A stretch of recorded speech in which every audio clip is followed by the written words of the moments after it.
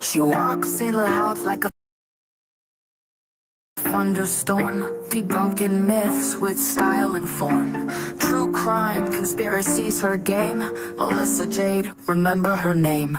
She's loud, feisty, spilling tea, diving deep into mystery, breaking down your wildest claims. Melissa Jade, she's got no shame. Microphone fierce like a roaring lion, unveiling secrets people been hiding. True crime queen of the digital scene, Melissa's got you hooked on her screen. She's loud, feisty, spilling tea, diving deep into mystery, breaking down your wildest claims. Melissa J, she's got no shame. Murders to cover-ups, nothing misses. Melissa's here to share her guesses. She's got theories big and bold, no stone unturned, no case cold. She's loud, feisty, spilling tea, diving deep into mystery, breaking down your wildest claims. Melissa J, she's got no shame. Melissa J, she's got no shame. Melissa J, she's got no shame. From murders to cover-ups, nothing misses. Melissa's here to share her guesses. She's got theories big and bold, no stone unturned, no case cold. She's loud, feisty, spilling tea, diving deep into mystery, breaking down your wildest claims. Melissa J, she's got no shame. Melissa J, she's got no shame. Melissa J, she's got no shame. Melissa J, she's got no shame. Melissa J, she's got no shame. She's loud, feisty, spilling tea, diving deep into mystery, breaking down your wildest claims. Melissa J, she's got no shame.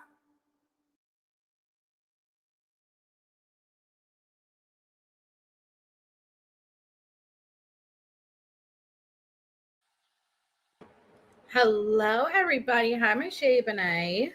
Hey, how are you? Oh, I'm good. How are you doing? Good. Thank you, everybody. Tiffany said, I attempted to listen to the others read the documents, but I quickly stopped listening and said, I'll wait for MJ to read them to us. Oh, my goodness. We had him like pretty quickly last night. Yes. And don't worry, we're going to be going through every page. You're crazy if you think we came this far and we're not going to go through every fine line and detail. We are. It's going to be an interesting next couple of weeks as all this information comes out, breaking each part of it down, trying to kind of put the pieces of the puzzle together, you know? Mm-hmm. Back with students. Oh, no, already? It's so crazy how everyone, the school districts are so different state by state. You're telling me you are back at school? Like, that's crazy. We're not even done with July. That's wild. Oh, you're so sweet. Thank you, Amy. Hello, Samantha. Hello, everybody. I want to jump right into things because I have ducked and dived and I barely have looked at the internet today because I did not want to see anyone else put all of this stuff out, because I know that they're going to grab snippets and it's impossible to kind of avoid it or listen to people's interpretation. I wanted to give my raw, genuine reaction going through all this stuff. So I literally know pretty much nothing. Like, I only know one little thing. Well, I won't say it's a little thing, but like in comparison to everything that's going to be in these documents, I have no idea. Right. Oh, you're so sweet, Angel D. You, Mom. That I couldn't. It's literally July. If you're going back in July, when the hell did you stop for the summer? You know what I mean? Like, that's so crazy. Okay, so here I'm pulling up our missing children. These are active Amber alerts. So this is Alan Fisher. Alan has been missing, and we've pulled these up before, but they're still active since June 22nd, 2025, out of Montview, Idaho. He is 13 years old. He is white, blonde hair, blue eyes, 5'9", 135 pounds, last seen wearing a blue shirt and blue jeans. Then we have Rochelle, who is 15 years old. And here's Rochelle. And it says they are traveling. How they are traveling is unclear. There's an Amber Alert for Alan Fisher. And then Rochelle. Rochelle is 5'5", 135 pounds, blue eyes, brown hair, green dress. Last seen at 7 p.m. on June 22nd in Montview, Idaho. And they may be headed to an LFDS group in Mendon, Utah. How they are traveling, once again, is unclear, but they may be with adult siblings. If you see either of them, don't hesitate, call 911 or the Jefferson County Sheriff's Office at 208-754-9210. Chapin, thank you. No, you're welcome. Thank you, Shay. That's very kind of you. Oh, sorry. Oh my God. Shay, did you see that? Because right underneath your gift, I saw Callie's comment. Did you see the clip of the couple having an affair at the Coldplay concert, and they got put on the kiss cam? And Yeah. oh, it like destroyed. They were like getting fired the last time I checked or something, which is pretty crazy. But like, how insane is that? Yeah, it's wild. I mean, I think it's nuts because usually, like, the person you're having an affair with is younger, and I think his wife is younger than his affair partner. Not to like make an age thing, but No, I know. just common, common thing happens. Their faces when they were caught, which I think was funny, is it wasn't just one reaction, like of one person. No, they both.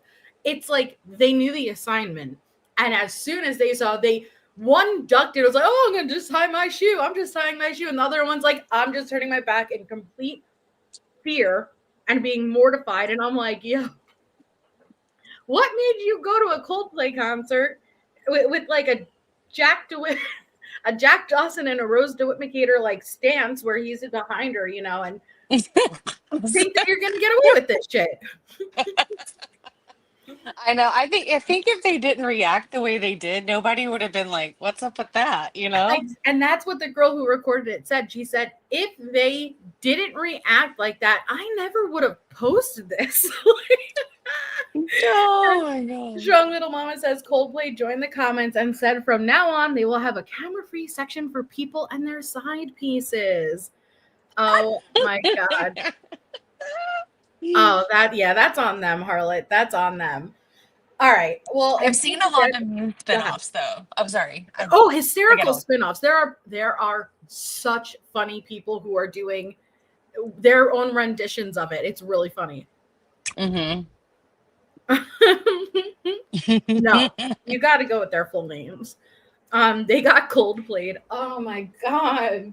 I just don't get that. I mean, I'm an advocate against the cheating. I don't like the cheating.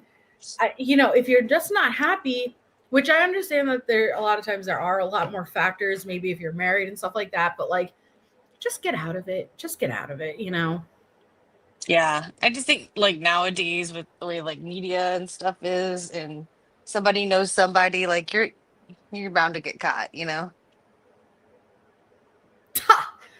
Joke's on you. I don't eat chicken fingers, period. I'm not like, listen, and thank you, Jean. I'm not like a big chicken kind of gal. Like some chicken, but like chicken fingers, that's not something that appeases me. Just saying. But thank you, Jean. But I do use a fork and knife for a lot, and I do get railed by my spawn because I break a bagel apart as I eat it versus getting it, because I do not like getting messy, you know what I mean? And so taking a bite and having the cream cheese or something hit your cheeks, I don't like it. So I rip my bagel as I go, and I get made fun of that for that. Do you eat everything with knife and fork, like even pizza? Not all the time. Like sometimes I'll eat pizza with a knife and fork. It depends on if it's crunchy enough to hold its structure. If it's Mm. not, if that shit is going to flop like a soggy dick, like now I'm using a fork and knife, or else what do you have to do? You have to hold it above you and lower it down into your mouth. Ain't nobody got time for that. Do you eat French fries with a fork? No, no, no. But Okay, when so I it's do not. I use a very tiny fork and knife. I gotta show you my tiny collection. I love my tiny utensils. No, I'm not a folder. Get the hell. I want a pizza slice to be as thin as humanly possible. So the concept of folding it and doubling its thickness is get out of here. You may as well not eat the pizza. Interesting. I like thin crust, but I like it crispy. As crispy, yes, exactly, Shay. As But I don't thin. fold I it. wanna bite air. I want to bite like just the crunch and that's it. You want to eat air? Like that's how thin I want my pizza slice. Like as thin and well done, like crunchy. So like that it remains a perfect triangle even midair. You know what I mean? Because it holds its structure. Oh, I hi, don't. Owen, I thank you. eat my thin crust pizza in square cut. Sorry. You know what's funny? What? A pizza pie is a circle that we cut into triangles that we put in a square box. Right? That's What? How does true. that make sense? Who thought of that? um, Oh, okay, it's good to get a couple laughs out though, but obviously, heads up, this is going to be a tough live. I know Bendy's going to be joining us shortly too, but we're going to start. This is going to be part one. Like I said, we are not rushing through these. We're going to be going through every single one, breaking it down as we go, analyzing it, and we're genuinely trying to put these pieces together. So I'm not looking to read as much as I can in the first live. I'm looking to actually understand what I'm reading. So if that interests you guys, sit back, grab some Dots pretzels, hang out with us. But we're going to be going through, we're not going to be skipping over one single document. Okay. Yes, I did watch the sentencing, of course.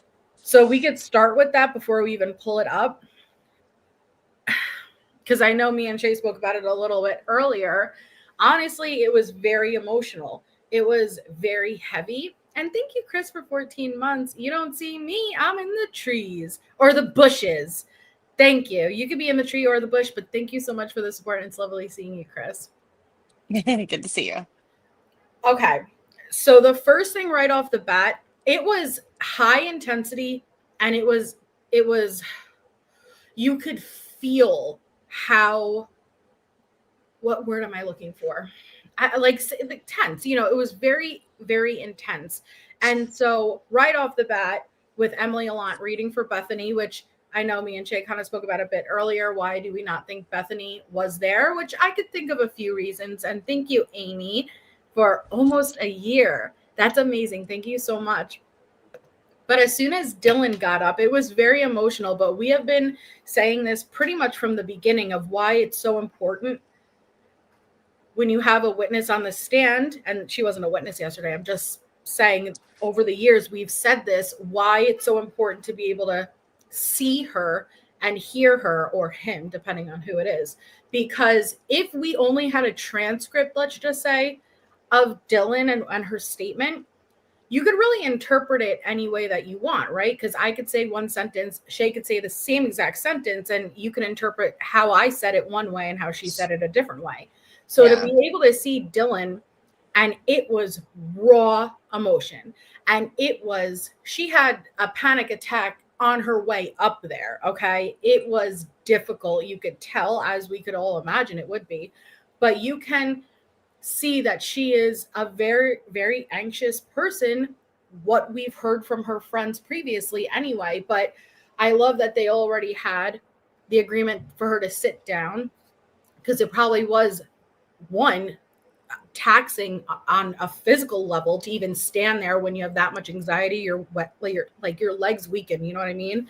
Mm-hmm. But then to also be looking not at him, you know, but still I liked it, because it seemed like Thompson was kind of shielding a little bit to block her from seeing Kohberger. I don't know if you caught that, but it was heartbreaking.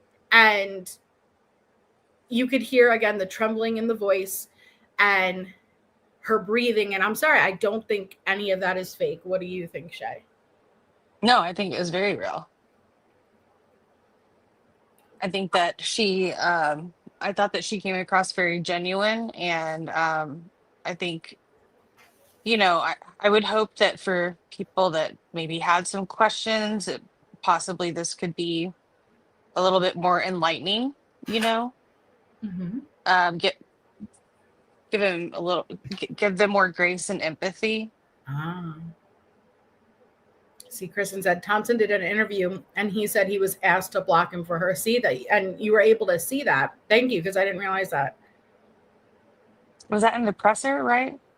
Or no? I don't know. I didn't watch the presser, so Kristen would have to tell us. I didn't realize that. Well, and that's the thing. So here's what else I noticed.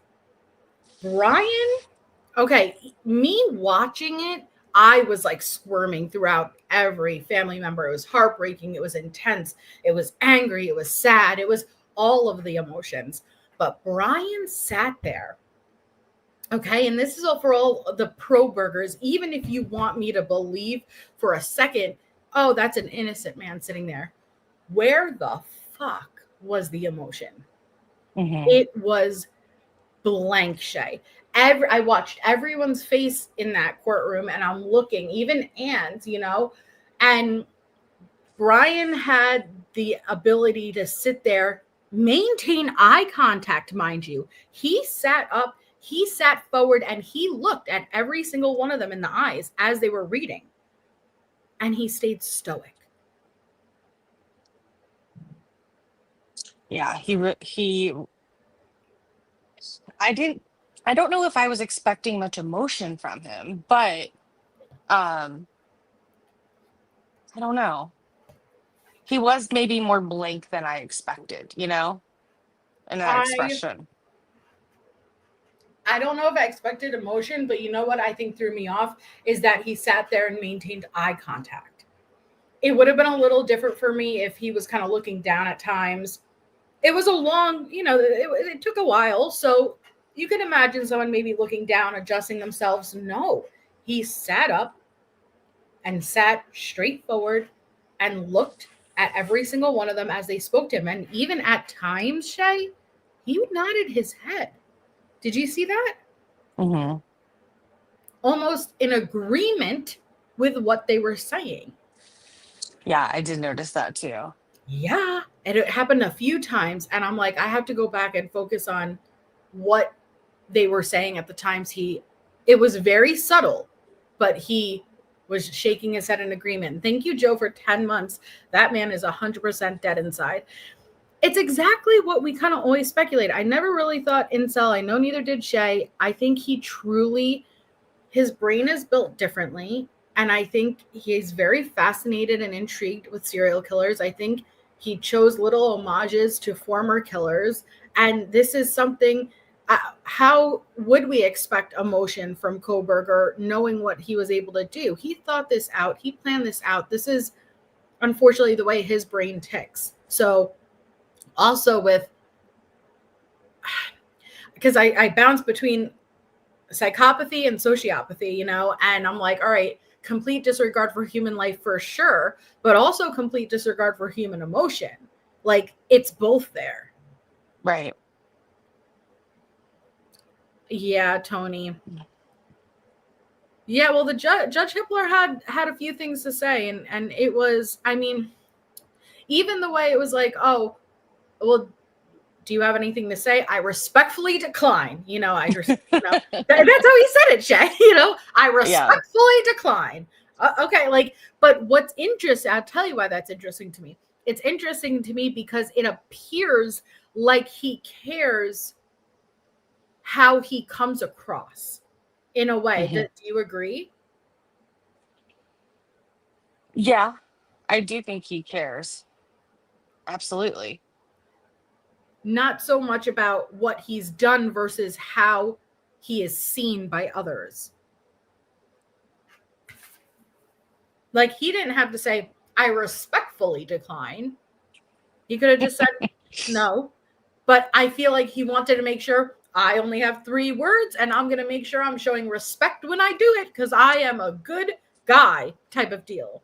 Yeah, but that actually kind of goes with what I expected when everybody's like, well, the thing he wrote that girl about going hiking that he met at the pool party. And I'm like, it's not what he said inviting her, it's the formality in his tone. Right. I think there's just that formality. So I think that makes sense to me. Like, you know? Mm-hmm.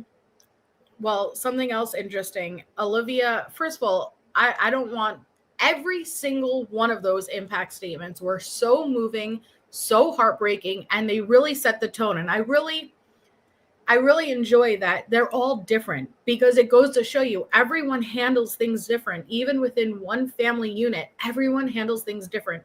And anger can sometimes take the forefront, forgiveness can, sadness, grief, all of these things.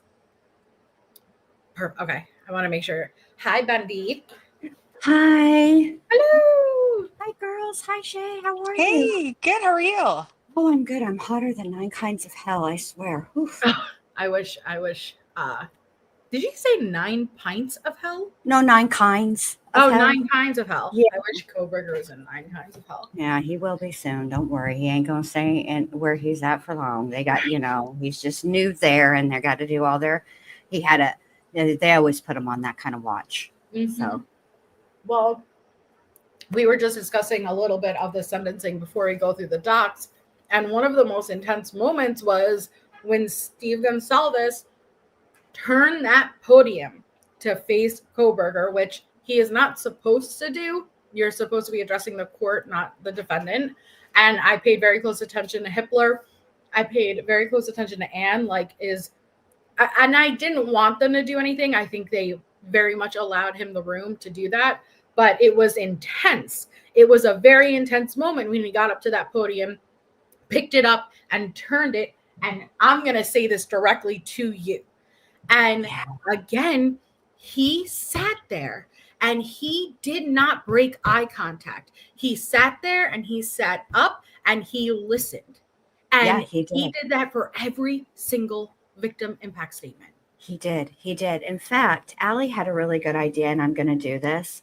So I'm going to take the live that I did, and I'm going to download it, and then I'm going to crop the video so you can only see Coberger but hear everybody else, because he did a few things yesterday that I noticed, and I just want to make sure that I noticed that I saw what I think I saw. Do you know what I mean? Shaking his head in agreement, nodding. Yes, that one. But then there was another point where, and it happened a couple of times, where he looks like, you know how when you're feeling nauseous or nauseated, how you start swallowing a whole lot and you're almost having to hold back that gag? Yeah. That's what he looked like. He did it a couple of times, specifically when Jake was mentioned. I'm going to have to go back and watch that. Yeah. That's why I'm going to do it, because I'm curious. I'm like 99.9% positive that's what I saw. But you know how I like to gaslight myself and try to convince myself, you didn't see that. That ain't happening. So I got to go back and do it. But yeah. Well, what were your takeaways? Because we were just talking about how it was very intense. It was, again, I also feel like him sitting straight up and maintaining eye contact goes into what I was saying about the I respectfully decline. I feel like he is aware all eyes are on him and he cares about how he's being perceived. For some reason, he cares. That's my opinion on it. I think he does care. And I thought that Olivia's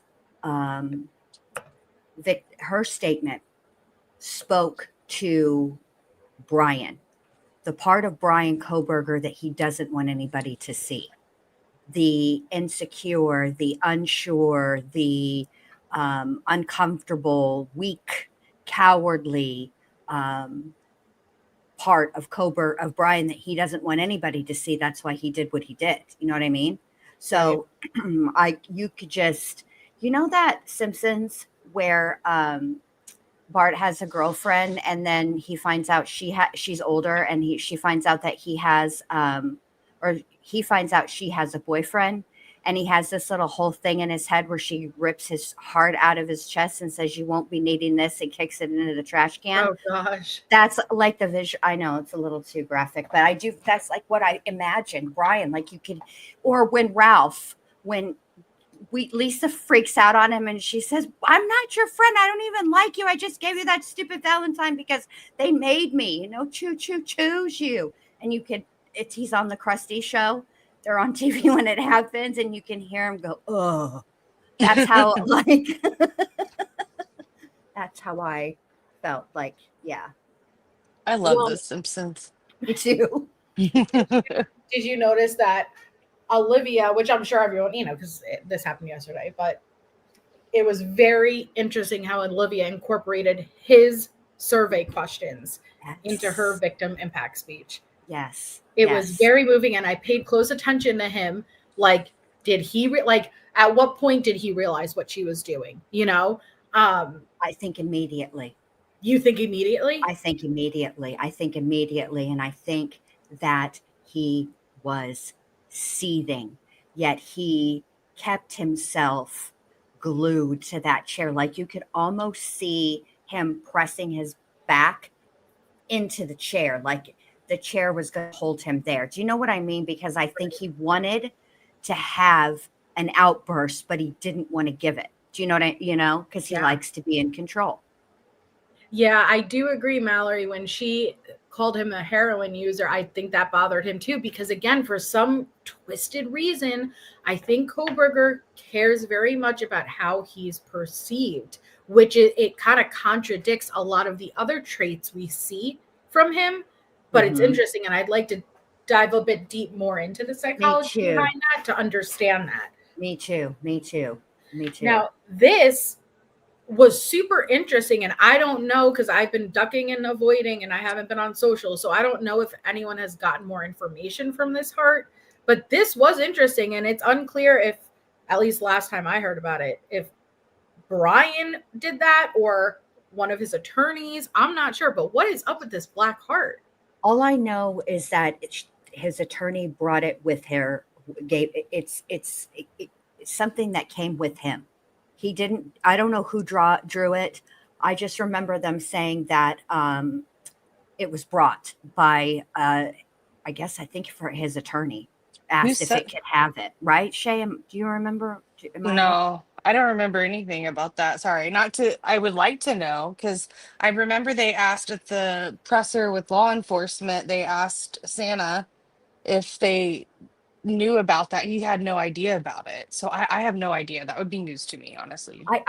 There was some, and it didn't come from it came from the news. So take that for what it's worth. Yeah. Maybe one of the reporters like saw some of the exchange or something. Yeah, because it's actually a drawing. Bogart showed it.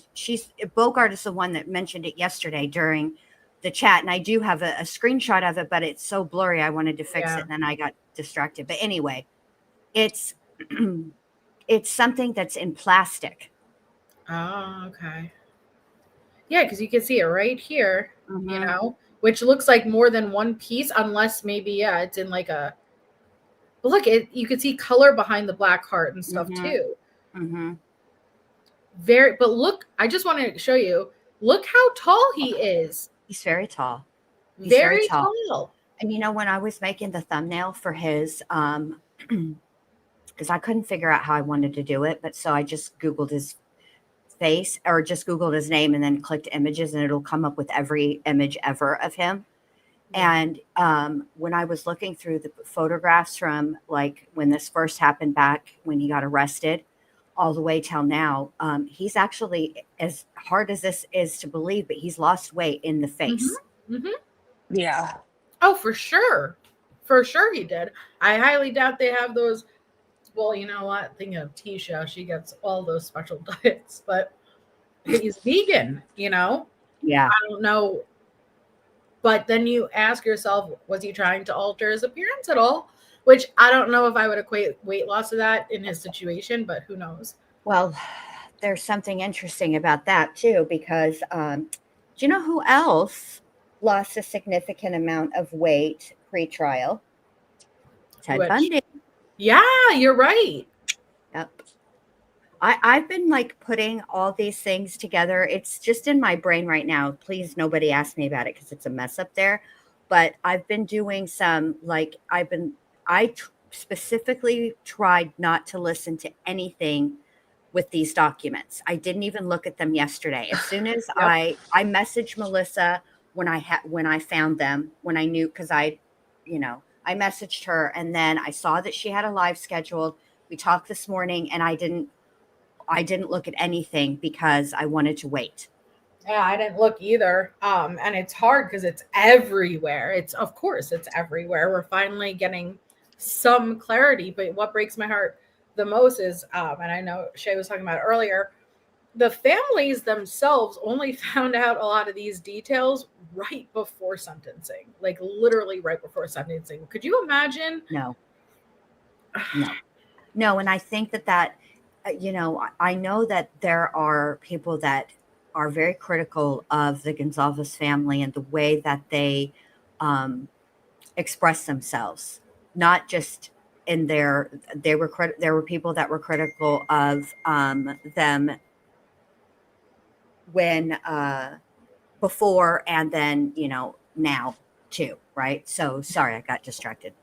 But anyway, I can understand if you had this whole time all you wanted to know was what happened to your child, and that's all you've asked, and you were told we can't tell you because of the gag order, non-dissemination order, whatever you want to call it, right? Where you'll have to, maybe at trial you'll learn some. You're thinking maybe at trial you're going to learn some things. Then there's a plea agreement, and then they tell you, well, we still aren't going to tell you. And then right before you're supposed to go and give victim impact statements, they tell you all of the things. You have no time to process, no time to deal. And let's be honest, I think that's a natural reaction when they're told what happened to their So, daughter, it would be angry. I would be livid. well, allegedly, well, according to Shannon Gray, the attorney, he was on with Banfield last night.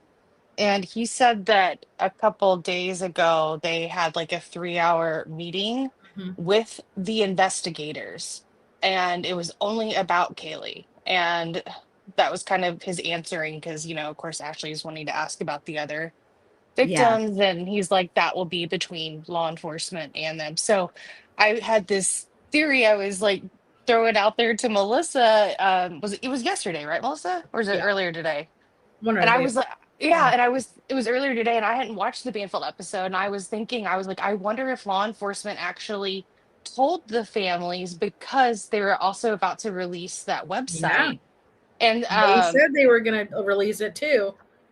they did. And I saw after like Steve thanked law enforcement because Yes. he was worked up in the beginning naturally, and um they smiled after that, and I was like, oh, they seem like they're satisfied, Yeah. like they feel like they did something good. So anyways, I saw this clip later, and just hearing that gave me um some hope that like if the other families wanted that information, because I was thinking like I'll be honest, I read like 10 documents. I already told Melissa just to get a hang of like Yeah, what's out that's there. fair. That's fair. Shay's a cheater, pumpkin eater. Well, She made a whole Google Drive for us, so she kind of had. Okay, all right, all right. yeah, I have a Google Drive. I have like the court document spreadsheet where I've gone in because they've already started removing stuff off the court docket, and you Yes. can't access it, but I can still access all of the links to those documents because they're in my spreadsheet. Mm-hmm. Oh, So, yeah, so I was like, I gotta like hold on to that Smart tight. cookie. Yeah, but I was just trying to give her an idea of like what the format is so we know what we're getting into, and just the things I could see. Like, there's a lot of telling information that in these incident report, or not there, but their reports that they're writing, that like if the family didn't know that prior to yesterday afternoon, Yeah. I think that they would be lighting the streets on fire. Yeah. Yeah. And I'll say this, if it were me, right? And or if they didn't know about it, I wouldn't be on this panel. I wouldn't want to talk about it until they knew. I just feel awful for Right. them. You know what I mean? Yeah. But I know that Melissa is gonna, hey, that's new on your screen. You can see the chat too, not just on the side. Huh. Yeah, StreamYard did Look it at about like a month ago. StreamYard stepping up. They stepped it up. Yeah. Welcome, Blackthorn. Thank you so much for becoming a member.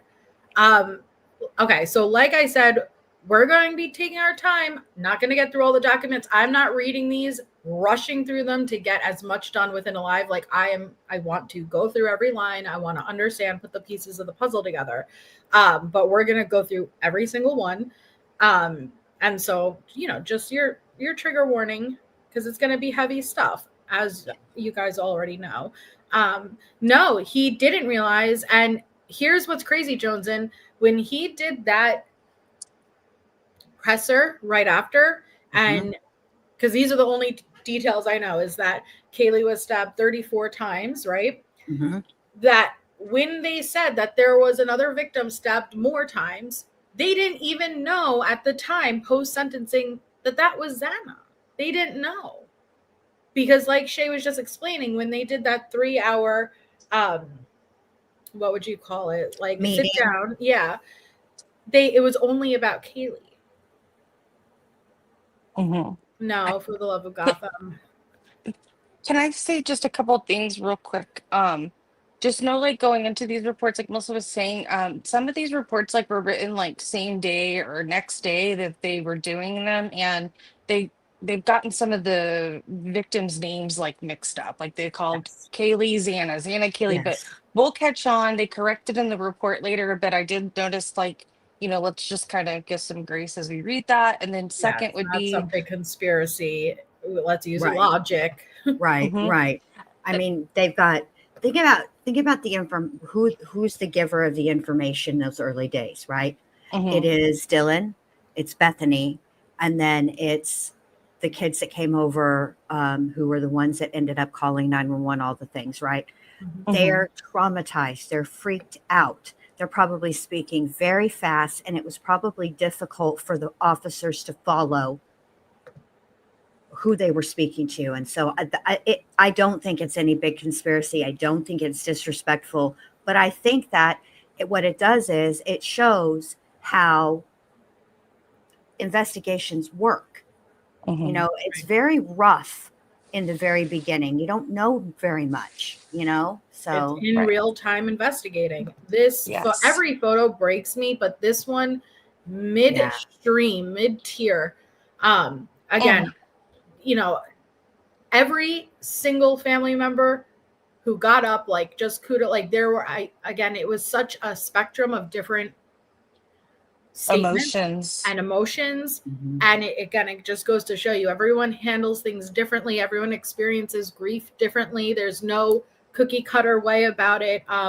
And it was really just such an emotional day. And part of me is like, okay, it's good he looked them in the eyes, but then it got to the point where I'm like, maybe too much. Does that make sense? Like, it almost looked like he was boring holes into them with his eyes. It would make, and I guarantee very it's gotta be really hard for them to do that. So I couldn't. And again, it would be different for everyone. Would that make them more comfortable or uncomfortable in that situation? Because he was just staring so stoic. But I think he was trying to be respectful, quote unquote. I don't know why. It just, everything about yesterday, I'm like, he is trying to present himself in a way where he is together and respectful, and I'm going to sit forward straight ahead and look. But the fact that there is no emotion behind those eyes, that he's not cracking, I'm looking at the fine lines and looking at the eyebrows, not the bushiness, versus little telltale signs of emotions. And nothing. It was a facade.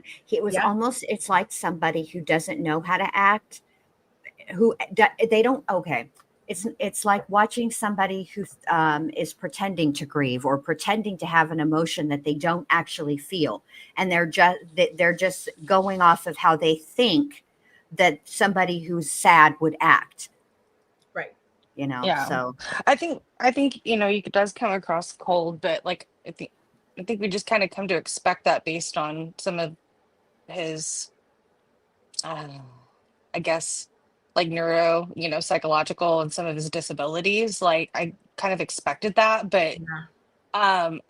I was gonna say that I don't know if you heard, Melissa, if I got to tell you, and Vinny, I'm not sure if you heard, but apparently Brian's dad was not there, but his mom Yeah, and one this of his is his mom and sisters. sister right here. The sister Yeah. literally looks like a Brian with a wig on, and when I say that, I'm not saying it in a disrespectful no, mean they way. look, Like they just look so much alike. they do. You're right. Yeah, But who really broke me was Dylan and Bethany. yeah, Even though Bethany had somebody else read for her, and I totally get why. Emily Allant, she was Yeah. there. Yeah.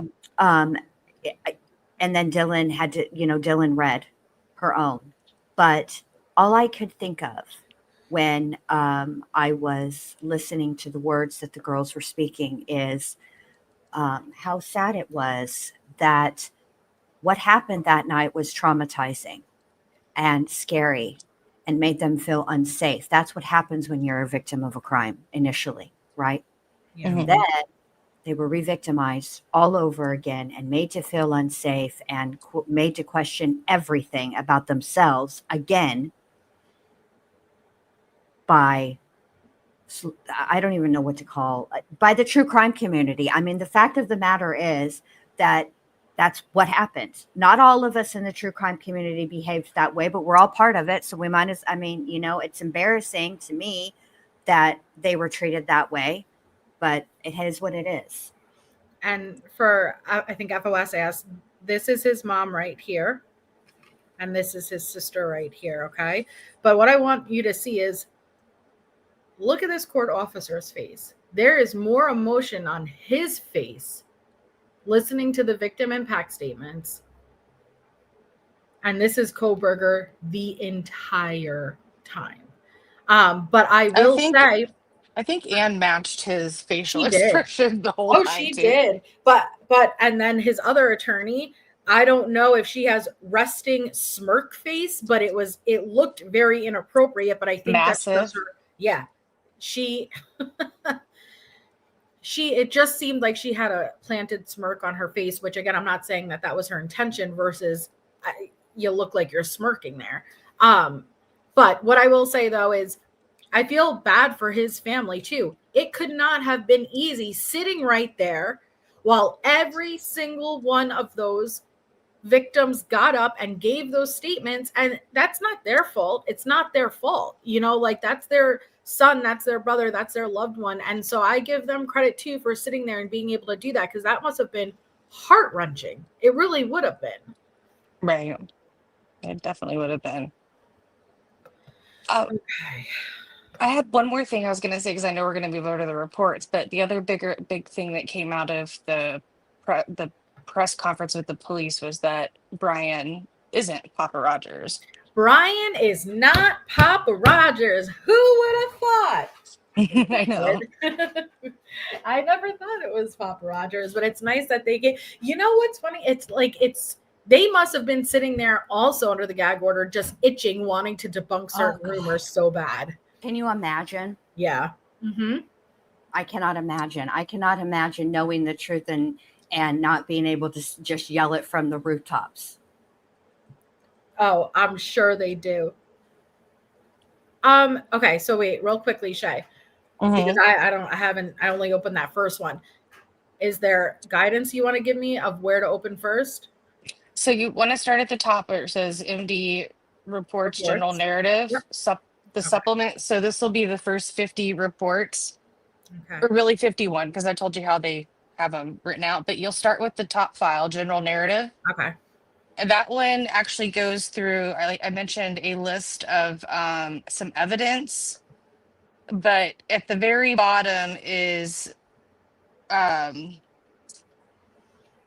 is one of the police reports, like the last like 3 Okay. pages. So that's why like it's easy to skip over because it's like 29 pages, but it's Yes. the Well, and I figured we'll kind of go through it, take turns reading if you guys are good with that. It's gonna, it's gonna be a lot, but I just want to go through every single thing, not all tonight, but like I don't want to skip over really anything that isn't obviously something worthy of skipping over. So this is where we're starting.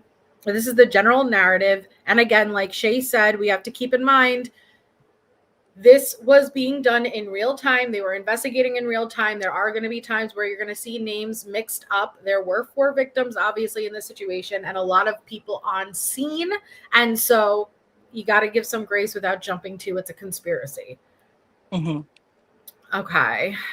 So we have long list of. Okay. So you're saying go down, and it's the first. Yeah, we could go through some of the evidence stuff later. I Yeah. can help you like lay it out and we could do like a comparison, but I liked it what you suggested earlier, going through it and then going through the warrants and what they recovered from the house and stuff. I really would like to know those photos, those oh, I know. IDs. I would love to And know. and they have IDs in here, but they don't say exactly what they are. Now they do list like a few brands of knives and different things like that, but I think the rest would be just kind of us like speculating some. There we go. That's the first one. Okay. All And I right. So we're, think go ahead. this one is Nunez. what Nunez, Yeah. Eric Warner, and Gunderson, right? Okay. Yes. That was the start. All right. Okay. You guys ready? Mm-hmm. All right. So Yes. the narrative is on November 13th, 2022, at approximately 11:56 hours, MPD officers responded to an unconscious call. The RP, later identified as Bethany Funk, reported her roommate was passed out, not conscious, and not breathing. As I was preparing to leave the station, Officer Nunez, who was already on scene, advised of a likely homicide and asked for additional units. While I was en route, Officer Nunez advised homicide and advised that he had located 2 additional victims. The 2 additional at that point would be Kaylee and Maddie. The victims were later identified as Kaylee J. Goncalves, Ethan J. Chapin, Xana Kernodle, and Madison M. Mogen. Moscow EMS was asked to stage and not to respond to the scene unless requested. Upon arrival, I saw Hunter Johnson crouching near the entrance to 1122 King Road, which immediately, because I'm a visual person, so my mind is kind of imagining every single thing. And even just crouching, because we now know that he didn't relay the extent of what was going on to those girls. So he was basically internalizing it based off of what he shared. And just thinking of him crouching, it's an interesting body position, knowing of what he was going through emotionally and mentally at that point. Absolutely. And it's interesting as well to see like the different officers' perspectives and how they describe things and their interactions with the people too, you know? Yes. And I think it's important to remember that this is a kid, okay?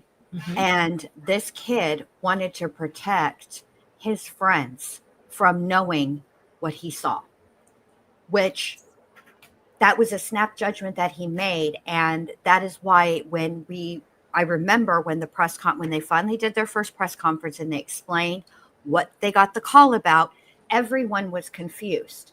But now we understand because he was trying to protect them in that moment. Which is incredible that he even had the ability to make that response and Yes. rational thought through such a out of control, chaotic, traumatizing situation. Yes. I think he knew. I think he knew that he couldn't. They were beyond help. Right. And so I think what he did was he said he did it. I believe him when he says, I didn't want them to know and I was trying to protect them. Yeah. Right. They'll talk about that some of these first reports. Like it's interesting. Yeah. Xana's Mallory. So it goes on to say Hunter was crouching. near the entrance of 1122 King Road. So he was in an obvious emotional distress. I entered through the first floor door, which faces north towards the parking lot. I announced myself as Moscow police officer and heard Officer Nunez and Warner respond from upstairs. When I got to the second floor, I saw a female covered in blood in the bedroom on the northwest side of the second floor. I believe this female to be Zana. I looked inside the bedroom. Zana was laying, and it was obvious an intense struggle had occurred. Zana was obviously deceased. There was blood smeared on various items in the room and all over the floor. There was blood cast off on the walls in various places, including above Zana's body. Oh, okay. Wow. So she was on the floor. It was okay. Yeah, it's a lot to process. I was like, oh my Well, God, I'm even thinking reading about, blood. Kathy Mabut, Mabbott, whatever, and her explaining that there was a lot of blood, which you would anticipate. And thank you, Moonchild, for 8 months. Hi, ladies, you do an amazing job, and I love how everyone respects all the victims. I waited until my birthday to post. Oh, well, happy birthday, Moonchild, and thank you so much for 8 months. Happy birthday. Happy birthday. Happy birthday. No, we never knew Xana to be face down or up, but we had found out that she was face up more recently. So it says, I looked inside the bedroom. Xana was laying, and it was obvious there was an intense struggle had occurred. Xana was obviously I'm sorry, I'm repeating it now. There was blood smeared on various items in the room and all over the floor. There was blood cast off on the walls in various places, including above Xana's body. Xana was on her back on the floor in the center of the room with her head towards the west.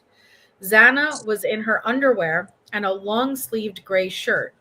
Both her shirt and underwear were covered in blood. Xana's face and body was covered in dried blood.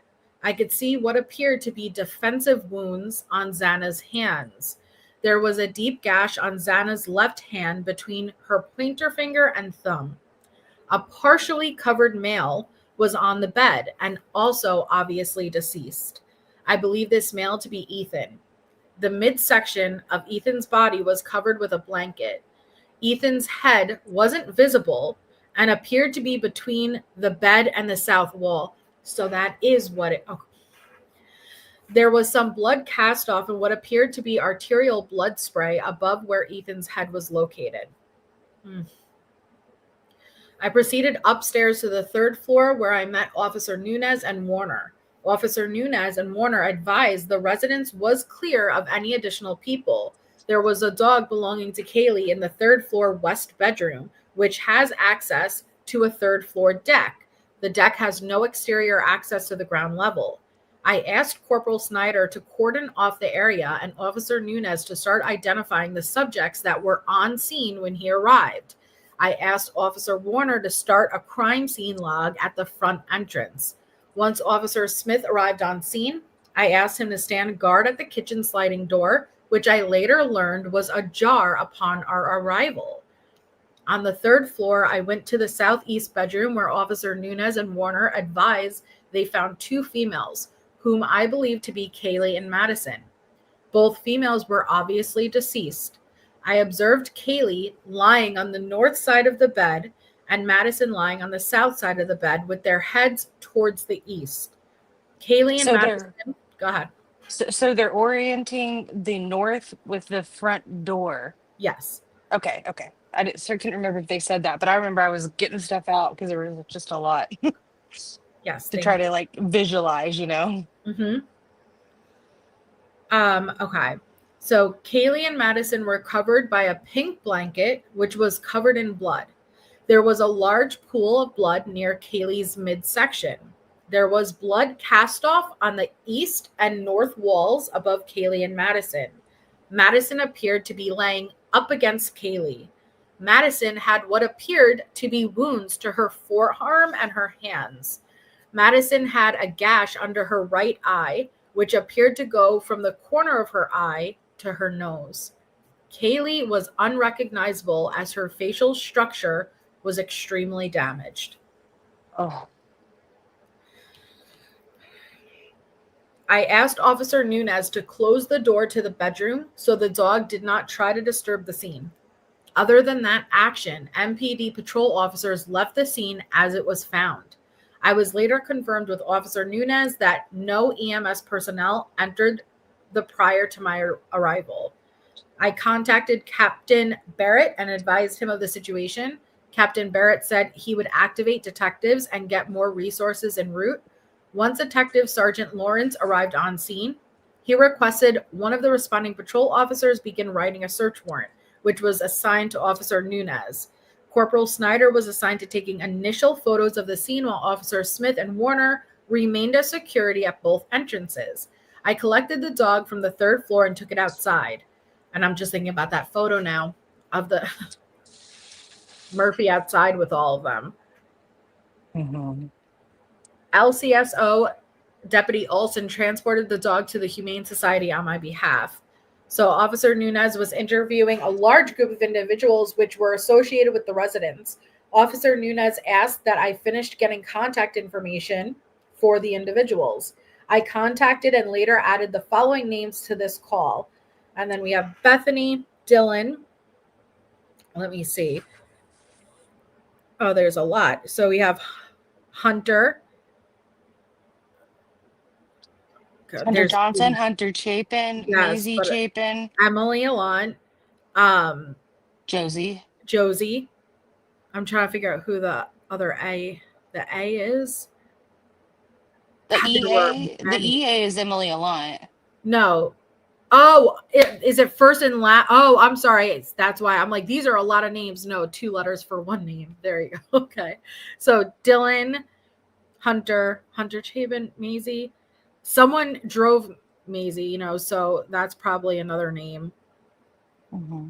All right. Yeah, you're right. And I don't, you know what? I don't think that when I watched the Prime special or docuseries, I don't think she said who drove her actually, but she might have. Yeah, I don't recall her saying who versus her brother saying, get someone to drive you and come here now. Yes. And so I don't know who it was. Okay. Shay, you want to continue reading? We'll just go down. Yeah, are you at the Officer Nunez part interviewing? I just read that. So Oh yeah, I just saw that. Sorry. Once those individuals' names were collected, they responded to the MPD to be interviewed by detectives. I assisted with a canvass of the area and was assigned the southernmost apartments at blank Queen Road. I contacted the residents following apartments whom claimed they didn't hear anything and attempted contact at the following apartments with no response. And blank, the blank is no apartment or blank. I remained associated with the call and assisted with scene security until approximately 1800 hours. They looks like this is Gunderson's report, and he submitted this Tuesday, November 15th. Oh, I didn't realize how close it was to the end. I'm so sorry. I should have just finished it out. I didn't realize it was so close. No, you're okay. So we'll move on to the next. That was okay. So is there anything you guys want to say before we pull up the next one? Because we speculated pretty early on that Ethan may have been between the bed and the wall. We know the layout of Xana's room, and obviously we know what the exterior of the house had looked like with the haunting image of the blood. And so if that we just speculated that may have happened, and it's interesting to note that is the case. But what also was interesting to me is that he was still partially under the blankets, which tells me that he hadn't probably even gotten up, maybe not even woken up at the point that he was attacked. Good point. I'm still, okay, here's my thinking about that. All right. This is like very preliminary. They're only saying where he was found. Mm-hmm. He could have been put back in the bed. But I do think that I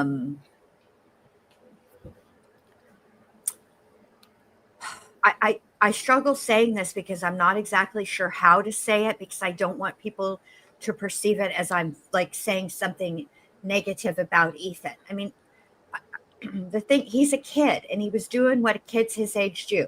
Okay. He was intoxicated. They all were. Yeah, he was into the cups and I think he was passed out. Yeah, absolutely. We know that to was. be true. We know that to be factually true. Yeah, but I don't want people to think like I'm saying it in a way that is it has a negative connotation. I'm not judging that. I'm not judging him at all. I like when I was his age, you know, younger than him actually, because I had kids when I was his age. So he's doing better than me. Yeah, Yeah. You know, he's doing what he's supposed to be doing, Right. not having an entire family.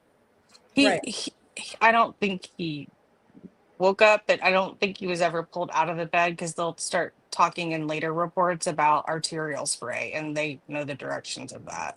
Yeah, and that's the That's a other good thing point. that I had saw, right? And so the image it's giving, and we have to also remember too, is when we had saw the photos of the bed being taken out, and I remember vividly, Shay, you knew the outline, like you speculated that that's exactly what we were seeing, and so it's giving that clarity now that you know, unfortunately, it appears like the attack happened in the bed. Yeah, like quickly, like a blitz Yes. attack. Yes, Because I think he knew he couldn't afford for Ethan to wake up.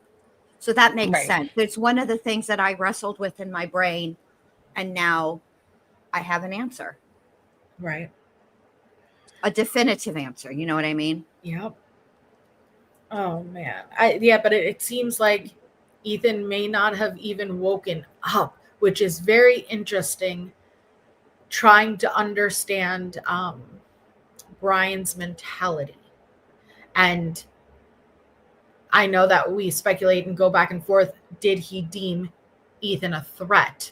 But I don't think that's what it was about. But I don't know, because at the same time, Xana put up a good fight, and she would have been obviously making noise to the point where you would think maybe Ethan would have woken up. But again, he was intoxicated, so I don't know. Yeah. See, I think, and this is complete and total speculation based on things that have come out, okay, with respect to Coberger, what he studied. More importantly, who his professor studied the most, really, and who she speaks on. Because yes, Catherine Ramsland is known for her book on BTK, but she has been on.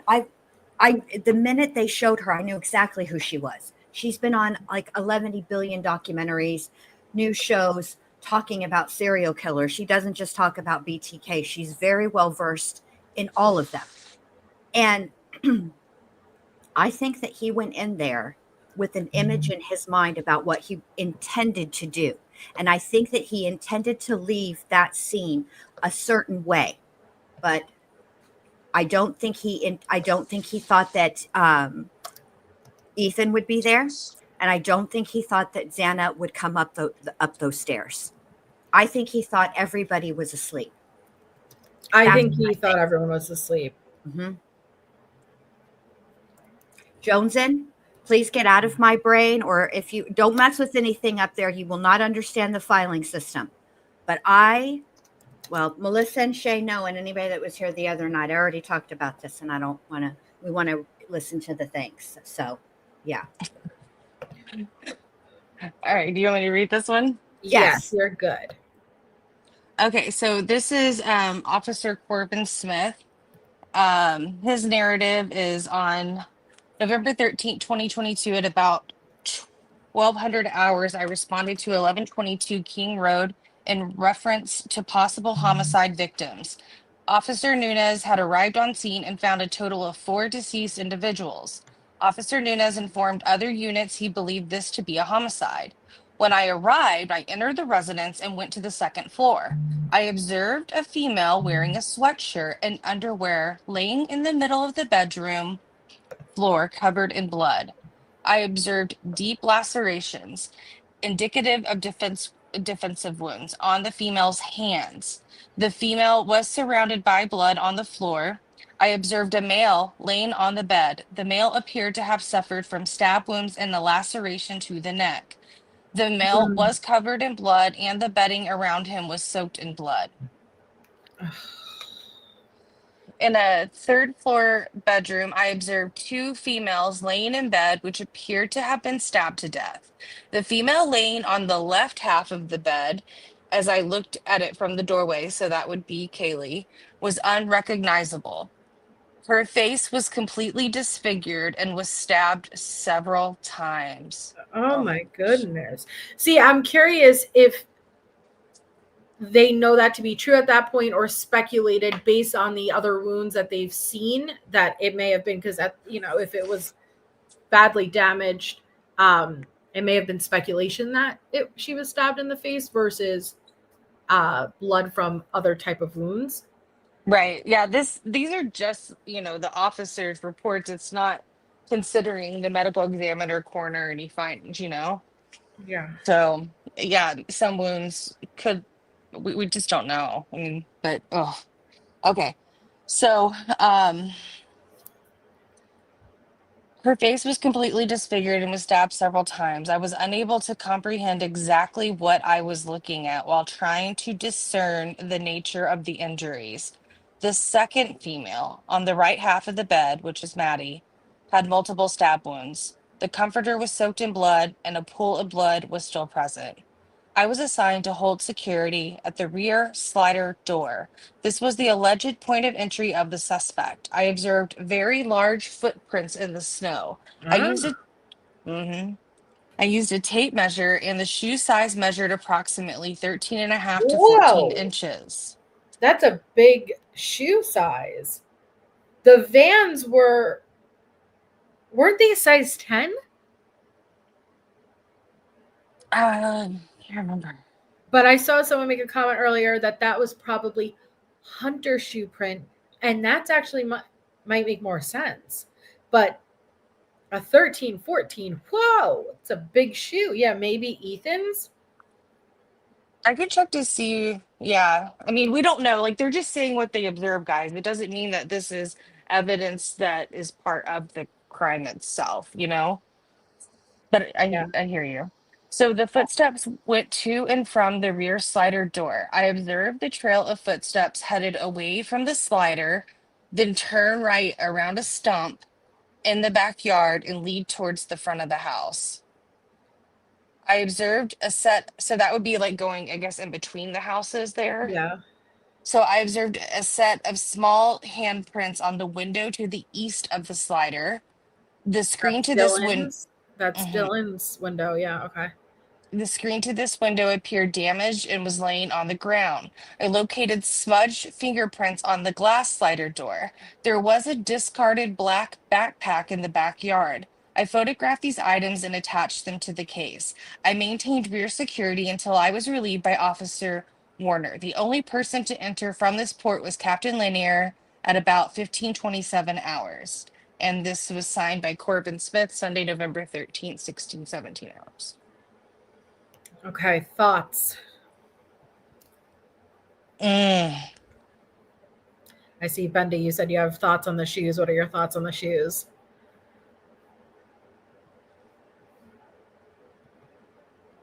Perfect. I see that she's muted. Maybe Yeah, she's she's probably talking. muted. Yeah, she's muted. Um, I What are your think, thoughts, Shay? well, I do. I've always wondered if that shoe size of the shoe print was actually Brian's same shoe size, but I don't really know what to think of it. I want to do like a comparison now. Yeah. I'm curious. Did anything, I'm checking the search warrant to see if it ever said anything. So these are going to be every single responding officer's perspective right now. So apparently a size 13 Nike shoe, they said they collected from Coberger. Oh, it was size nice to 13? see. Oh, there you go, Bendy. Yeah, sorry. I had to just take a second because it's a lot. Oh, of And I don't want to interrupt or talk too much. You know what I mean? Oh, yeah, no, you're fine. I was wondering about that, what size Brian wore, and I'm actually surprised by that because when I was listening to the book being read, one of the things that they talked about was one of his classmates from the crime scene, and it seems to me that Bryan would have, after taking those classes, would have done some type of countermeasure, worn a shoe that was too big or worn a shoe that was too small so that it couldn't be tied back to him, yet he didn't. Which tells me I can't get off of the thinking that I don't think the knife sheath was on purpose, though. But I do think that Bryan, at some point, I think he wanted to be known for this. I just don't think he wanted to be known after the first one. I think he wanted to have I think he intended to do this more. That's what I think. I do agree with Stop that. the serial killer. That's what I Yeah. think they did. Yeah, I do agree with that. So it was a size 13 shoe, and yeah, if those are indeed Bryan's, you would think that he would be wearing a even bigger shoe or a smaller shoe, something to throw him off. And also, I thought, oh, sorry, Shay. I'm sorry. Go ahead. Oh, so I was really quickly going to say, if they did that latent footprint, maybe it was a smaller size, but they didn't really get to do that comparison because they were just writing an affidavit, you know? So that sounds like that would have gotten tossed out. So maybe that shoe is Hunter's or someone else's. Yeah. But they're six. Those boys are Hunter J. Yeah. Okay. Because Hunter Chapin is tall, like his brother. They're both tall. So 10. So is Hunter Johnson. Yeah. So Yeah, 10, they 10, are. 10 seems like it's not a small shoe by any stretch of the imagination, but it's not. I mean, it's more like a somewhere between 5'10", just under 6 foot. Usually is right around like a 10 or 11. You know what I mean? Mm-hmm. I do. I think it was just, and it was latent, so which means it wasn't seen. Right. Which I think it was probably just something that had occurred. Somebody didn't, like somebody had come over. I don't think there was an opportunity to Swiffer before, all this. Yeah, They're and kids, they had chores, different roommates, different chores for the day, and but there were so many people in and out of that house. So many people, so it's hard to say. They were kids. Tay, so Tay, what they did in Pike, I know what she's talking about in Piketon. What they did was the Wagner men were known for wearing boots. So what Angela Wagner did was buy these tennis shoes from Walmart that were Velcro. So that it wouldn't, but she bought their right sizes. See, I think Shay had suggested booties a while ago, and I think that makes sense knowing what he was wearing. And remember his buddy and at DeSales, he even said Bryan be wearing the booties and all that. Yes, he did. Yeah. He did. Mm-hmm. But I do think that's interesting. So it's very possible in this report that, that could be part of evidence, that shoe or that footprint walking away, but we don't know, right? We don't know. No. Bendy, are you okay to read a report? Oh, yeah, I'm fine. Okay. I'm fine. Yeah, I'm all right. You want to read this next one? Sure. Okay. Tell me when I need to start, and I'll start. You start. Okay. This one's by Eric Warner. Eric Warner. Okay. Okay. Let me make it big for me so I can see. All right. On 11/13/2022, at approximately 11:58 hours, I responded to a report of an unconscious person at 1122 King Road. Dispatch advised a female was passed out from intoxication and not waking up. Dispatch advised there was a male seen in the room with the female last night. A short time later, dispatch advised the female was not conscious and not breathing. As I arrived, Officer Nunez advised over the air it appeared to be a homicide. I saw a small group of females outside the home in the parking lot. One female advised the roommate was on the second floor and needed help. I went to Officer Nunez's location at the west bedroom on the second floor and passed a male in the living room, later identified as HJ. Officer Nunez advised the female and a male in the bedroom had blood on them and appeared to be beyond help. I walked out of the bedroom toward Jay and saw a clean steak knife on a beer pong table. I pointed out the knife to Nunez. Jay said he got the steak knife from the kitchen because he arrived and saw the female on the bedroom floor covered in blood and did not know if there was anyone else present in the room. Jay said he checked the room with the knife for protection.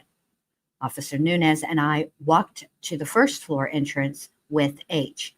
I asked the females and H if there was anyone else in the apartment, and they did not know. I told Officer Nunez the home was not secure, and we started the process of clearing it. On the third floor, in the southeast bedroom, I saw two clothed females laying on a bed on their backs who appeared deceased. One female on the left side of the bed in relation to the bedroom door had an extreme amount of lacerations to her face and upper body, which made her unrecognizable. The other female had multiple lacerations on her upper body and some blood on her face. I walked to the far side of the bed to determine if the female on the right was beyond help. I saw the female's leg was off the edge of the bed and it had lividity. Once I noticed the lividity in the female's leg, I backed out of the room. Officer Nunez and I checked the rest of the third floor and saw it was clear. There was a poodle in the west bedroom on the bed, which was later taken to the Humane Society by LCSO. After clearing the home, I briefly interviewed Jay.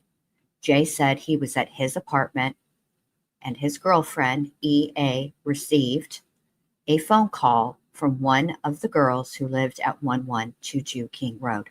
Jay said A was called by one of the residents who said they could not wake the female on the floor. Jay said he came over to the home at approximately 11:55 hours.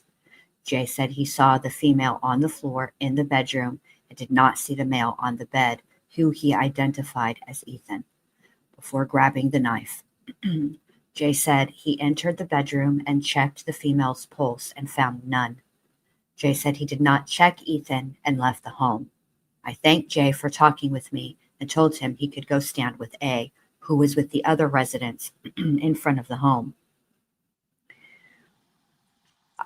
Keep going? Yes. Okay. I stood by the front door and started the crime scene log at 12:15 hours. Gunderson relieved me for approximately 3 minutes so I could get my gloves during my time at the front door. At approximately 15:02 hours, I was relieved by Officer Rosinski, who took possession of the crime scene log and returned to the station. At approximately 15:28 hours, I came back to the scene and relieved Officer Smith, who was standing at the rear sliding glass door, which was found open when officers arrived. I remained at the back door until I was relieved by Officer Nunez at approximately 16:28 hours. Wow.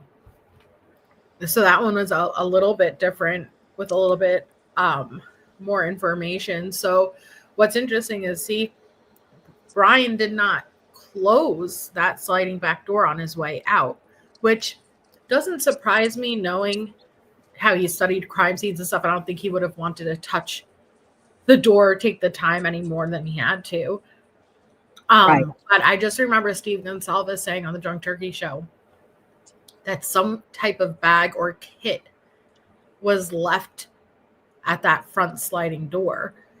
But I don't know what that would be based off of, because who would be able to say that unless Dylan had an eye shot of it and saw him when he walked out pick something up? What do you think? It could just be theory, like building that into it without having anything. But I'd be curious to know about that black backpack they found. I don't know. What? The black backpack. Yeah. Well, So I don't know. one of But the things that Olivia asked during her statement was she asked him for his kit, his kill kit. Where is your kill kit? She asked him for that. What did you bring into the What house? did you bring into the house? So I'm thinking that maybe they were aware that there was a black bag found and maybe thought that it might be some type of a kit, but you know what I mean? Yeah. But have you read beyond? Because I feel like I'm saying this, and then I think, well, maybe Shay knows, and that's why she's asking, but she's not trying to be like give No, spoilers. Okay. no, the rest of the stuff is gonna get like into exactly what we're reading. Okay. But no, it's more, I think that that's just been a theory, Bendy, that there's been a kill kit before we've ever heard about this black backpack. Like people had these theories about like how could he, be able to avoid getting stuff in his car? Did he take like a little kill kit? Was there a little bag? Like all these questions. But I did want to say though, and I think it's kind of confusing in the report. They keep going back and forth with the H and J, but that was all Hunter Johnson. Yeah. They start Yeah. first, they refer to him by his first name, it looks like, and then they Mhm. start referring to him by his last name. And that's likely because there were two hunters at one point Yes. at the scene. Right. So they have to designate. Yes. Right. Um, But it's just shocking though. Like, I think it's a theory based on speculation, based on fact. We know he was handling something, he was holding something, what Dylan described as a vacuum, right? And so I think the speculation is based off something we know, we just don't know what it was. Right. Right. but yeah, I mean, I'd even go further to say that theory has been out there before we even heard about her saying he was holding something, Right. Yeah. Right. But it's possible that, after, remember, because we learned this in the documentary or the docuseries, I should say. Well, I did anyway. Maybe you guys already knew, but I learned that after they went to the police station, everybody kind of went and they were staying at a hotel and they were all talking. So it's possible that somebody mentioned this black bag being on the ground outside of the house. And it was, how the telephone game gets. And then it became a theory, but it is based on something. And I think that Yeah. something is that black bag, if that makes sense. Yeah.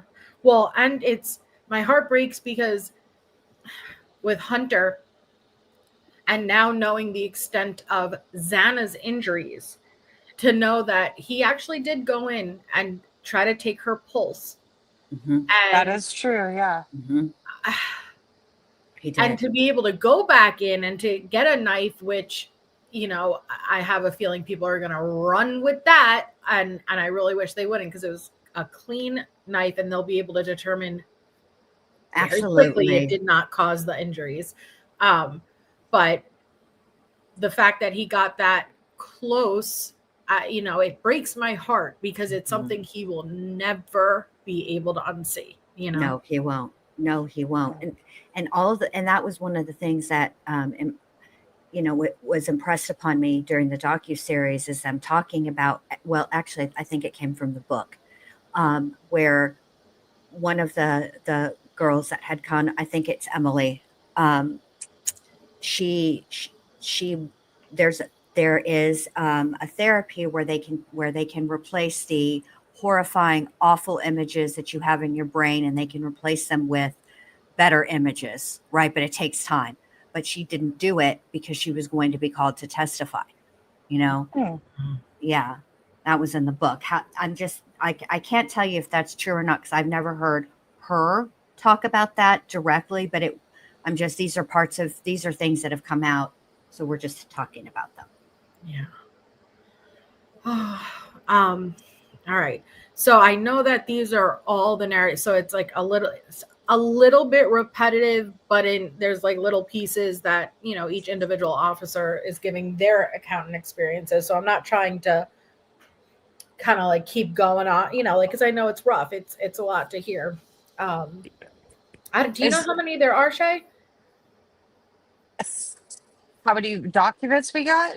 No, of the responding officers' narrative reports. No, I didn't get that far. I know we have 315 total documented reports. So Yeah. I think they're all different days. They all have different information of things they're Right. following up on. So Yep. I think we'll find out as we go. talk Is about? this Yeah. whose report is this one? This one, Gunderson. Hold on. Nope. It's a okay, Nunez. Okay. Nunez. Okay. Oh, okay. Nunez was the first. Okay. So it says on November 13th, approximately 11:56 hours, I responded to the unconscious person. Upon my arrival, I found a large gathering of people in the parking lot immediately north of the 1122 King Road residence. King Road is a white 3-story single-family residence with multiple bedrooms. The 1122 designation is located directly above the front door facing north. I was directed to a bedroom on the second floor by Hunter Johnson in the northwest corner to locate the unresponsive female. So again, he is the first officer going in there. Upon entering the room, I observed a female laying supine on the floor next to a bed. According to Dylan, this female was likely, it says Kaylee, Right. but it's Xana. So Dylan also lived at 1122 King Road. I observed dried blood surrounding Xana's body and signs of cutting trauma to her face. Xana was covered in so much. See, Yeah. It's at the very bottom of this report. He clarifies his mistake. And it's like, I don't know okay. if that was just an edit, like, because they don't want them to change their reports. Maybe they can just amend Right. them. Good night, MK. Well, the reason I stop is because these are additional injuries talking about Xana's face that we had not heard before, but we have heard regarding Kaylee. So it adds to the confusion, you know? Mm-hmm. Yeah, it did me too. I was like, wait, what? Right. Okay. So this, it's for sure Xana. So, Mm-hmm. I observed dried blood surrounding Xana's body and signs of cutting trauma to her face. Xana was covered in so much blood, I wasn't able to immediately discern where any additional injuries would have likely been. Xana was apparently deceased due to her pale skin color, rigid body tone, and apparent blood loss. On the bed in the same room, I observed. Okay. I observed Ethan. Oh, I'm sorry. Okay, I was very confused. So in the same room I observed Xana, I observed a male lying supine on the bed. According to Dylan, the male was likely Ethan Chapin. Dylan said Ethan was commonly at the residence. I observed blood covering portions of Ethan's legs, surrounding his body into the bed sheets, and drops of blood on the wall near Ethan's head. As I backed out of this room, Hunter showed me a kitchen knife and said that he had it in his possession. I told Hunter to leave the knife and go back down the stairs to the front entrance. Officer Warner and I moved to visually clear the entrance for any suspects or additional victims. On the third floor, Officer Warner and I found 2 additional apparently deceased females, both laying supine in a bed. This bedroom was on the southwest corner of the 3rd floor. According to Dylan, these 2 females were likely Kaylee and Maddie. One female showed an apparent traumatic injury to her face due to the basic facial structure being unrecognizable. Both females showed very pale skin. Both females were covered in dried blood and apparently deceased. After the residence was deemed safe, Officer Warner and I exited the residence to secure it and the immediate area, to include the parking lot immediately to the north of the residence. I walked outside and began interviewing Dylan. Dylan told me that at approximately 0400 hours, she heard a voice scream and believed it to be Kaylee's. Dylan said she heard Kaylee scream and announced that there was somebody inside the residence. Dylan said she could hear Kaylee run from the 3rd floor down the stairs to the 2nd floor into the northwest bedroom. Dylan said she locked herself in her bedroom and continued to hear a commotion. Dylan said eventually she stopped hearing a struggle and heard a male voice say, "You're gonna be fine. I'm gonna help you." Dylan said she did not recognize the male's voice. Dylan said after a few minutes, she peeked out of her bedroom, and observed a male described as approximately 6 feet tall, slim build, with a black ski mask leave the second floor patio area. This patio door was likely left open as it was found upon my arrival. I interviewed an additional roommate, Bethany Funk, who told me she was at the residence during the commotion. Bethany said she was on the second floor in the living room watching Vampire Diaries with Dylan and my brain's processing as I'm reading it, and an unidentified person named L.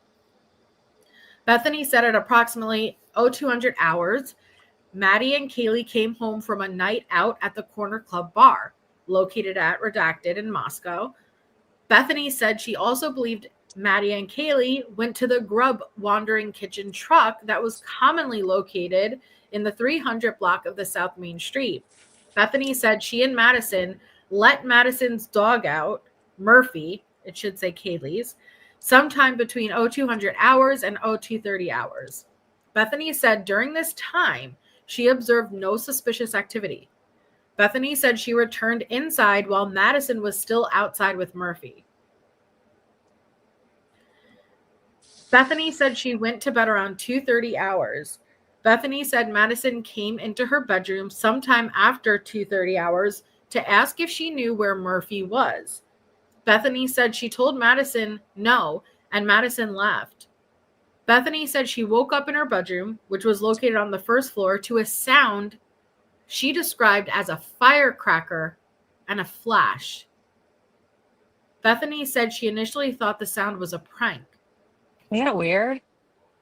And I'm reading this paragraph a little staggered because there's a lot of the information I'm trying to process because I hadn't heard before, and the names being inaccurate unless this interaction happened with Maddie and the officer's assuming it's Maddie's dog, but it's Kaylee's dog, but maybe it was Maddie who was taking Murphy out, but I'm getting a bit confused with it. Yeah, I felt that way too. What time was that sound heard? And she say what at 4 a.m. or the firecracker sound? Yeah. It doesn't say when she woke up. I need to know, when was that sound heard? Sometime after 2:30. Definitely sometime after 2:30. I know doesn't help you at all. It's not really an answer. Maybe we'll find out in further interviews. Yeah. But the flash is throwing me off. Because the headlights, even with Bethany, the way Bethany's room is facing, wouldn't really make sense. I know he left at a high rate, but again, a firecracker and then, I don't know. Okay, it says, according to Bethany and her phone log that she showed me, Bethany called Zana at 4:21 hours, Ethan at 4:22 hours, Madison at 4:22 hours, Madison again at 4:30 hours, and then Kaylee at 4:31 hours. Bethany said she never received an answer on each phone call. Bethany said she went back to sleep and woke up around 11:56 hours when 911 was called. See, that's going to be an issue because they were up earlier. I when I say an issue, I'm talking about all of the Coberger. I know that's going to be an issue. Yeah. But also it stands out to me too. Yeah, but maybe whenever this was first talked about, she didn't really think about how okay, so according to the victim impact statement that Emily read for Bethany, she said that she had a toothache that morning and called her dad. So maybe she wasn't really thinking about that at that point, Well, she didn't wake up around 11:56. That's when Hunter and Emily were called over. Right. The responding officers are responding at 11:56, so again, it probably was just pure chaos and not being relayed accurately, not necessarily a lie, like an intentional lie versus it was chaos. Right. What if it's sorry. Oh, no, Shay, please go ahead, babe. I would say, what if it's just the simple mix-up of when somebody say, what time did you get up? Somebody might see that as what time they wake up versus what time they got out of bed. Right. And it's also okay. So this isn't like he is having a sit down interview with anybody. Okay. What he's doing is he's talking to these kids and he's taking notes. And Mhm. it's very likely that he could have written it down wrong and he could have misinterpreted his own notes. I mean, that does happen. Yeah. That's Mhm. why when we get to their interviews, I'm very curious to hear the Yeah. detailed accounts of their interviews. Yeah. Okay. Initially, I was told Wait a minute. Go ahead. I'm sorry. No, you're fine. Okay. Wasn't there a situation that you can see, you can see the body cam is out there, you can see the home where there was other kids that were stopped that night? Yeah. And The what was that? Vanderbilt kids? Yes, and what was that about? What were they stopped for again? I So can't remember because it's drinking. It'll be in another report coming up because, like I said, okay, I only read like the first 9 or 10 or something. okay, But one of the officers that responded to that, he said that he was doing off duty for Idaho, like, basically making overtime money. mhm, And like their detail is that basically they're trying to prevent drugs and underage drinking. I And so see. they walk around in civilian clothes, and that was like that whole incident of them talking to those guys. And I think he recounted some of that like in his report too. Okay, so they weren't called. They just were They out and about. undercover, yeah. Like Got it. looking to see if Okay. the kids are staggering drunk, like, That makes sense. No, that makes sense. I just was wondering because there are things, people can report like they think they hear a gunshot and it's possible and it's not a gunshot. It's a car backfiring, stuff like that. Mhm. So I was just wondering if there was something maybe in the dispatch logs that would explain that potential, whatever it was that Bethany said she heard. Yeah, it's a good Right. point. I don't know. Okay. So it says initially I was told Kaylee, which we believe it's meant to be Zana, was likely located on the second floor bedroom with Ethan. After comparing Dylan's initial statement with other investigation officers' observation, it appeared to actually be Zana that was located on the floor of that bedroom, and Kaylee was one of the other females located in the third floor. I also observed the following vehicles in the gravel parking lot that was immediately north of the 1122 building: a silver 2015 Land Rover Range with Washington license plate, the blue 2010 Honda Civic, Arizona license plate, white 2014 Chevrolet Cruze, Jeep Wrangler, Ford Explorer. I was originally assigned to identify all of the people in the area. However, I was reassigned by Sergeant Gunderson to begin the search warrant application process. I provided the above information in the search warrant application. At approximately 16:28 hours, I returned to 1122 King Road to assist with securing the southwest patio entrance. I took responsibility from Officer Warner in documenting who entered and exited the residence. I provided this documentation on a notepad and maintained the log until I was relieved by Officer Morris at approximately 17:50 hours. The following information is the rear patio entry log from 15:17 to 21:15 hours. So we have the officers going in and exiting, and then the patio door was locked and sealed. Do you remember the stools? Mhm. Yes, Okay. sealed, locked. Yeah, sealed, Yeah. aka blocked with the stools. Yeah.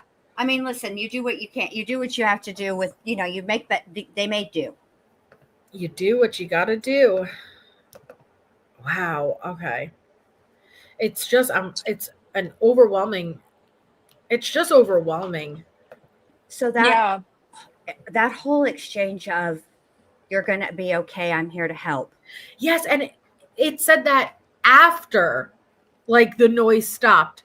Yes. After it stopped. Yeah. So there's something very familiar about that specific phrase. I know that I've heard it before, but not in this case.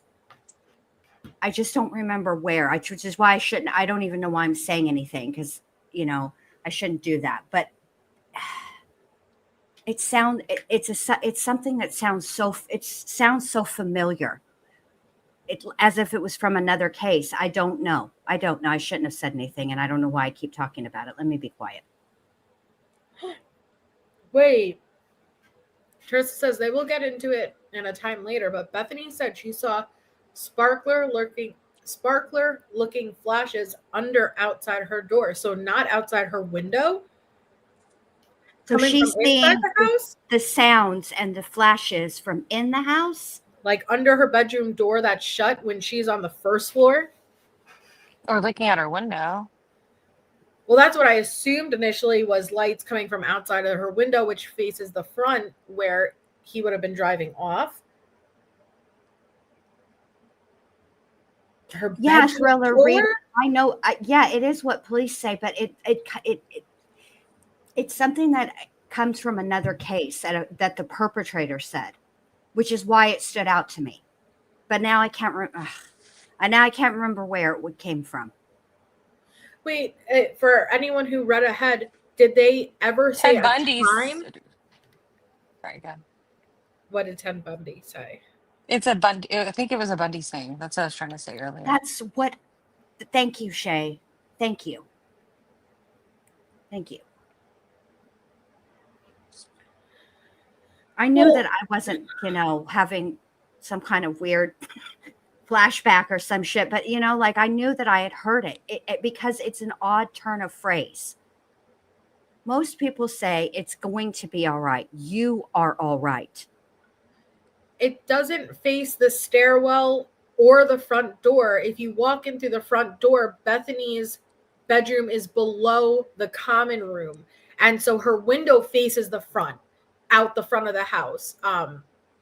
But her I'll get it up for you guys. Yes. We need a diagram. So, because if you're saying her bedroom door was shut and she saw it underneath her bedroom door, like as if like the lights were off, and all of a sudden you're seeing those flashes, that means it would most likely be coming inside the house. Yeah, I think Bethany's bedroom door would be facing west. The front door is north, so I think her bedroom door would be west. I gotta switch. Here. So her door. Okay.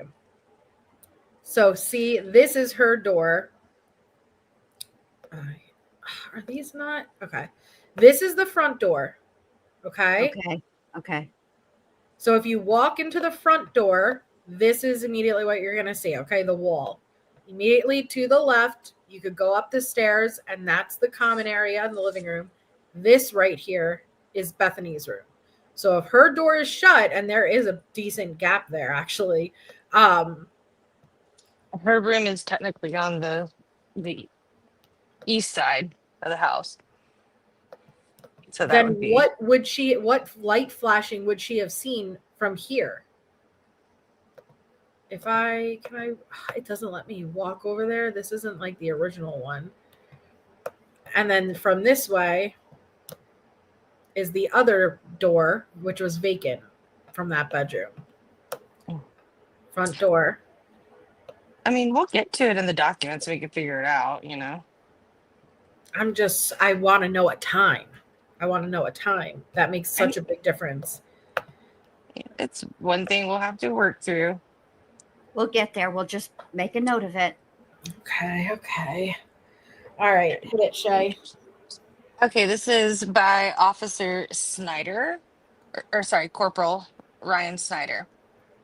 On November 13th, 2022, at about 1200 hours, I responded to 1122 King Road for the report of a unresponsive subject.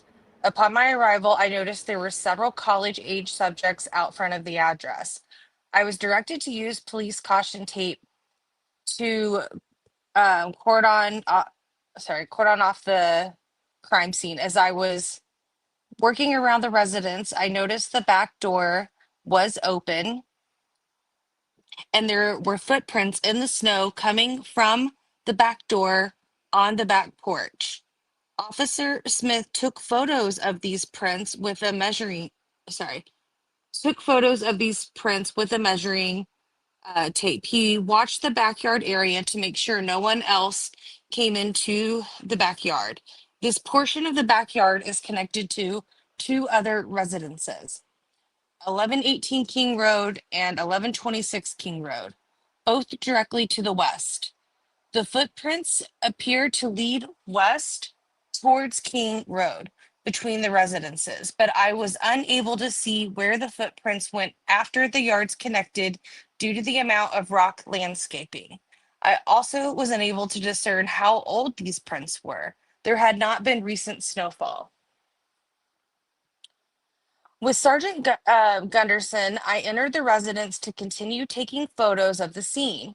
I entered through the bottom floor main door on the north side. I took photographs of the rooms and living areas of the residence. The photos were downloaded onto a CD and booked into evidence. The photos were labeled in this report with a brief description of each photo. As I was down the road of the address near the King Road and Queen Road intersection, I was approached by a college-age male who identified himself as, I'm thinking it's Jack. Jack DeCur. He informed me he lived at King Road apartment. He stated his ex-girlfriend lived upstairs at 1122 King Road, and they share a dog that was there currently. Jack did not appear to have obvious wounds on his hands, as I would assume the suspect possibly um as I assumed that the suspect possibly would. Officer Nunez was interviewing subjects about the situation. I asked Jack if he would wait inside Officer Nunez's police car so we could talk with him. He agreed to. I informed Sergeant Gunderson of the circumstances involving Jack. Jack later responded to the police department to be interviewed and then picked up the dog from the Moscow Humane Society shelter. I continued to canvass the area and speak with neighbors at Queen Road, who stated they did not hear or see anything relevant. I spoke with subjects at King Road. One resident, DL, stated she was walking home from the corner club at about 3 o'clock in the morning and thought she could hear music or some type of noise, but she couldn't give any clarifying information more than that due to her level of intoxication that night. I spoke with subjects at King Road. The majority of them stated they were out drinking at the corner club and got a ride back to their place at about 1:30 in the morning and went to sleep at about 2 in the morning. They did not hear anything out of the ordinary. King Road resident BP stated at about 4 a.m. he heard a barking dog coming from the east of his residence. He believed it was the dog at 1122 King Road, as he thought that was the only dog in the area. He stated the dog sounded like it was outside and was barking for about 45 minutes until he believed someone must have let it inside at 4:45 when it stopped. So it sounds like he actually clocked that Oh, timing. wow. Yeah. Super So interesting. Murphy started outside and eventually went in through the sliding door that was left open and then up to Kaylee's room. Yeah, he waited there. I think he was trying to get someone's attention. He probably wore himself out and went back upstairs. He was He scared. probably saw watch Bryan go in. Well, yeah. And the thing is, Anna Nicole's dog, that is how the scene was discovered, was her You're Akita. right. Yeah. There was somebody walking, and the Akita just would not stop. And it had, which would be noticeable because it was completely white, but it had blood on it. And that is what caught that person's attention. And the Akita, led them back to what happened. Wow. Mm-hmm. Well, and we know from the Dogs last report be that, letting you know. yeah, oh yeah. And that now we know, it said Maddie let Murphy out and then came back and asked Bethany, where's Murphy? But we don't know if that was Kaylee, because Murphy isn't Maddie's dog and it was noted as being Maddie's dog, but wasn't around that time, wasn't Kaylee on the phone? Weren't they texting or messaging back and forth with Jack? yeah. Well, not back and forth. They were messaging to Jack. To Jack. So is it possible that the story is correct, that Kaylee asked Maddie to take care of Murphy for her. What? What do you mean? Like Kaylee's upstairs texting to Jack, and she asks Maddie to let Murphy out, which is why Maddie is the one asking Bethany, "Where's Murphy?" Oh yeah, like she could absolutely like Okay. had Maddie. I like it just gets confusing because it says the dog is being noted as Maddie's dog, and then Right. Maddie's having these interactions, so it makes you question, all right, well, is it just noted wrong and it really is Maddie still having these interactions, or is Right. it all supposed to be Kaylee? I think we're going to get clarity as it goes on. Yeah, absolutely. That's what I'm saying, like with their actual interviews. Yeah. Because granted, again, it's 4 victims. There are so many people at the scene. It was pure Mhm. chaos. Just even think about the 911 call. So it's a lot of names being thrown around. Right. Yeah. Right. Okay, Angela. Okay. All right. Sorry. Okay, so I spoke with the residents at Blink King Road. PC informed me they had a camera facing the west of the address that they believe captures a portion of the road. They first provided me with the SIM card out of the camera. So this has to be, was it 11/12? Sorry, So I was typing. yeah, I think this is 11/12 King Road then. Okay. So they said that they got the SIM card out of the camera. However, they could Yes. not get it to work, and neither could I. They gave me the username and password to the camera. I informed Detective Mowry of the information, and they gave me permission to access the camera footage and record the necessary surveillance video. So I cleared the scene at about 1749 hours, and the photo log. I'm not going to read through all of these, but I did notice a couple like last night that were kind of interesting. Um, if we go down to, okay, so photo 60, they kind of start talking about like the second floor. Um, and it says they got pictures of the second floor living room towards the stairs, level 3, a kitchen knife that was on the beer pong table. They got pictures of the female victim in the bedroom. There was blood on the floor. Pictures of the closet, the female victim again. West bedroom, male victim. The foot of the bed, the male victim. A table that was in there. A female University of Idaho ID card. The second floor living room where that knife was set down. Blood.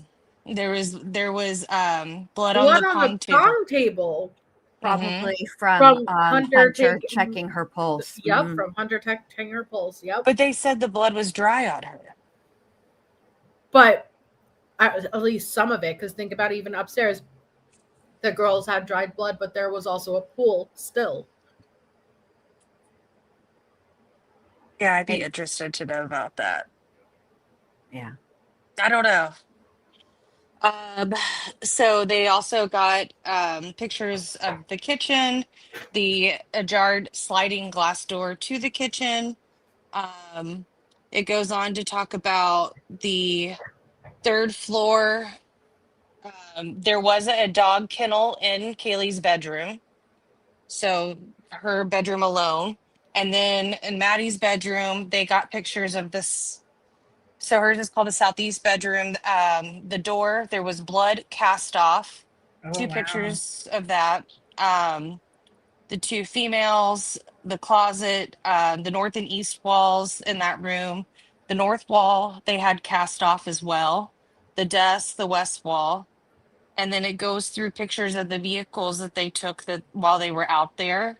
And then at the bottom, that just some medical masks that they said they found outside of King Road, and this was signed and certified by Corporal Snyder. Are we not going to talk about the key that was on the wall, the retaining wall? That was the The first key on the photo. retinal. Yeah. Yeah. What was that? I wonder. Just these are just things that I just wonder about. Where was it? It's the very It's first photo photo. one. Yeah, I saw that one, but I just didn't really know. Key on retaining wall north of 1122 parking lot. What? And I don't mean to sound really stupid, but what's a retaining wall? So that wall that's right next to the side of the house as they're driving down from Queen Apartments, you know how does Mhm. that ramp? That's a retaining wall. Oh, okay. So it's built up so other land can be higher, you know? Right. Okay. But yeah, quite a bit of pictures. It's a lot So of they took pictures. photos, even interior of the vehicles. Mm-hmm.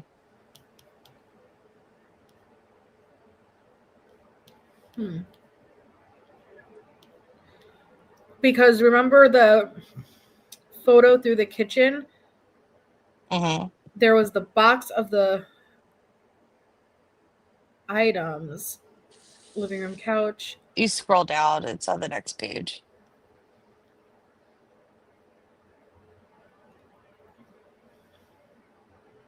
Why it what okay, there's two images of the room pong table blood. I'm sure Second that's what it is, Jones, and it just stood out to me because just some random key.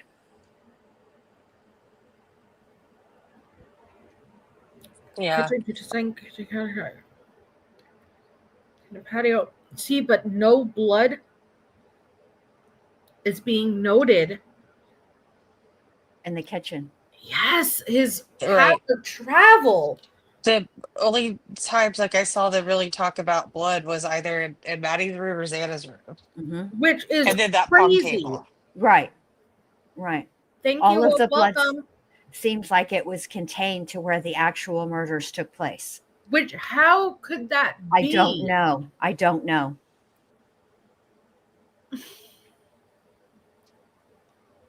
I don't know. I mean, when they asked yesterday at the presser, they asked the detectives about, could he have changed clothes? All those things are possible. And the detective said that, it's possible that Bryan could have committed this crime with gout, and not been covered in blood. Would he have gotten blood on him? Certainly, but not, Yeah. not like a Carrie situation. You know what I'm saying? Right. Where it's just dripping. Well, okay, and hi Nanya. Why is crazy, MJ? I'll tell you why it's crazy. We know that he didn't likely change at all because Dylan saw him on his way out. So That's we true. do know he sat in that chair in Xana's room for about maybe 10 seconds, whether it was from pure exhaustion, whether it was from observing what he had just done, or was he layered up? Was he layered up in a way where he had some type of plastic over the existing coveralls that he was wearing? And then that item that Dylan says that she sees him holding is something that, you take off that plastic exterior, put it in. I don't know. But why I would struggle with that is because, again, we're reading the reports, the amount of blood spatter, and then mostly it is the fight with Zana that I struggle that there would not be, especially on his shoes, blood transfer. Booties on booties. Unless it's a booties on booties and he sat down and took off. And so he's still covered, but he's layered. Right. Yeah.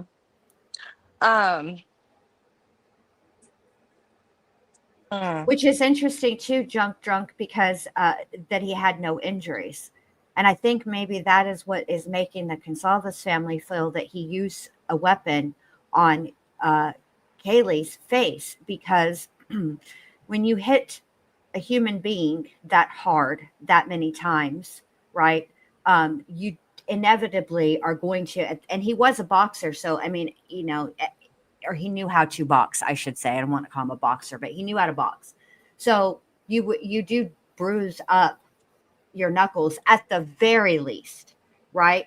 He must have had some type of it had to have been more than like latex gloves, like what you would wear like as a doctor or nurse or whatever, because those those will slip, Yeah. I so think he that must he have been had wearing something quite substantial.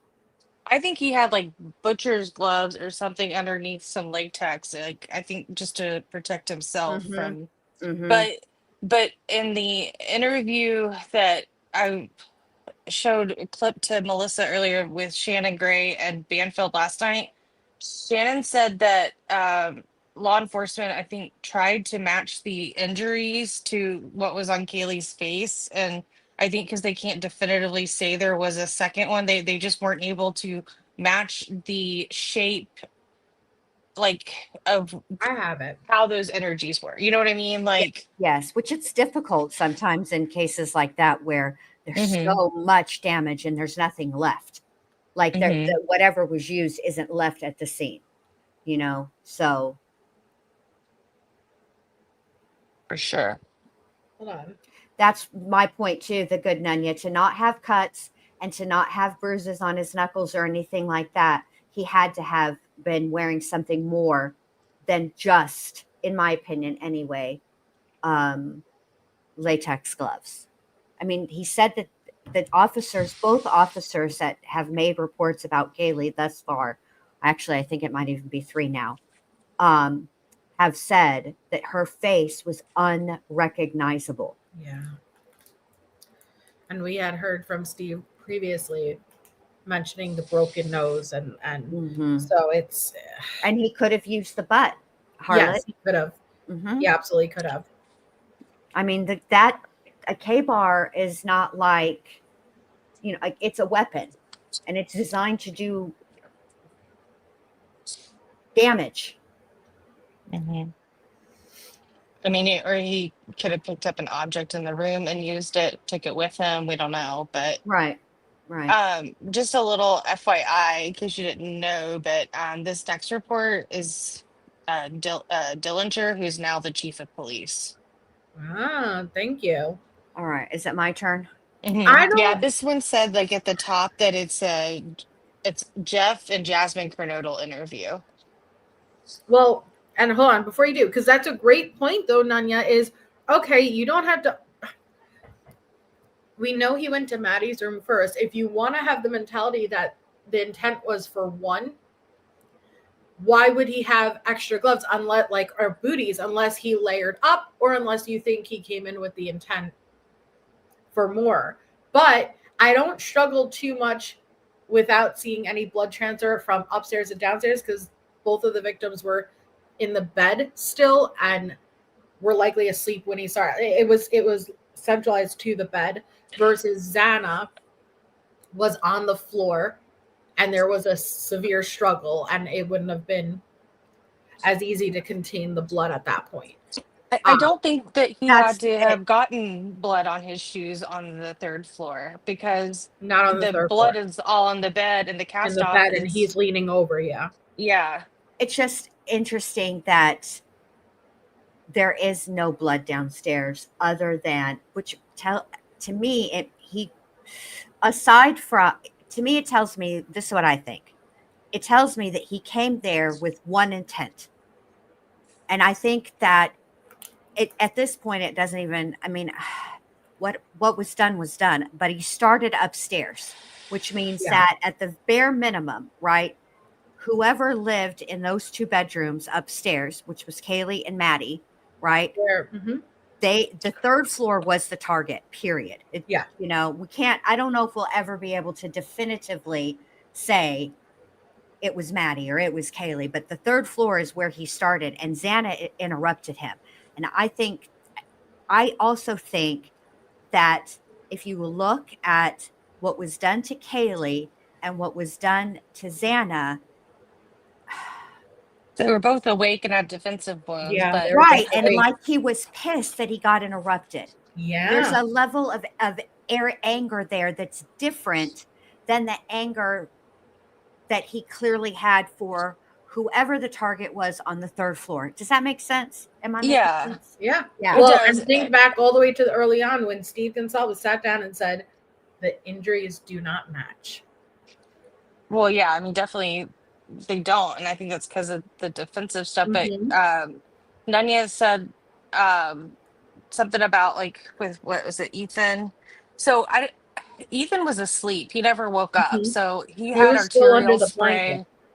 Yeah, they hit his Yeah. carotid artery. He was out. Like, so that was an easier probably target for him in that aspect of that moment. But it's the ones who fought that like he had the most trouble with. And Mhm. we don't have definitive proof yet that Xana went upstairs. We heard there was a source that Right. said that there was maybe phone data that showed that, but we haven't seen that. And that's kind of the thing too that I'm also like a little Yes. leery about with some of the Dateline is like we're sometimes starting to like mix what we've heard You're from other right. documentaries as fact when we don't really know yet, and we're hoping to maybe find that out through Well, and these documents. That you is can a make an fantastic educated point. guess because Dylan said she heard what she perceived to be Kaylee coming down the stairs, but it was not Kaylee. And Ann Taylor argued that Yes. herself in court and said, we know that that wasn't Kaylee.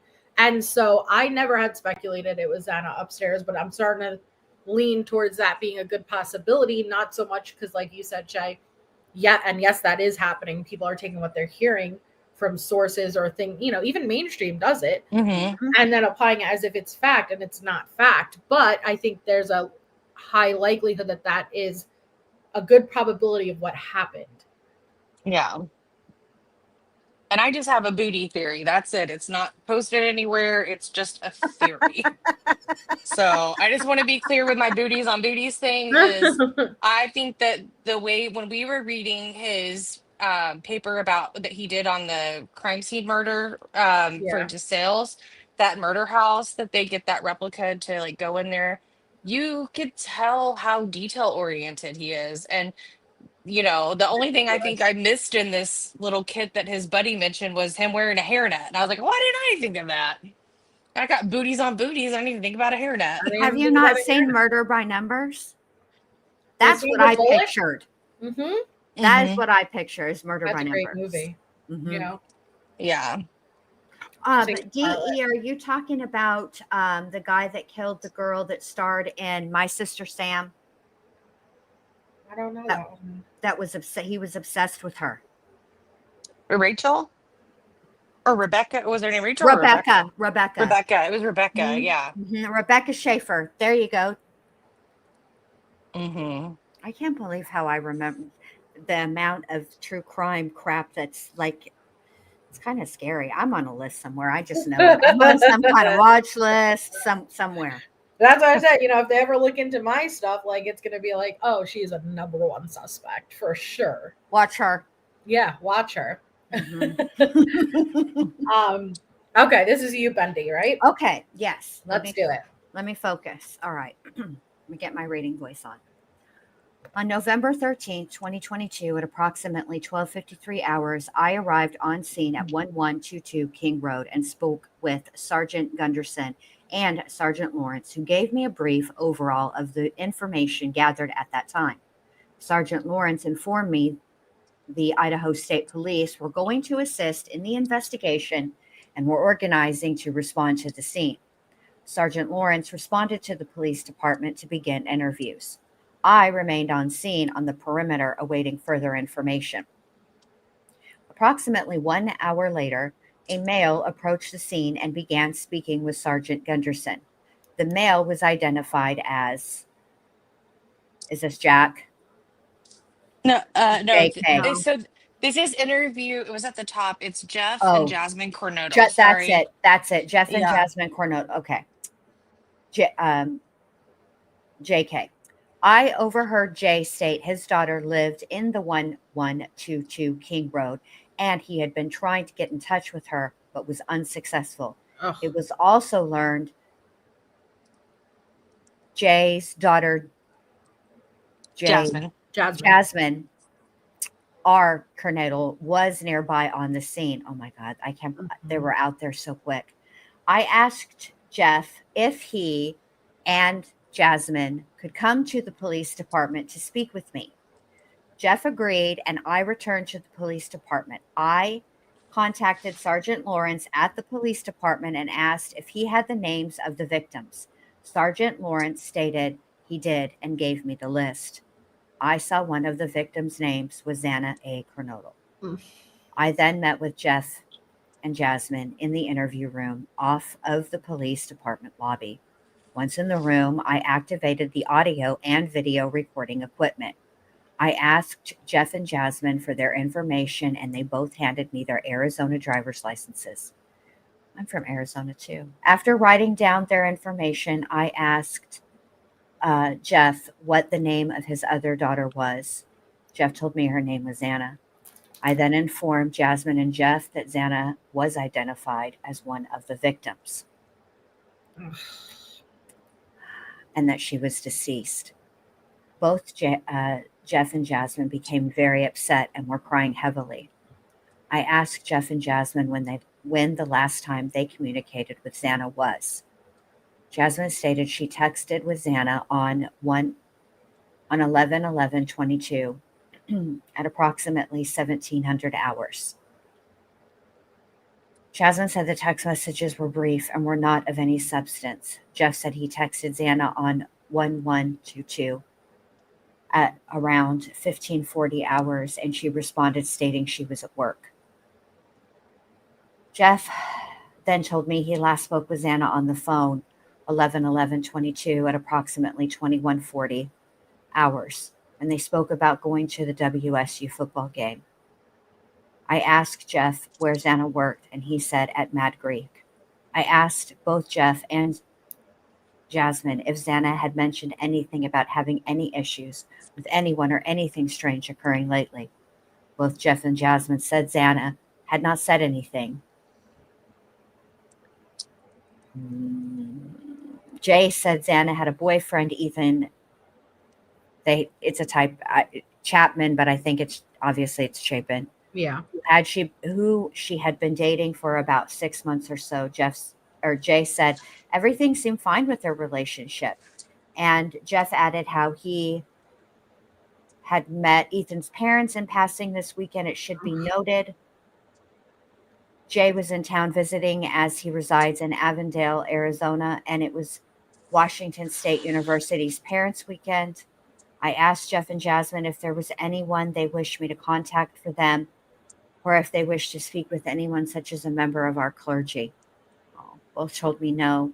I gave them both my business card and informed them our detectives would be in contact with them in the near future. Jeff and Jasmine then left the police department. Oh, It's tough. It's really tough. It is.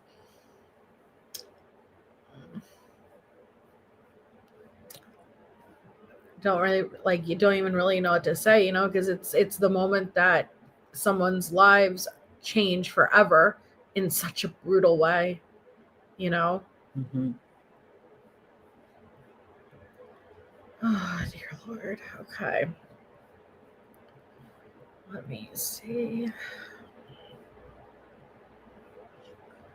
All right, this is Aaron Morris, scene security watch guard. Okay, so on the 13th at around 1300 hours, I was advised by Captain Barrett to respond to work due to a homicide investigation. I was told to remain available for calls for service. Around 1630 hours, I relieved Officer Rosinski on the north side of 1122. I was stationed for scene security and helped keep a log of who entered and exited the crime scene. Officer Smith entered at 1700. Okay, so wait, this is just going to give Shebane. I think this is just going to give, I'm not going to read their in and outs, but so Officer Stirk relieved me from the north side of the residence, and I went to the south side to relieve Officer Nunez. I stood at the rear. Okay, yeah, this is just him. Yeah, this is everybody who came and went. This is the crime scene log. Okay, let me jump past that one and go to this one. Okay, here's another initial response. God, this must have rattled them too, because they were not prepared for this, expecting this. Nobody. Well, no, I mean, they thought they were coming to deal with a girl who had been overserved. That's what they thought they were. It's a college campus. That's what they said on the 911 call, and then that's not what happened. And then it's this, and then look what this turned into, and then it just like snowballed and snowballed and snowballed and snowballed. Sad. It's really sad. It is. All right, 1,200 hours. That's when Sir Lawrence. they were notified that multiple victims of a homicide were located in the residence and requested all available detectives. I called Detective Vargas and was informed that she was out of town and would be back in Moscow Monday morning. So this would be Sunday morning, guys. I called Detective Mowry and he informed me that he would be on his way shortly. I called ISP Lieutenant Mike Mooney and told him I need assistance from ISP detectives in processing the crime scene. Lieutenant Mooney put me in contact with Sergeant Gilbertson.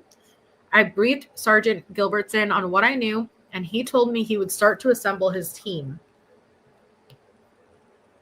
I responded to the scene where I met with Sergeant Gunderson. Sergeant Gunderson informed me that officers were dispatched to an unconscious person at 1122 King Road, and that is when they found 4 deceased college-age people in the residence.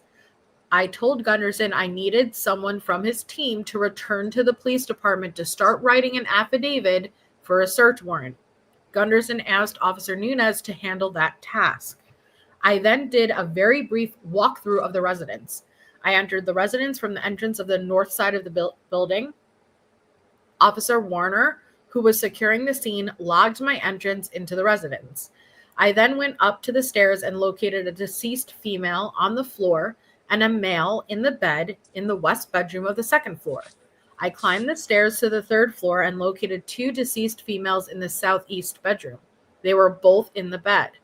I spoke with Officer Smith, who was securing the residence at the south entrance for a moment. Then I exited the residence through the north entrance. Officer Warner noted my departure. I called Sergeant Gilbertson and informed him of the additional information provided to me and what I had seen. I told him MPD would be needing their assistance, and I also told Sergeant, I'm just going to call him Gilbertson. I don't know why I can't say Sergeant and Gilbertson together. It's very hard for me. I don't know why. So I told Gilbertson MPD had an officer writing an affidavit for a search warrant. I returned to the police department where I met with Sergeant Blaker and Corporal Payne, whom I had called earlier and requested that they respond to the PD. At this time, Detective Mowry was at the police department. I requested they interview the other occupants of the residence where the deceased was located. There was also several friends of the deceased who had been with the deceased the night before and may have had information of their whereabouts and who they were with prior to the murders. Those interviews started at about 13:48 hours. Those to be interviewed arrived at the PD at about 13:30 hours.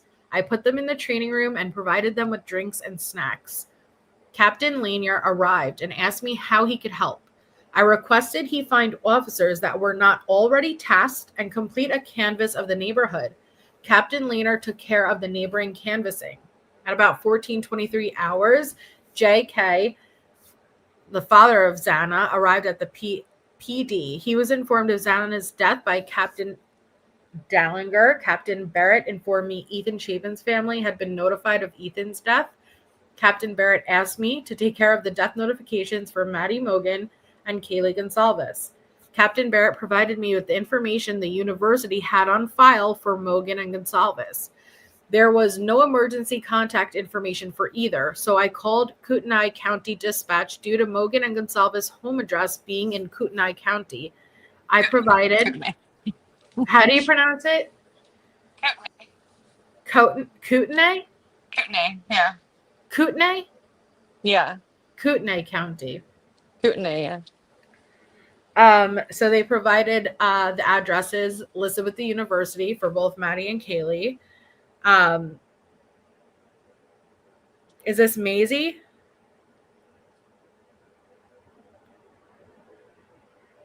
Who's the redacted M? Do you know? I provided him. That's the dispatcher. Oh, okay. Yeah, sorry to look above of that last sentence. They're not She releasing the dispatcher's name, I guess, out of got it. privacy. So the dispatcher told me that she had the names of Steve and Christy Gonzalez listed as residents of the address provided for Kaylee. I requested a death notification for them. I was contacted by Deputy Mitch Jan. He asked what he could tell the parents, and I informed him we knew very little at this time. A short time later, Deputy Jan called me and told me that when he arrived to give the notification, the parents were already aware. I also provided Madison Mogen's address. They were not able to locate anyone with the name Mogen at that address, so the dispatcher said she would send a, I don't know how to pronounce that, a cordialine. Portalin. Thank you. Courtland, yeah. Courtland. Oh my gosh, I overdo Courtland. it every time. Officer by the residents to make contact. A short time later, Officer Matt Sinkus requests I call him. When I made contact, he told me the parents of Maddie Mogen, stepdad and mom of Maddie Mogen, were driving to Moscow. About 20 minutes after my conversation with Officer Sinkus, It's Karen and Steve is the parents. So. Just so you know. I don't know if you know. so when it says like the L, but if the L's redacted, Or what? Scott. Scott. Sorry, God. L's redacted? Yeah, like the L Yeah. arrived at the The scene. Laramies. It's Karen and Scott Laramie. Yeah, I was just gonna say, because okay, look, MJ, this is what I've been noticing about punctuation. Because there were too many periods because of the sergeant, and that's why I didn't know where to stop last time. Yeah, But I've been paying attention to see where the comma is. Yeah. Okay, so it's SNKL, comma, and then there's a space after the comma, and then the start of the next name. Yeah. I think the format of like whatever program they're using and how they print out also like the font and everything confuses me, you know? Yeah. Well, it's the double spaces after the periods. That's That's a good point. Yeah. old school or new school. I don't remember. I don't double space after periods. I think that's AP requirement. It used to be. Ah.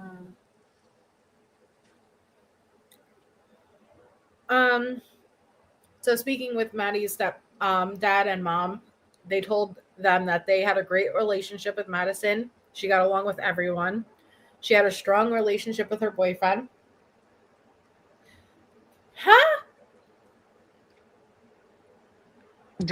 With Maddie's boyfriend? Yeah, it says Maddie's, but that would be Jack Showalter. No, it's not Jack Showalter. His name is Jake Schreier. Is it Schreier or Oh, his last name is with an S too? Dude, Yeah. there's so many synchronicities with this case, like a lot of repetitive stuff. It's crazy, actually. So they were both with a JS. No, Jack DeCur. Oh. Yeah. Different. Never mind. Too many names But- right now. But S and D are next to each other on the keyboard, MJ. So there you go. It counts for something. Thank There you. you go. I like to. That be was helpful. actually what I was thinking the whole time. I know it That's what I was. meant to say. I know it was, but then I got you with the double spaces after the period and stuff, and it just all got jumbled. So you Too were on the many right track, babe. redactions, man. It really messes up the flag. I understand redacting. Well, I guess I can't complain about them redacting all the names, but No. it's hard. Especially given what we know now, about what the kids went through and stuff. Yeah. Absolutely. That's why I kind of mentioned like our first time reading these, we may have to like get in a groove because you gotta like try to figure out what the redaction is and where it goes next. Oh my Yes. God, Harlot. I don't know what's wrong with me. It shows I don't stream anymore. Like my brain is just so in a fog. Your cats are behaving today. They asked they if are behaving. Maddie's ever had issues with past boyfriends. There were none.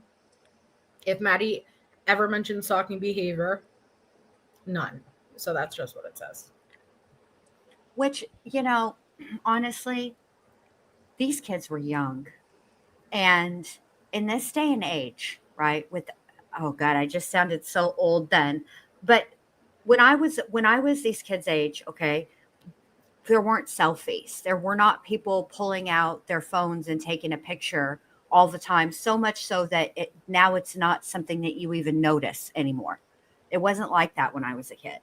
So, how would you in the times that we're living in, how would you notice if you were being stalked, honestly, unless somebody did something really like, you came home and things were moved, like everything was moved, 4 inches to the left, every single thing in your house. You know what I'm saying? Or, things started missing from your house or something like that.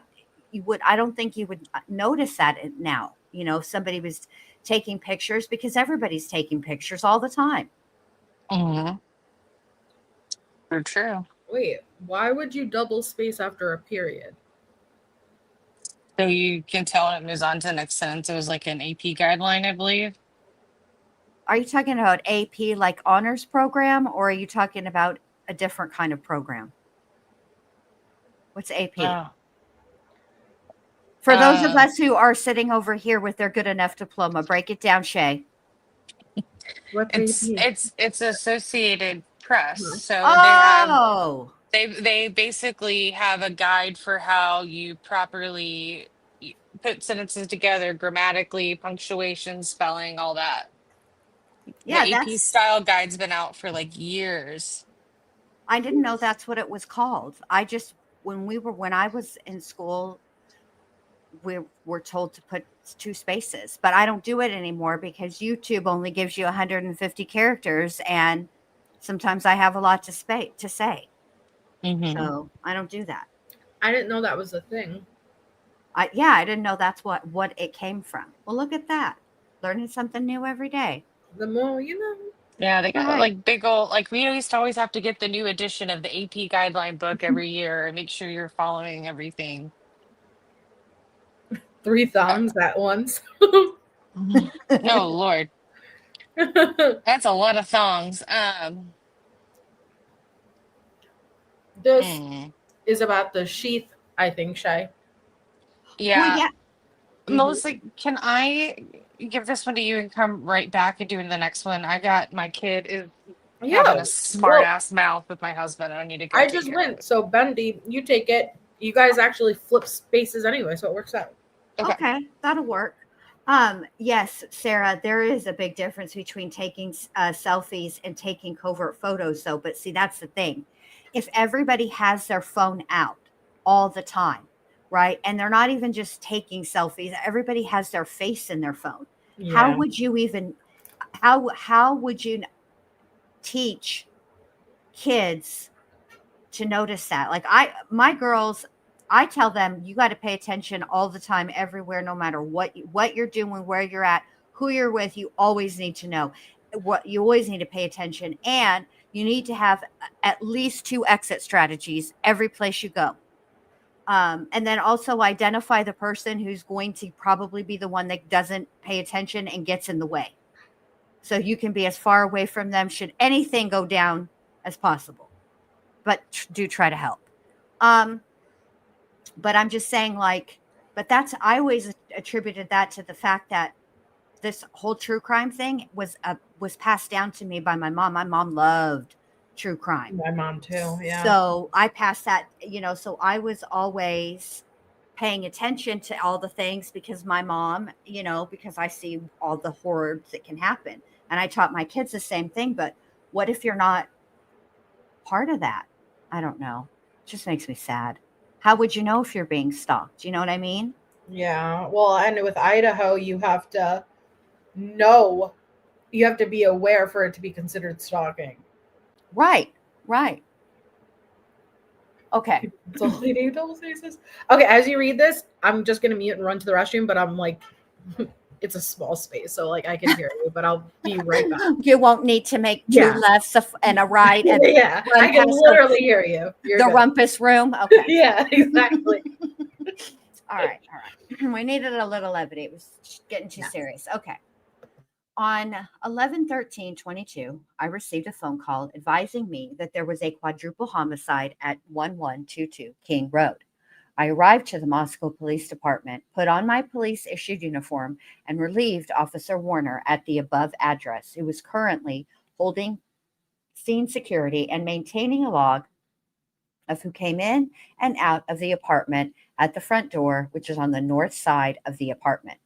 I was on scene for about 2 hours until I was relieved by Officer Morris, who took over my duties. The following day, on 11/14/22, I learned that a sheath was found inside the apartment. The sheath was tan in color and had a Marine Corps eagle, globe, and anchor (EGA) symbol on the sheath. The words USMC were located under the EGA and K bar was above the EGA. I was tasked to follow up with businesses in town to see if that particular knife was sold there. I followed up with Tri State Outfitters, Big Five Sporting Goods, Moscow Building Supply, Spence Hardware, and Walmart. Each of the above stores does not sell a K-Bar brand knife. While at Walmart, I was speaking with staff member S, name listed on the name tag, who was showing me the knives on display. She told me about 2 to 3 weeks ago, a white, college-age male asked for a black ski mask that would cover his face. Oh, no way. S was unable to provide much detail other than he was taller than she was. Wait, sorry. This was on the 13th still. 14th. Oh, I'm sorry. I read the first paragraph. It's still on the 14th. Wow. Right. That's only 2 days later. No, Technically one day later. Yeah. Sorry, 1 day later. Math is hard. Everything's hard. I know. That's what she said. S was unable to provide much detail other than he was taller than she was and maybe had tan skin complexion. S said she advised the male they did not have any black ski masks and only camo. S said that the male then walked away. On 11/14, at about 11:45 hours, I spoke with PR at the Memorial Gym substation. R is currently the blank for the fraternity blank blank. I asked R if he could walk me through what he did on the night of 11/12/22 and the early morning of 11/13/22. R said that at about 18:30 on 11/12/22, he was at a party. R said the party was at the Tree House, which is an off-site campus house for the sorority blank. R did not know the specific address, but said the house is near, quote, the Whites' apartments. R said at the party he saw Emily Allant, who was with Emily's boyfriend. unknown, maybe H. Hunter, yeah. Hunter. R said A was the only member of blank that he recognized at the party. R said he left around 2200 or 2300 hours, 10 or 11. R said he went back to blank and watched a movie with CD, TR, and KS. R said he went to the corner club at about 149 hours on 11/13/2022 to pick up JG, JD, and NR. R said they were alone and not with anyone. R said he dropped the 3 above individuals off at their apartment off King Road. R said after he dropped them off, he went back home. That's interesting. I'm curious if the ski mask is like if they were able to obtain camera footage. Well, probably, but what's important to note is that it wasn't purchased at the Walmart. Well, because they didn't have black. They only had Correct. But and black is what he wore, but nobody would have, the public didn't know that. No, they did not. No, they did not. But it would be interesting. And because I remember how they tied Angela Wagner to the shoe purchase. They pulled surveillance from Walmart and they found the receipt at her house. But it wasn't that they didn't feel like just finding the receipt was enough. They wanted to get her on video purchasing, and they did. And they got her not only in the store, but they got her in the parking lot as well. Wow. Shay, did you hear when Bendy read about the mask? Yeah, I read that one. Yeah, sorry. I was dealing with the... Oh, no, you're fine. But what are your thoughts with that? That was on the 14th. Yeah, I had some pause when I read that. I wanted to go back. Initially, when I read that last night, I was thinking, I wanted to go back and look at some of the more recent court docs to see about that black ski mask purchase. Yeah. Mhm. But If they ever that's found, really interesting. yeah, which if you think about it, it would make sense, right? It would make sense that he would go to a Walmart closer to the crime scene and not a Walmart in his neck of the woods, unless because they're so close, it's the same Walmart. Hmm. Maybe. I'm not sure. But hey, we're those receipts and those purchases. I don't remember. Was there a Walmart one for Coberger? I don't remember there being a Walmart one. I remember we had the Dickies, the Yeah, um, I yeah. don't I remember don't Walmart. recall a Walmart. Kimberly Yeah, wants me to repeat the mask part. yeah. Read that paragraph again. Okay. All right. While at Walmart, originally they went to the Walmart looking to see if they sold K-bar knives.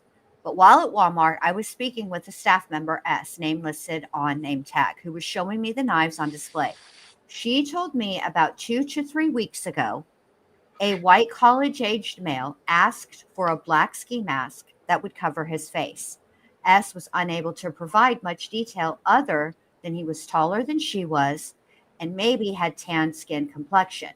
S said she advised the male they did not have any black ski masks and only camo. S said the male then walked away, which also is interesting to me because usually people will say, "Oh, thanks," and they'll walk away. But just walking away, if maybe she didn't remember him saying thank you, and maybe he didn't say thank you. Right. Not saying thank you and just walking away sounds like it's on brand. On brand with him, absolutely. But Mhm. it it's just interesting. Like I don't know if I would ever describe him as tan, but tall, college age, white, male. Yeah, that sounded and only willing to get black. That's Yeah, interesting. it is interesting. I wonder, and obviously, it stood out to the sales associate Yeah. because that was on the 14th, and that was way before. Mm-hmm. Unsilent Bob says Walmart receipt was for the Dickies suit, right? Yeah, I think so. So then I wonder where he purchased the black ski mask. I think the mask was purchased from Dick's, wasn't it? I don't know. I thought it was Dick's. I thought the coveralls were Dick's. No, Dickies are the coverall brand, but Dick's Sporting Goods. Y'all not have Dick's, Melissa? Wait, I mean I've never been in Dick's. We're gonna talk Sounds about some really rough. Dick's. I thought Dick's was the store. It is. There's Yeah. two things. Dickies, which is obviously a brand of clothing. It's usually work clothing. And then Dick's Sporting Good. So how would that be Walmart? That's not Walmart. Because he bought the Walmart sells Dickies clothes. babe. Oh, Yes. okay. I'm sorry. I'm okay. Yeah. That's why I got confused. So- Got it. Good night. All right, now, but stand back. All the synapses are firing, you guys. We're all on the same page. Now you're all in big, big trouble. But I think he bought the ski mask a while back, so it wasn't this encounter. This is just a tip, guys. Yeah, It's just wasn't the interesting, balaclava though. from Dick's? That's what we've been saying. No, but wait. When you're saying Dick's, it's the store, not Walmart. Right, the Dickies. That's what we said. Yeah, we're Then talking about. I'm confused. Okay. You said, did he buy the Dickies at Dick's? And I go, no, Dickies is the brand. And then I said, there's Dick's the store. That's because we were talking about this mask where this person goes into the Walmart. And I said, no, I think he bought the balaclava at Dick's. And then it also was earlier in the year. So this is just a tip. This is really nothing. Right, but It's just But an interesting you got a tip. whole lot of Dicks going on, basically. you know what? To Basically. be fair, I was reading a comment at the same time that said I think he may have bought the ski mask from Walmart. And I was like, no, wait. So I probably said something different than what I was trying to say, and we agree. So we're just arguing for no reason. You want to argue about some Dicks? I mean, we can. We're arguing for no good reason. But that's still interesting. It's interesting to me because nothing was known as of the 14th, and that's interesting. Right. Angel D. Thank you, Kay Scarlett. Jeez. Hey, Kason. And yes, 40 Love Style. Good point. These are just Okay. some of these investigation notes. Then that's probably okay. Because see, Harlot says one of the search inventories had a receipt for some Dickies brand clothing, but from Walmart. Right. Got it. Right. Dick's is the store. Dickies is the brand. Correct. Got Now it. you got it. Yeah. I'll probably forget it in a minute. 10 minutes later. Yeah. 10 minutes later. You know how hard it was for me to not read it like that when it said 4 hours later? 4 hours later. So hard. And the balaclava on or a ski mask or whatever, I know it's probably weird that they're saying because like they're asking people come and bought this and this person remembers, but in that area, like this is hunting time, so it wouldn't really be weird for somebody to be buying that. And that's just my opinion too, is kind of like a popular Right. thing. I Those wouldn't they balaclavas. want a college age white tall male that and only black, only willing to Right, wear black. exactly. Like if you're hunting, wouldn't you want camo? No, but I was also gonna say that they also started becoming popular. Remember, like what is it? Tom, what's his name? Like he likes wearing them. Like I mean, they're like Tom? yeah, Who's you Tom? know. You said it's What? so personal. Yeah, Tom. Yeah, who's Tom, Shay? Which Tom? There's a lot of Toms. Be specific.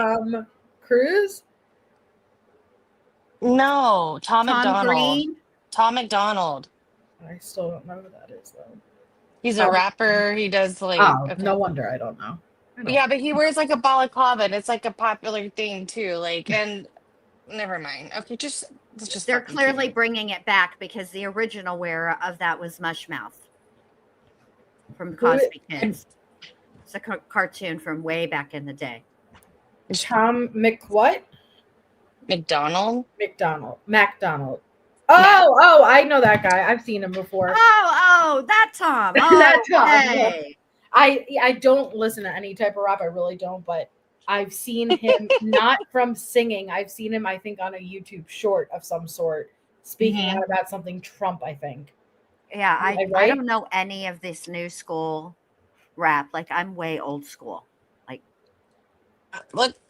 We'll move on from the balaclavas and dicks. let's do that. Let's do that. Oh my god, we went so sideways. Sorry.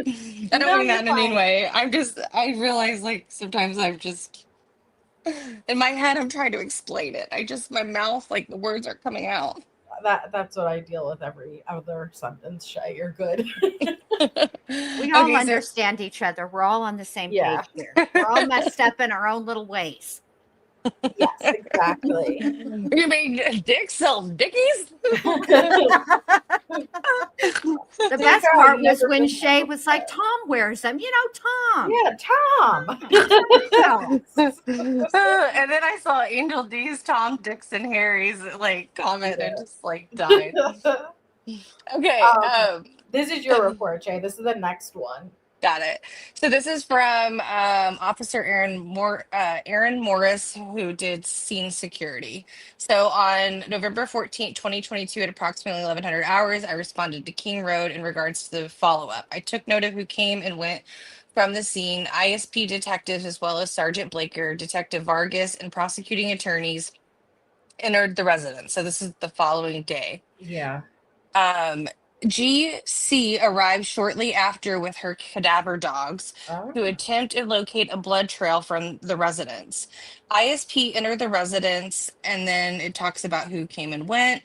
And then the person who had the cadaver dog, they said they arrived with her canine at 1:16 in the afternoon. They all remained in the area until 2:21. Everyone cleared the scene, and the residence was secured again. At 14:21 hours, I stood by on scene for security until relieved. I cleared the residence at 1600 hours with Officer Rosinski, when Officer Rosinski relieved me. Oh, I'm really curious if the dog hit on anything. I hope it's not like a Chris Watts dog handler. No, same. And this next report that we're about to read is the last one that I read out of the bunch. So everything will be new to me.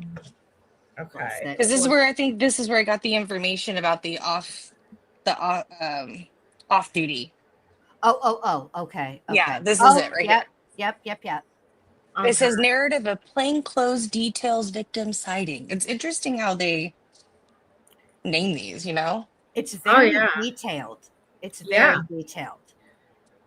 And I was just reading like stuff like this for another a whole other case. And let me just tell you, nothing like this is in that case. Nothing like not these details. You're not talking about Karen Reed, are you? God, no. Like we know because we didn't get reports for like, you know, months and years later with that one. Mm-hmm. No. So this is Jacob Chesdahl. Do you want me to read this one? Yeah. Go ahead. Okay. Okay, so on November 12th, 2022, at about 2100 hours, I began an overtime shift. So this was the night before. This is going to be the Banfield incident, guys. So I began an overtime shift for a plainclothes detail on the University of Idaho campus and related areas. This patrol was for minors in possession or consumption of alcohol, along with other alcohol or drug offenses. During this patrol, I and the other officer with me, Officer Rosendale. Wait, is that right? Yeah, only had our body worn cameras. We were operating out of the Moscow PD Ford Fusion, which I drove throughout the entire detail. This particular department vehicle did not have a dash cam or any other recording device. My street time conducting the plainclothes detail concluded at 3:52 a.m., guys. 3:52. So what? Concluded. Wow, man. Like, so Moments he you were waited still for them to driving in the leave. area. Yes, he was in the area and he waited. Yep. And too bad they don't have dash cams, you I know? know. I Mhm. know. So And they only usually body only worn. turn on their body cam when there's a reason. When Yes. they're Somewhere like approaching that. Yeah. somebody, yeah. Right. Mhm. So during this detail, Officer Rosendahl and I made several patrols through the area of King Street and Queen Road. During each patrol of the area, we traveled on the north side of 500 Queen Road, heading east. We wrapped around the building, heading south on the east side, then west on the south side of the complex. We then traveled north on the west side, turned west on the Queen Road, and proceeded to King Street. During one of the patrols in this area, while approaching the southwest corner of 500 Queen Road, I recall seeing a darker colored vehicle with taillights on. This vehicle was parked facing south, on the south side of the parking lot towards the west end. There was a short section of the parking lot which extended to the west of 500 Queen Road, south of 11. So this is the parking lot that's right behind the King Road house, guys, the apartment parking lot, okay? Okay. So that's what they're saying. So, which was where the vehicle was. Each time we patrolled this area, I drove the same route. During the final patrol, which is to the best of my recollection, was between 2 a.m. and 3 a.m. on November 13th. As we traveled north on the west side of the apartment complex, I saw several individuals approaching the residence at 1122 King Street. During this detail, I was looking for alcoholic beverages, open alcoholic containers, and individuals who appeared to be intoxicated. I observed the individuals as I drove past, but I did not see any reason to contact them for our related patrol. I recall my view of the individuals being obstructed by vehicles and brush on the east side of the parking lot for King Street, the corner of the lot. So as I returned onto Queen Road and traveled west, I continued to view the individuals. From my recollection, there were at least two individuals, possibly three. I recall one of the individuals having blonde hair. I do not recall exactly how many individuals were there, what they were wearing, or any other details, as I quickly looked for beverages in their hands and whether they were staggering from intoxication. Since we made several patrols through the area, I cannot say with 100% confidence I saw the vehicle on the same pass as I saw the individuals. Upon review of my radio history, I contacted three individuals at Blink Taylor Avenue, which is Banfield, at about 2:55 a.m. To the best of my recollection, this was after exiting King Street, after seeing the individuals at King Street. We cleared this in contact at 3:32 a.m. So this is Jacob Tesdahl, and I'm assuming maybe he saw them. He didn't see the dog, but what if they were letting Murphy out at that time from that last report? You know? Yeah. Yeah. Because after seeing the individuals at 11:22. Mm-hmm. Yeah. Because he said, yeah. So that kind of makes sense. It's just so surreal to finally, like to follow a case like this so closely and to have such a strict gag order, because that was so unusual to not have really any clear information. Mhm. Right. But then to be able to go back and each little piece that we followed. Yeah, as it was coming out, now we know Yes. all the things, the whole, or more. I shouldn't say we don't quite have the whole thing, but we Not the whole have thing, but a little lot of it. Yeah. At least we know what puzzle we're working on. Yeah. Before we just knew we were working on a puzzle. We had no idea what the end picture should look like. And I did lie to you guys. I read the 11th one. I'm sorry. I just realized it. Shit. It has to be done after this one because I don't think I finished it. It's a voicemail and phone call from Yeah. Showalter. We Yeah, forgive this- you. Yeah, You put hoodie all of hoodie this guy. together. Like, how could we be mad? Like you put all this together. How dare you read it while She's you're putting it together? You Yeah. monster. That's usually the case, though. It's usually me who I'm like, my eyes are closed, and she's like, all right, I peeked, but I had to. And she'll give me the rundown of what I need to know. I don't think he went back to get the sheath. That's just me, Navi. I know a lot of people do, and that I respect their opinions. I just think he went back because he saw Dylan. Dylan saw him. He fully anticipated 911 had already been called. Mhm. Curiosity got the best of him. I think so. I Yeah. think that's exactly what it was. And I think he honestly went by there, and I think he was surprised at the lack of police presence. See, I Yep. think he wanted to. That's what I think. I think he was like, wait, what? Yep. No vandal alert, nothing on the Mhm. news, nothing on the written, nothing. And curiosity just took over. Yep. Part of me wonders if he realized he actually left the sheath or not. That's what I was just about to say too. I don't know, in the hustle and bustle, and he got rid of everything so quickly. If he would have even realized at that point he had been missing the sheath. I think he did when he started to get rid of things. I think when he started to get rid of things and realized, holy shit snaps, Maybe. the sheath is not accounted for. I do think he realized it. I do think he realized it, and I do think that that's one of the reasons why during impact statements, the prosecutor brought it up as well. The sheath kept getting brought up. Well, because that's like his DNA's on it. Yeah. Yeah, but it got brought up in a way like, that is how we caught you. That was your mistake. You think you're the smartest person in every room all the time, and look what you did. You're not a genius. You know what I mean? It was almost in that tone. That's how it came across to me. Who knows how they really meant it. And yeah, King Scarlet, maybe it was a combination of both. Maybe. Yeah. Okay. So this one is from the 14th at 22:42 hours. Dispatch advised that they were forwarding a call to my cell phone. My phone briefly started ringing, but then it suddenly stopped. For some reason, the call was forwarded to voicemail before I could answer. When the voicemail came through to my phone, I learned it was from Jack Showalter. Right? It's Jack Showalter, Shay? Yeah. Okay. The voicemail said, "Hey, how's it going?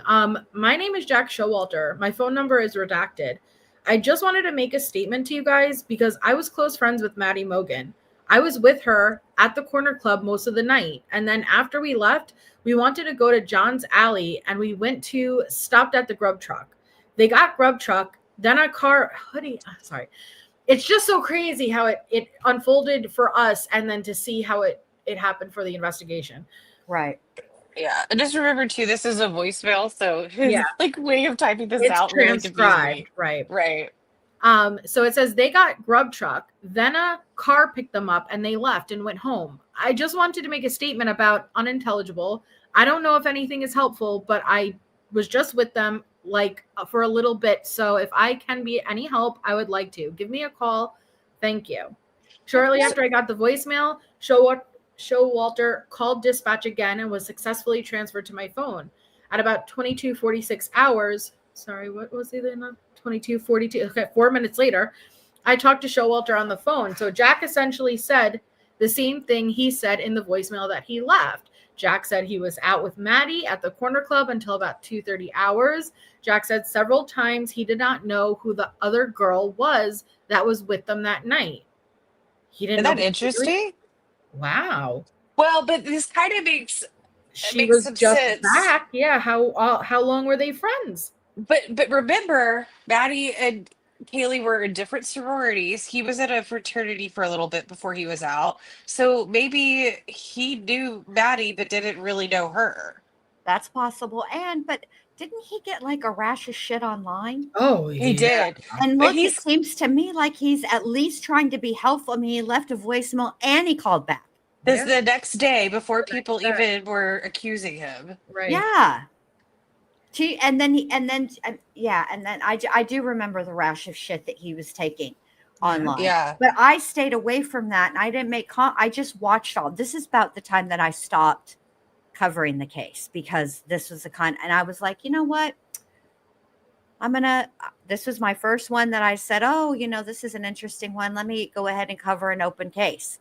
And then I was like, nope, I'm going back to the wait and see approach. Right. And I would pop in and talk to Melissa about it and stuff, but and Allie, and criminality, but that's it Yeah. because of this. Angel. And thank you so much, Grish. I agree with y'all about the sheath. I think he didn't expect more than Maddie in that room. I think he climbed up to the balcony from that couch that was outside. What do y'all think? I don't. I think he went in from the back sliding door and he exited through the back sliding door.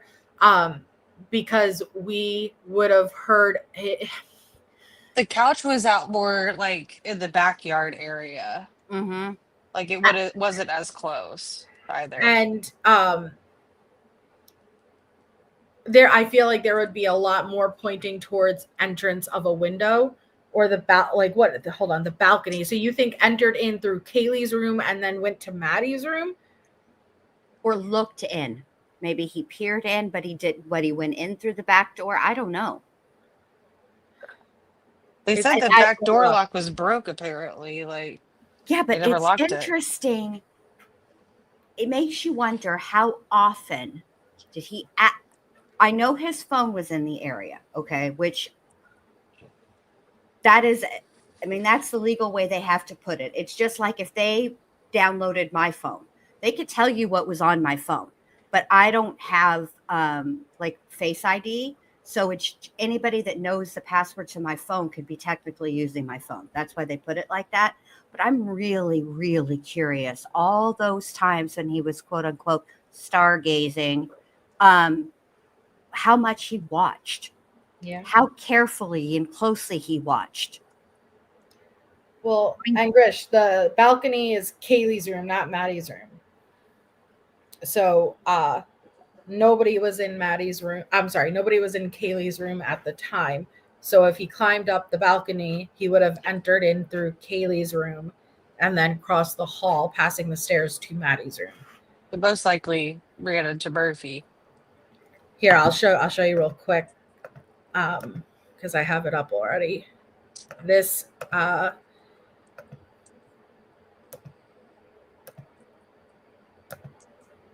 okay, so going upstairs, this is from the 3rd floor. This is Maddie's room. This is Kaylee's room, or was Kaylee's room. Kaylee's room is the one with the slider here. Maddie's room, I remember she just has that is here. Yeah. Yeah. And this is where her that boots little were. single window, yeah, with the M. Yeah. And her desk. Yep. And so Kaylee was What terrible here closet and space that Maddie. place has. Very small, yeah. I couldn't do it. That's not even enough for my summer clothes. So the dog apparently, Grish, now that we have a better understanding, we know the dog was in Kaylee's room when police got there, but apparently Murphy was outside and eventually entered in through the sliding glass door that was left open after Bryan had left. Or Yeah. Or could Murphy have pushed the door open? If it didn't lock, dogs are smart. You know what? Depends, Like if it was depends on the slightly open. handle. Depends on the handle too. Like if it's a lever handle, that We they got can. pictures. What do we think? I think if anything, it may have been. Now I'm more likely to believe Bryan just did not want to take the time to turn around and shut it and touch it more than he had to. He's Maybe trying to avoid leaving fingerprints. That's Yeah. probably Or not true. fingerprints, but I mean, he had protective gear on, but leaving any traces of anything, Right. And yes, Grish. I think what I'm saying is, what if Bryan did leave it some open enough? Maybe he, For Murphy to push for his Murphy to snout be in. able to push it open more. Yeah, that's possible. That's possible. If the Yeah. poor Murphy. Yeah. See, it's who I'd like to interview. I know everybody's excited for some other people, but I would, if it was possible. I have questions for Murphy. I have questions for Dieter, and I have questions for NK's dog that I can't remember what his name is, but I would like to interview the animals because they're not fixing to lie. No. They'll tell it all. And I mean, I remember when they came and were looking at the Watts home, and Dieter was in the basement barking his little head off, like, I'll tell it all. Just come down here. I know all the things. Yep.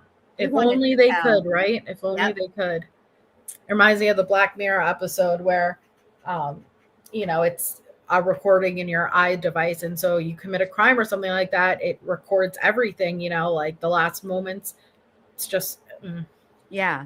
I do think Murphy would, they know, and they're traumatized too. Yeah. Yes. And I'd like to ask Jennifer Soto's dog some questions as well. Mm-hmm. Now, I'm telling y'all right now, if something ever happened to me, Alice would rap. Like Alice and Mac, Mac wouldn't, but Alice would. Alice would be like, let me tell you what they did to my mama. Let me tell you. Oh, you know what? That's interesting, California Amy, with the flashing she saw under her door be a flash on a phone taking pictures, but it was synonymous with a loud fire cracking noise. But that is interesting. Yes, I thought could he have turned on his a flashlight? Could he have used a flashlight? Could the noise she heard been hint? You know how you can buy those flashlights that pop that you push the end of and they turn on, but they're not like expensive ones that are just little cheapy quickie ones, right? But they don't work, so you hit them. I wonder, maybe is that what But it woke her up. Go ahead, Shay. We still don't know what time that was, and we haven't gotten to that part, so we'll see. Yeah, when it said it woke her up, that's why it's so interesting to me, because and this was a party house, and she didn't apparently hear any of the other noises, but heard this. So that's interesting to me. That's why it makes sense it would be outside, like near her window, Yeah. Huh. Okay. So it says at about 22:46 hours. Oh, I'm sorry. Okay. So Jack had said that he did not know who the other girl was that was with them at that night, which would be Kaylee. Jack described the girls getting into a silver sedan after they got food at the Grub Truck. I confirmed Jack's date of birth, name, address, phone number. I also confirmed with Jack that he drove to his parents' house in Boise. I asked Jack how long he planned to be at his parents' house, and he said he was skipping the next week of classes and would remain in Boise until after Thanksgiving break. So Jack said he was willing to talk to a detective about his involvement with this case. Jack said he does not have a roommate at his Queen Road apartment and that he lives alone. I recorded our conversation with my dash camera and BWC. The videos were uploaded to the WatchGuard server. I attached the audio of the voicemail through Spillman. That's interesting because that would make me want to know. And he got a lot of shit. Lot of shit. Yeah, he did. Kimberly, wasn't Thank you. Murphy was a golden doodle or a labradoodle? Golden Doodle. I thought Golden you. Doodle. Yeah, Golden Doodle. Yeah, you're Golden right. Doodle. He could have moved that sliding glass door. I had a chocolate lab. Nestor could open all manner of things. He was a crafty man. Thank you so much, Shazzy, though. Miss you guys. What will you be covering next? Have a lovely weekend. It's Friday here. Well, hello from the future. This will be taking up the next couple of weeks for me. That doesn't mean I won't do anything else, but like this will definitely be taking my focus because there's over 300 documents that were released in this, and this is just Moscow PD. And so we know that things are going to be coming unsealed motions and orders, and so this is going to be majority of my content for now. But it's nice seeing you. So we have this next one, which is short. This one's for me, right? Yes, but it's interesting. Go ahead. All right. On 11/14/2022, I responded to the area of King Road and Queen Road. I photographed and looked in the 3 dumpsters in the area outside blank King Road, 1122 King Road, and blank King Road. All 3 dumpsters were located on the street. I saw nothing of evidentiary value in the dumpsters. I photographed them and cleared the area. ISP later pulled the trash pursuant to this investigation. Some blood was located on the 2nd floor at blank Taylor Avenue. Blank Taylor Avenue is commonly referred to as the Whites and is a known party location. The blood was isolated to one area with no trail to either area. I photographed the blood and notified on-scene investigators. Officer House and I walked various areas around the crime scene looking for evidence. Officer House and I found nothing of evidentiary value.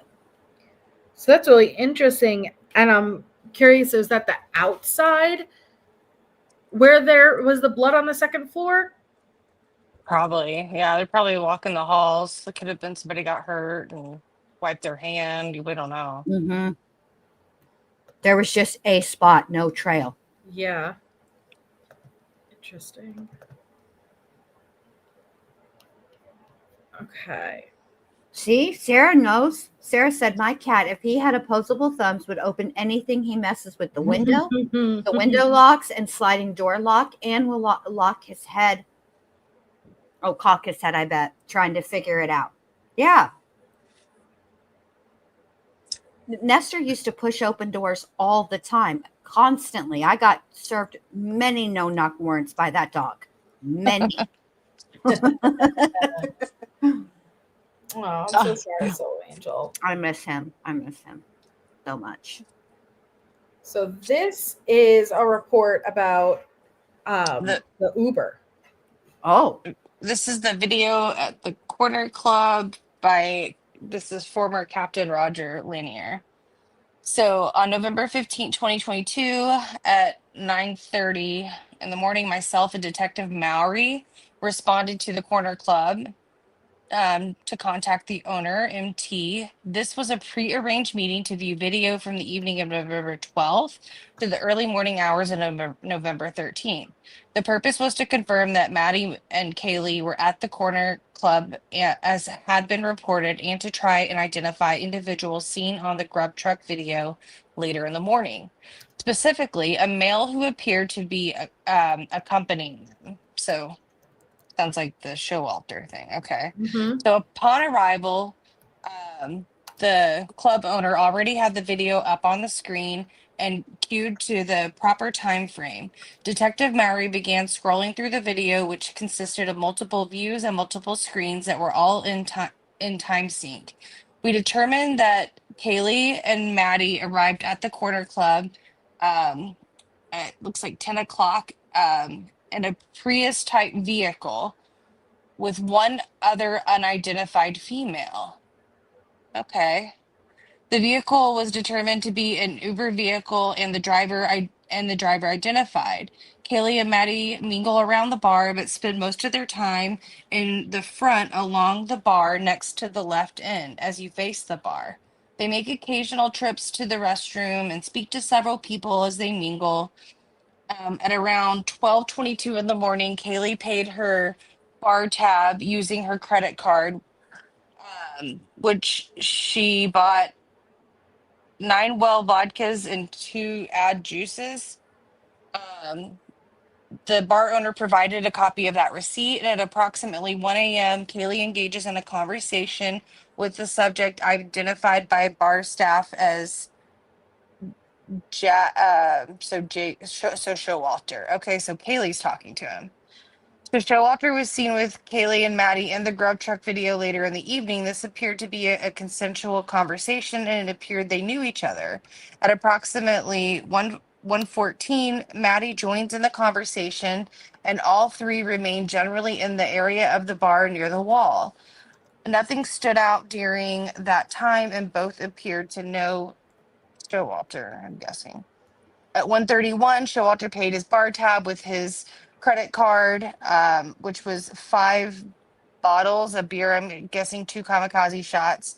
And after paying, he walked to the back of the bar, went into the restroom, and came back out. He retrieved his coat and came back to an area near the exit where Kaylee and Maddie were waiting. Showalter waited in the background while the girls finished conversing with others. Then they all exited the building at 1:37 a.m. The parking lot camera shows them walking away together across, then out of the parking lot in a westerly direction.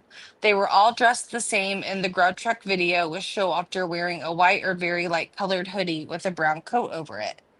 While reviewing the video, we also recognize JD, who was reported to be, Jack, Kaylee's ex-boyfriend. We did not track his movements in the video, but he appeared to spend most of his time at the opposite end of the business, seated with several other males. At one point, there appeared to be a brief interaction with Kaylee that looked cordial and in passing. So Jack left at 1:51 with the other 2 females. Or sorry, not 2 females, males. Excuse me, guys. Also noticed in the video was a subject seen in the Grub Truck video. I recognized him because of his unique sweater and long hair and beard.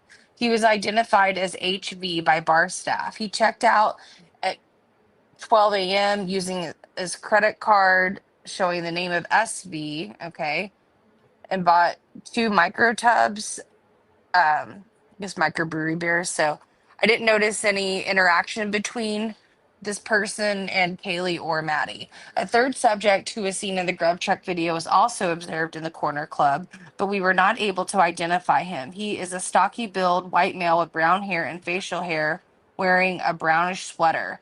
I did not observe any interaction between him and Kaylee or Maddie. Because the video file was extremely large, Detective Mowry was unable to copy it to an external storage device. We left the business, and Detective Mowry is working on obtaining a usable copy of the video for a closer review. I've attached the bar receipts provided by the bar owner, signed Roger Lanier. You know what? It is just so crazy that they happen to be live streaming that Grub Truck. You know what I mean? Yeah. It's very interesting. How fortunate. It's interesting how fates align. You know what I mean? Yeah. Mm-hmm. On all of the nights, and they do it all when they're out there. They do. I mean, they're always live streaming. That's their thing. You know, that's Yeah. and it gave a timeline too. You know, it Yeah. helped. It helped. It helped a lot. Mm-hmm. I'll warn you that there's some stuff in this one. Okay. Oh. I You figured. can kind of see it at the bottom already. Oh, I see. So I'm gonna go down the road one more time, and then I'm gonna stop it for tonight because I have homework in the morning. But Oh, that's right. You're not in the future. We're not to Friday yet. it's almost still midnight. Yeah. Oh my God, I forgot that you're an hour ahead too. Yeah. But it's like it's kind of like it gives me anxiety thinking about not getting through all these because like you wait for years to understand, you know, and like it Mhm. really has sat on my mind. Like, and so it's hard to even stop because you just want to know. But at the same time, I don't want anyone to tell me. I only want to know going through the reports. You know what I mean? Me too. Yeah. I feel the same way. And I think I can especially appreciate this because looking through these reports and remembering what we were learning, and I use that in air quotes, about the investigation and things like were starting to unfold and stuff. And then you read these reports and they're very detailed and they make sense. Yeah. Conversely, I'm working on a project currently where I am reading reports that make no sense. So there's that. Don't answer It's any amazing how they questions. differ, you know, Mhm. like even like the case files and stuff like that with Tisha's, they were very organized and very for the most part, you know, like and detailed. And then there are other ones that it's like, this is nuts. Like this is horrible. Like it doesn't make any sense. They're not organized, no itemized, nothing.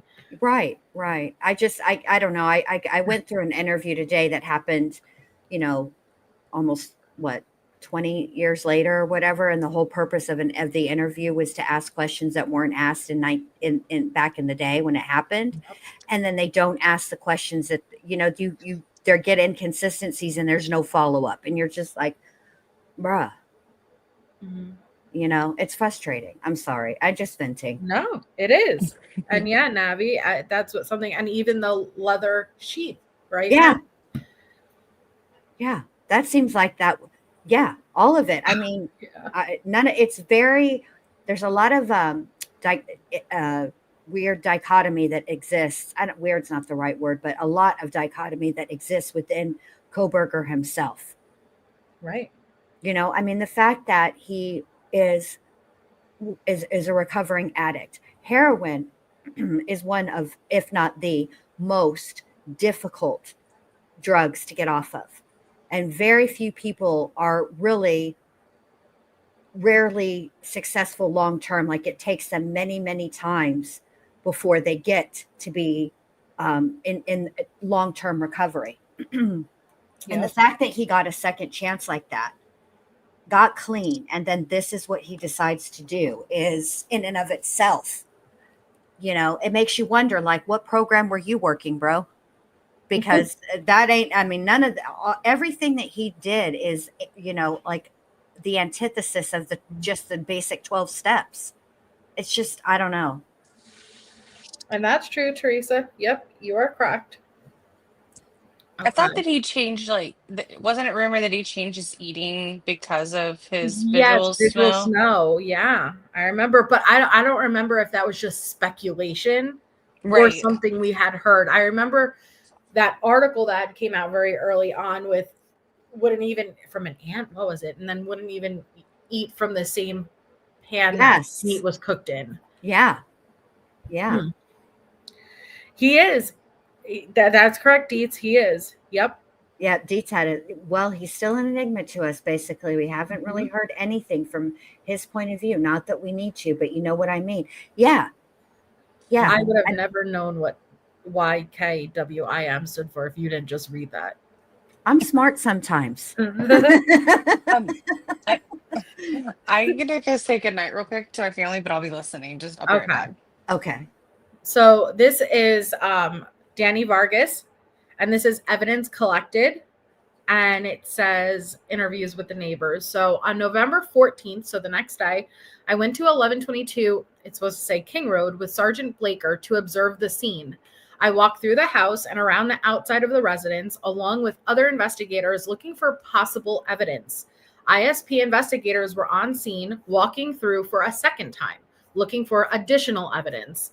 I walked around the south side of 1122, up the hill, and along the fence line for Walenta.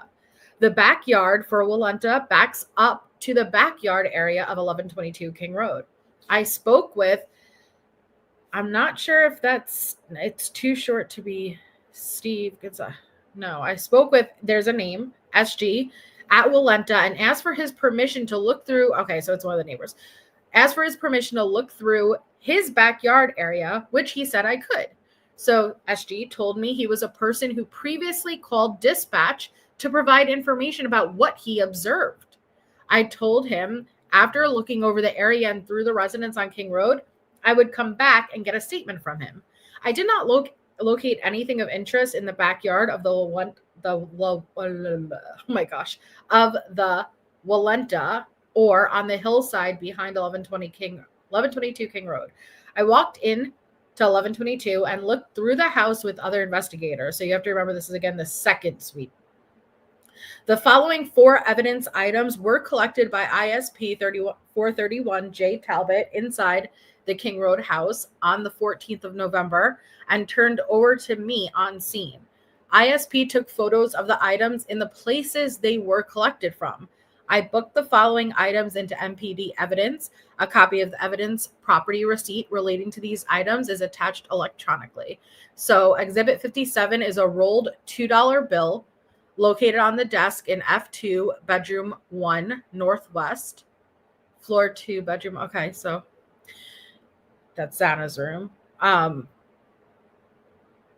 Exit 58 was blue powder, suspected drugs, located on the desk in F2, bedroom 1, northwest. Oh, this is gonna go crazy, isn't it? Exhibit 59, blood sample, west wall, F2, living room. See, so living room.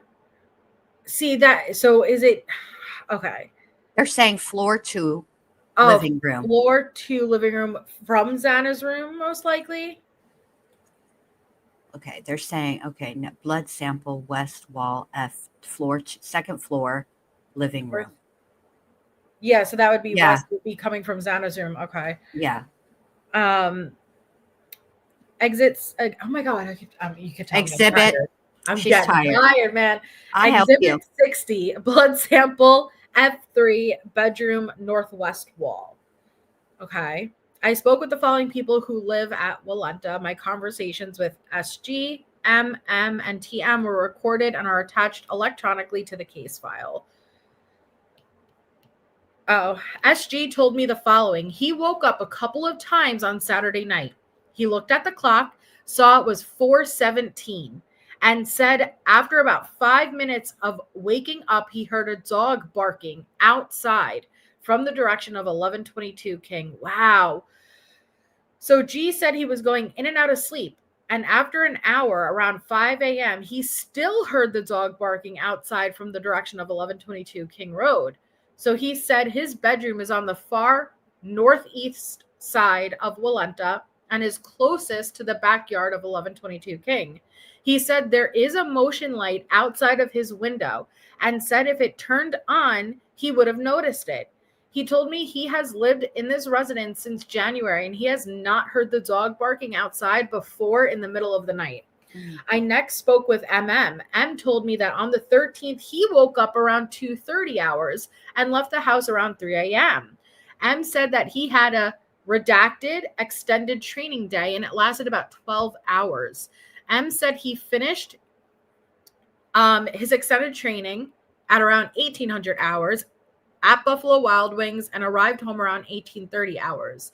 M said he was with approximately 20 members and he did not notice anyone who should have been there that was not there. M did not remember hearing anything in particular when he woke up or left around 2:30 or 300 hours. M did not hear the dog barking. I next spoke with TM. T told me he did not hear a dog barking at any point. T said he had been out at the bars the evening of the 12th and got home around 2:30 hours. T said he sleeps with earplugs in. T said his sister M mentioned she saw Madison Mogen at some point at the corner club. T provided me with his sister's phone number. Wow. Interesting. Very. And you know that there's going to be hell to pay. Yeah. People are going to go crazy with, For again, what? I don't think it's crazy that there's some kind, but people are going to be like, Oh, because of the Yeah. samples. so rolled yeah. bill and blue powder, which most likely was an oxy of some, that's what I'm guessing because there's not a lot of blue powder drugs. It's most likely a crushed pill. Yeah. Of some sort. Yeah. Diazepam can be blue too. Yes, that's possible. Even though, do people snort diazepam like that? Well, yeah, people snort all kinds of stuff. But typically it's not, it depends on, back in the day when the DEA took over those controlled substances, they made the compound in a way that it wouldn't break. through the mucosal membranes. And so it's really a big fat waste of time. Just swallow it.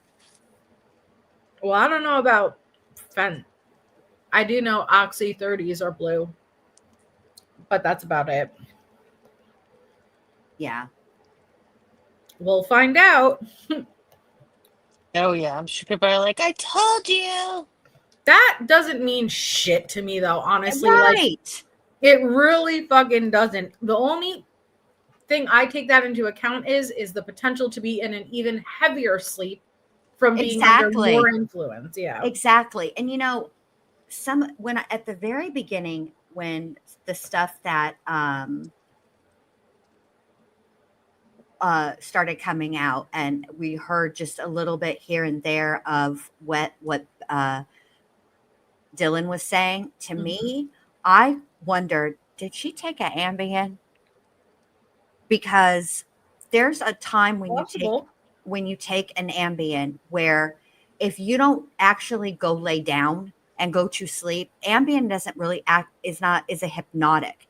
So there's that part, if you push past the sleepiness and you don't, or if you, it doesn't really make you drowsy, but whatever. And my point is, you appear to be awake, but you are not awake. You are not aware of what it is that you're doing. So, and you don't have a clear memory. You can remember, it's like it comes in flashes. You know, so as I was on Ambien for a long, long time. And one time I took it, I went to bed. And when I woke up the next morning, me and the cat were covered in gummy bears. And I'm going to leave it there. I've heard some crazy stories about Ambien. Yeah. Roseanne said her tweet came from Ambien. Being on what? Her tweet. Remember when she? Oh yeah. Oh yeah. Oh yeah. Tweet? I said I made racial slurs because Ambien. Yeah. In fact, they Hunter Biden just said that the whole time during the debate, Joe Biden was not on just Ambien; he was on Ambien CR. So there you go. And I don't have a good experience with Ambien. I last remember trying to take it when I was in Tyler, like Texas. Oh and God. I could not cross the cattle guards. Like I went into a whole different dimension. Like I was like crawling across them because we were at like a, like a land party or whatever you want to call it, Mm-hmm. And they had cattle guards. You had to cross them to get to the party where like the bonfire was. And I could not cross them. I was having like a mental thing and I was so fucked up. I was like, just leave me in the car. Like cannot cross that thing. It's a cattle guard fence. So it's like it's in the ground and it has rollers on it, like metal. So if a cow goes to get on it, they're gonna slip. They can't get past it. And it's like part of the normal gate that you would put in place. So they have like a cattle guard that's like an extra protection.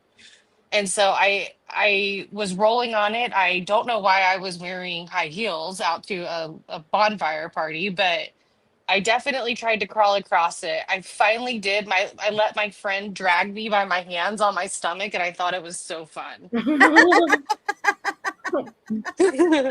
And I tried to steal somebody's chihuahua that night. Oh my. But not in a bad way. It's funny. I was like, I'm gonna take this dog. And I like kept that dog with me everywhere. It was my like little, I don't know. It was my Your little sidekick. friend that night, huh?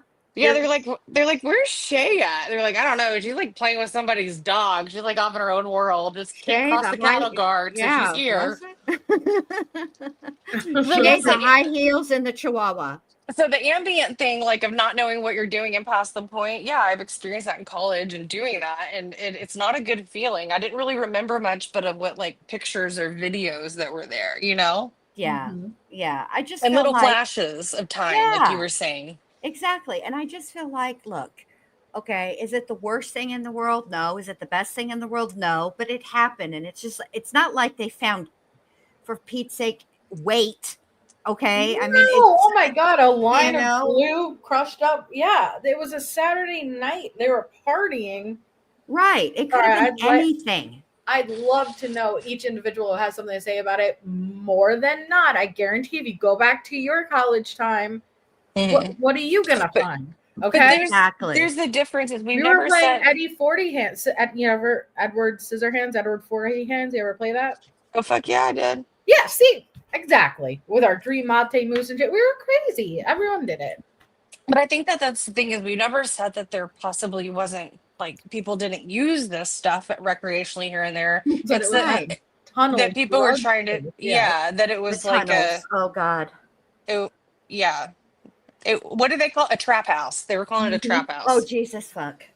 Yeah, it went wild in I the remember that tunnels. now. I remember that now. And I was thinking to myself, what? Yeah, because somebody like there's a tradition, where you throw your shoes up on the telephone wire, and then like people started saying, "Oh, yeah, but that's also a sign to say that somebody in this neighborhood deals." It's like, or you're just stupid and you throw up your shoes because it's kind of a fun thing. Right. There's that too. I mean, it does. I mean, there those shoes on a telephone wire mean a few different things. I'm sorry, Angel D. You need your Kimball weed. I got her. I got her.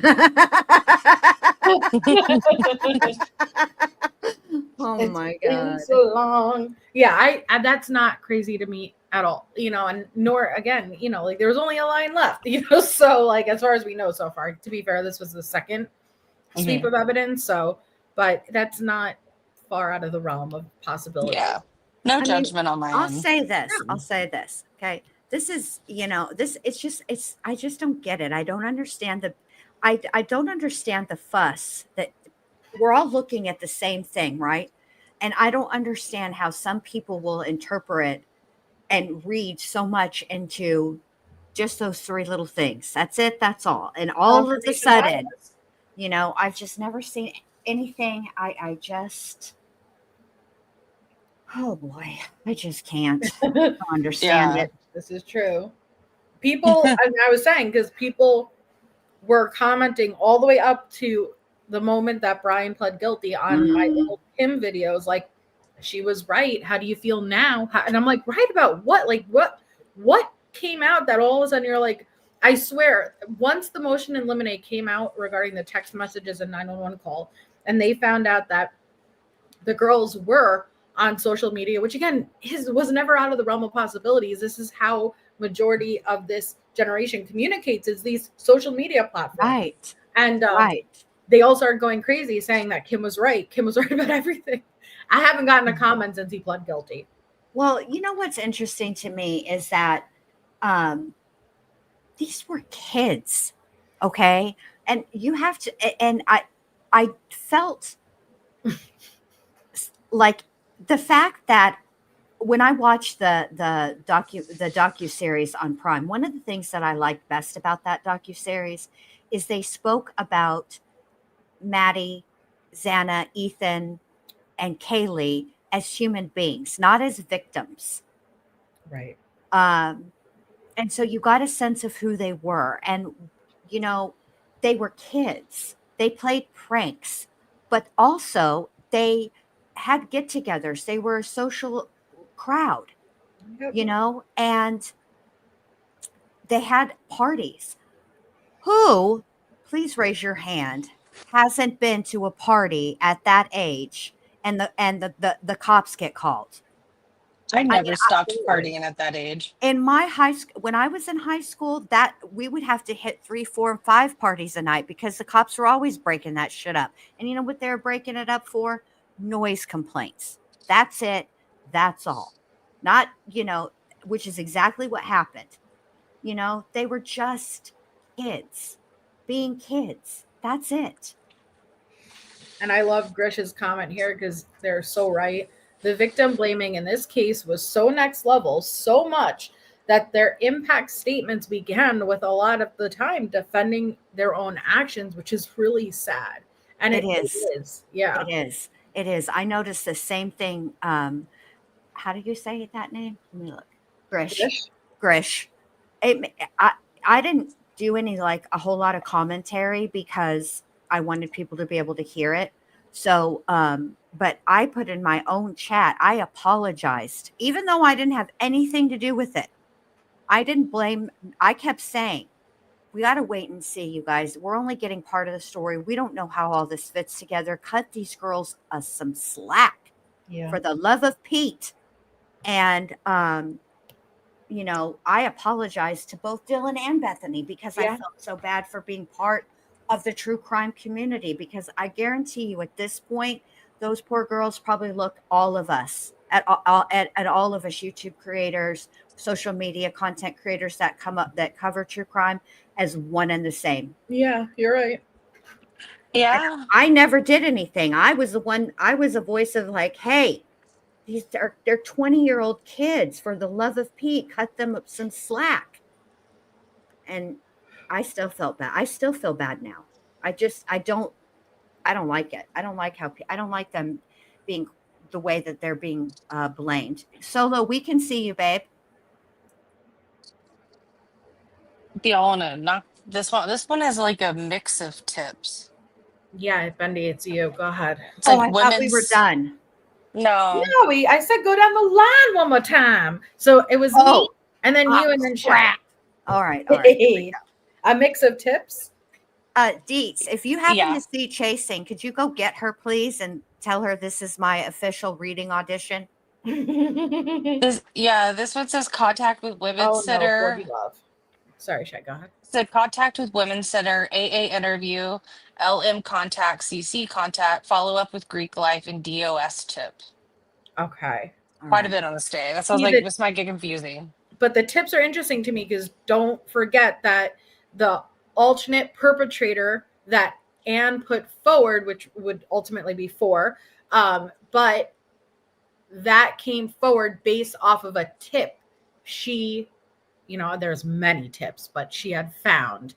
So it was a form of hearsay that she based the whole alternate perpetrator theory on. Yeah. All right. Are we ready? Sure. Okay, here we go.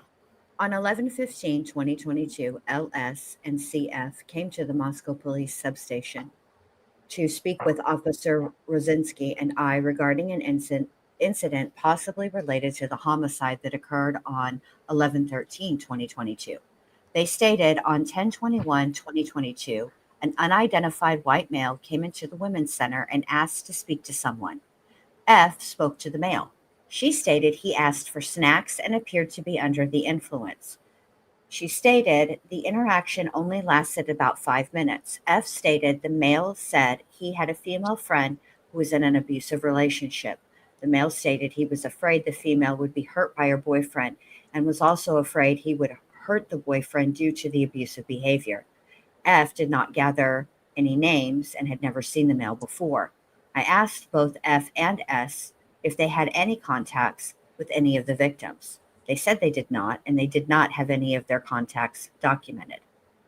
On 11/15/2022 at approximately 11:50, came into the substation to speak to me. I was told by Corporal Payne A went to Gritman on 11/13 to seek medical care for cuts on his hand. I asked A what happened to his hand. He stated on 11/12/2022 at around 2000 hours, what is that? 8 o'clock, right? He cut his hand attempting to cut chicken for a sandwich. A stated he was intoxicated. When he was trying to cut the meat, his pocket knife slipped and cut his hand. I asked when he went to the hospital. He read his wristband from the hospital, and he said he went in on 11/13/2022 at 1400 hours. You know what's crazy? And sorry to interrupt you, but like, as an innocent person, knowing that your question, like you most likely really did cut your fucking hand from like trying to cut a chicken cutlet up for your drunken hero. But like, I could imagine being questioned and like being so nervous because like, no, I know I have cut on my hands and I know it's from the exact day, but like, listen, I was cutting chicken cutlets. Like, I could imagine that being very stressful. Right. I need to know why he was using his pocket knife and not just one of the knives in the house, but that's neither here nor there. Neither here nor there. Doesn't seem very sanitary, AA. I don't think it would be uncommon for them to reach out with any like local kind of urgent cares or services to see if somebody came in with knife wounds or anything of the sort. Absolutely. That would be the first thing they would do. Mhm. One of the. So it's not unusual, but just can you imagine being in that predicament, being that person? Yeah. Just having Okay, knife wounds, period. Yeah. right? A told me he lived at the blank house. The laceration was on his right hand. He sent me a photograph of the injury and I attached it to the case. I asked A if he knew any of the victims. He stated he had seen Ethan 2 times at parties, but did not know any of the females. He said that the blank sister house was blank. He said it was a national standard, but he had friends from multiple sororities. A ran me through his weekend from Saturday morning. He stated he slept in Saturday morning, 11/12/2022, and woke up around 09:30. A said he went to the treehouse, which was a blank outhouse located at blank Taylor Ave. He said he spent the whole day there watching the game. He said he left the treehouse at around 1930 hours and went back to the blank blank Elm Street. He said he was drinking all night and finally went to bed on 11/13/2022 at around 0400. A said he was with his friends LM and CK all night. A provided me M phone number. Officer Rosinski talked to M later at the blank house. M said he and A were walking downstairs at the blank house when A missed a step and fell into a window. Oh M my said, God. yeah. Now that sounds like some shit I would do. I'm not even going to lie. M said at the time neither he or A saw any blood. M said A was cutting chicken and he saw the injury. According to M, A was extremely intoxicated and thought he cut his hand while cutting the chicken, but M believed he cut it on the glass. Huh. A said, too turned. A said he was willing to sign a consent form for medical records if we need them. A said he could not remember if he cut his hand on the window or with the knife. A said his friends told him to go to the hospital to make sure there was not glass in his hand. I went with A to the house. He showed me the window they found broken. I photographed the window and attached it to the case. On 11/16/2022, I responded to blank, blank, blankety blank at Main Street. A Uh, person of, do we know where are you owing about? Do I need to the take a moment? JS. Oh, okay. A person of interest, JS, lived at the blankety blank. I blank confirmed S lived at the unit alone.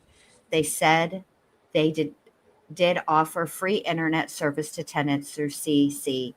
L said they could not see who used the service. I asked L if any of their tenants tried to get out of their leases recently. They said no. They said S started his lease on 7/18/2022. The employee remembered S because his father was adamant on getting him the apartment. I responded to CC to see if S utilized the internet service they provided. The employee gave me a paper with all tenants from Blank Queen Road that used it. S did not use the service.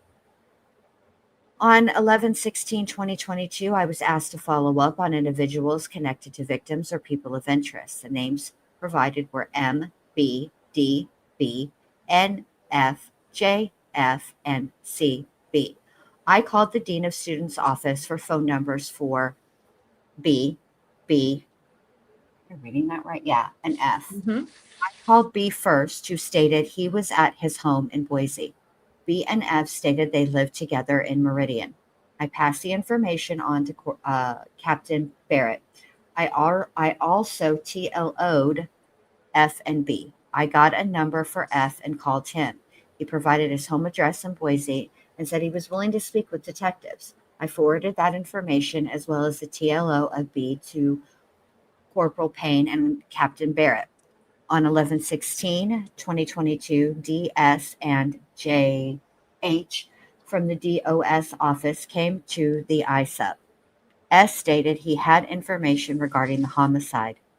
S first stated the DOS office had a debrief to check in on everyone. S said J.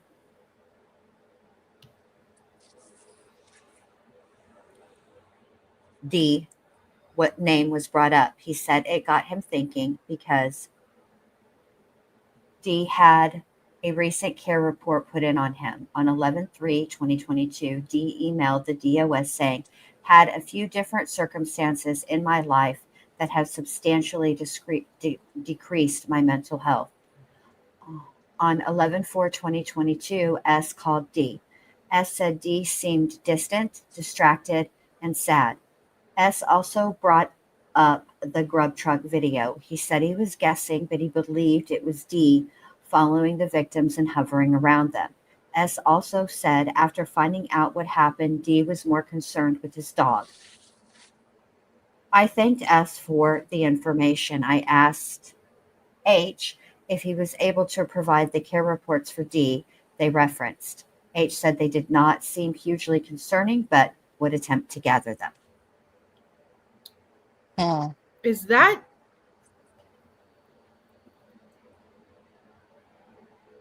I'm confused. There's a lot of redactions. It's kind of hard to put together. No, but it's another JS. A few different. I don't know.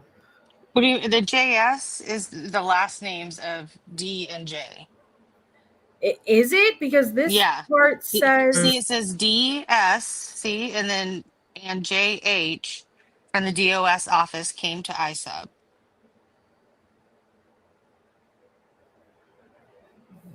Hold on, where'd it go?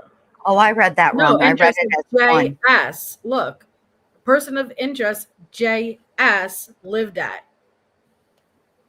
Yeah, that's one name, babe. JS. Yes, that's what I'm saying. So it's another JS, or is that Showalter?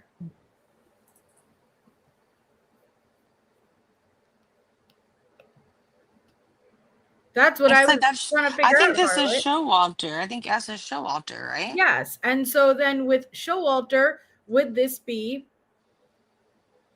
Decor? No, DS. Their name is DS. Oh. That's what I was trying to tell you. Like, go to the paragraph right above. Oh, because not a comma. Dude, I don't like these redactions. I don't like these redactions. I don't like the punctuations.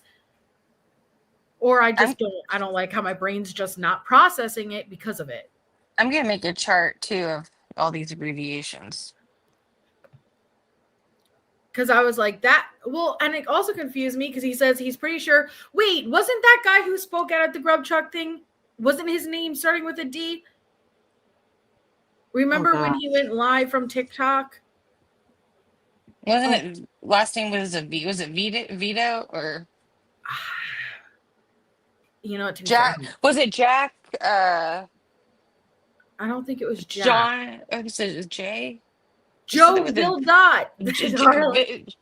Joe Bill Dot. Thank you, Harlot. Thank you, Harlot. I don't know who DS is. Well, that's what made me curious because it was like D had emailed the DOS saying, had a few different circumstances in my life that have substantially decreased my mental health 10 days before the murders. And it said that D seemed distant, distracted.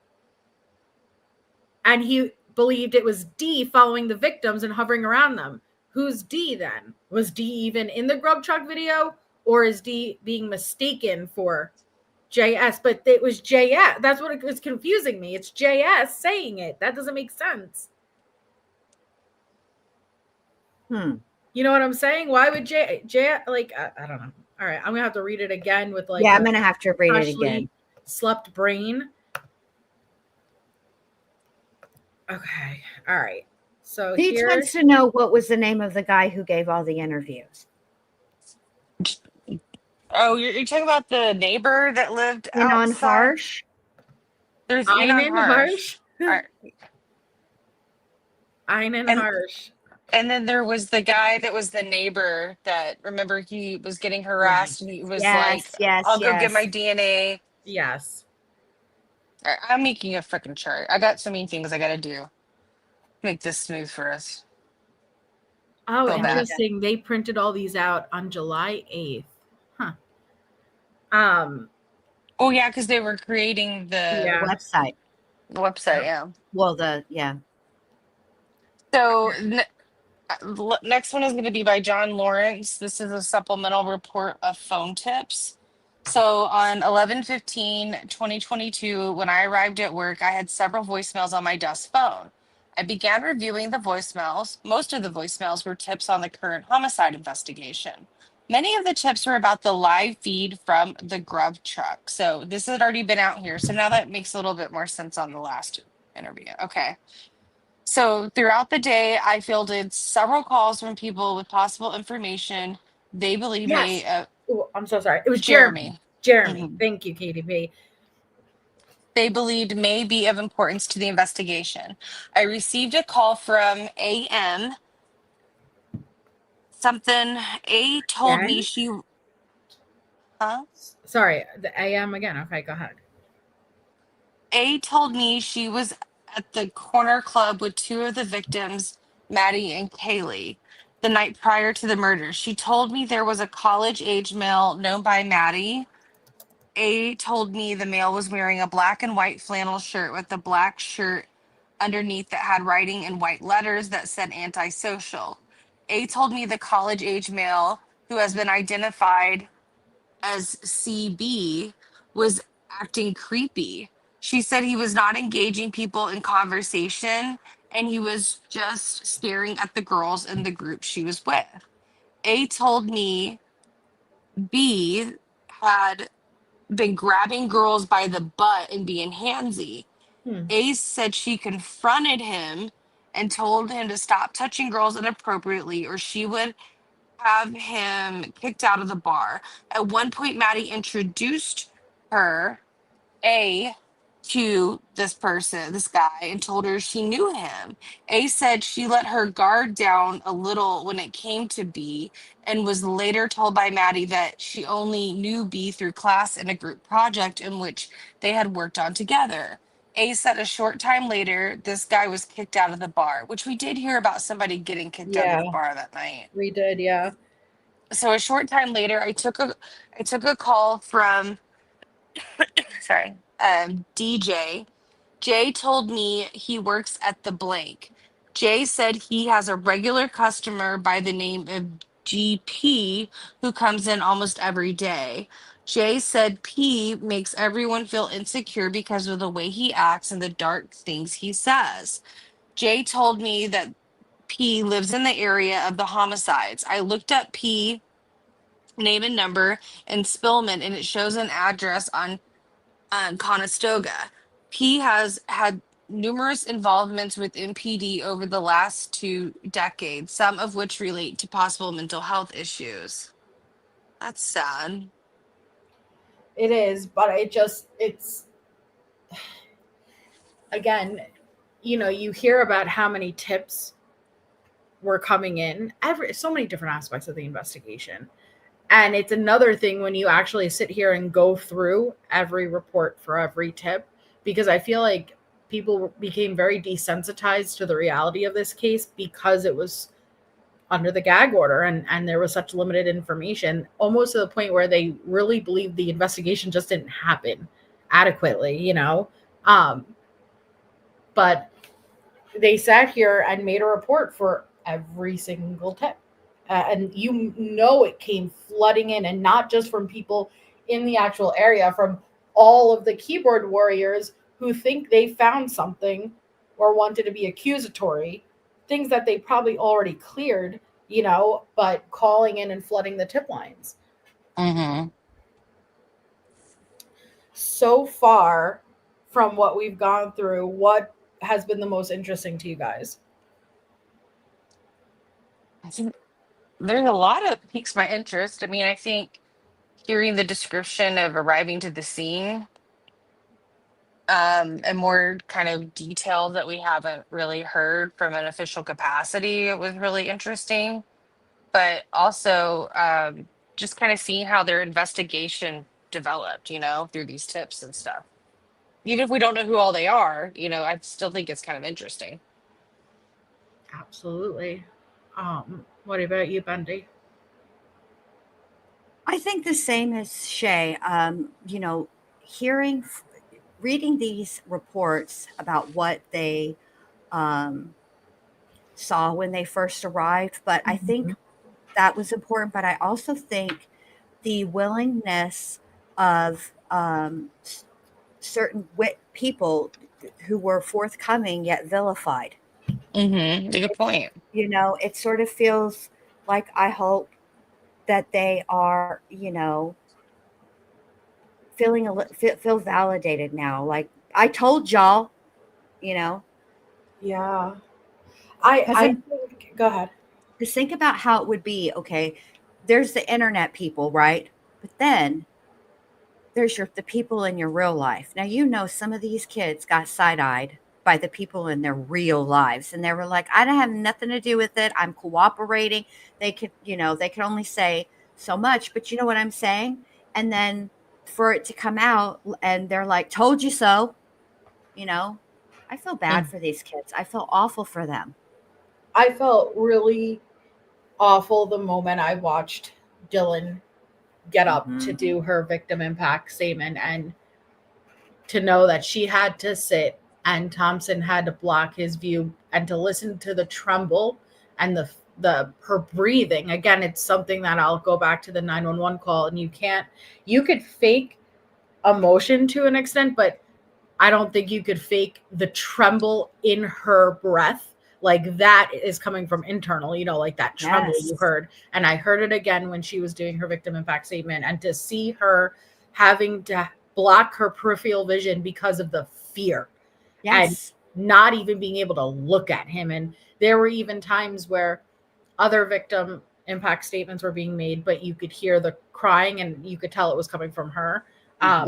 It really just, again, you become desensitized, which to an extent sometimes you do as a creator, because you cover it so much, you have to almost, you know. But a huge desensitization has happened with this case, and people just villainize these kids, you know. I don't know, they don't like when you say kids, but they're kids, you know. And to see that, which it shouldn't have to take seeing that, but it was very real, and it was very, and seeing her speak for the first time. The fact that she, I think for her, it sounded like part of her therapy. It was a little cathartic in a way for her to be in the same room with him now and speak what she needed to speak. And yet at this, you know, her and Bethany both broke my heart. The whole situation did. But when she went to calm herself, she wasn't faking that. No. Come on. No. Come on. We know what it looks like when people have faked it. Letitia, we're looking at you. Yeah. Sarah Boone, looking at you. It was real, and it was Lori. Mm-hmm. Lori Vallow. It's a family tragedy. Yeah, that you caused, ho. Yep. Those are fakers. That's what happens when somebody who actually doesn't feel that emotion is trying to make themselves feel that emotion. Right. Not what she went through. When she said that it's been over, but her brain has not been able to I'm paraphrasing, but her brain has not been able to process that essentially the threat is gone. Mm-hmm. Like, she has not been able to calm down that feeling of, well, he's arrested, they caught him, he's locked up, she's safe, it's over. Her brain has not been able to get to that point. She is still in that heightened state of panic and fear. And that really, it just made me look at it. It's just heartbreaking. It really is. Yeah. And just when she, you know, then, you know, she's starting to work through it and process. And then all of the sudden, parts of, you know, then the PCA comes out.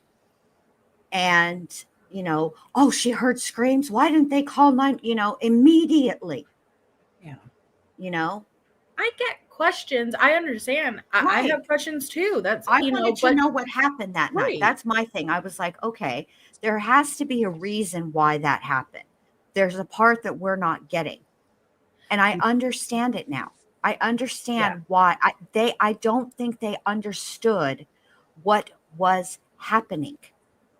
They didn't know when they were hearing what they were hearing. They didn't know what that was.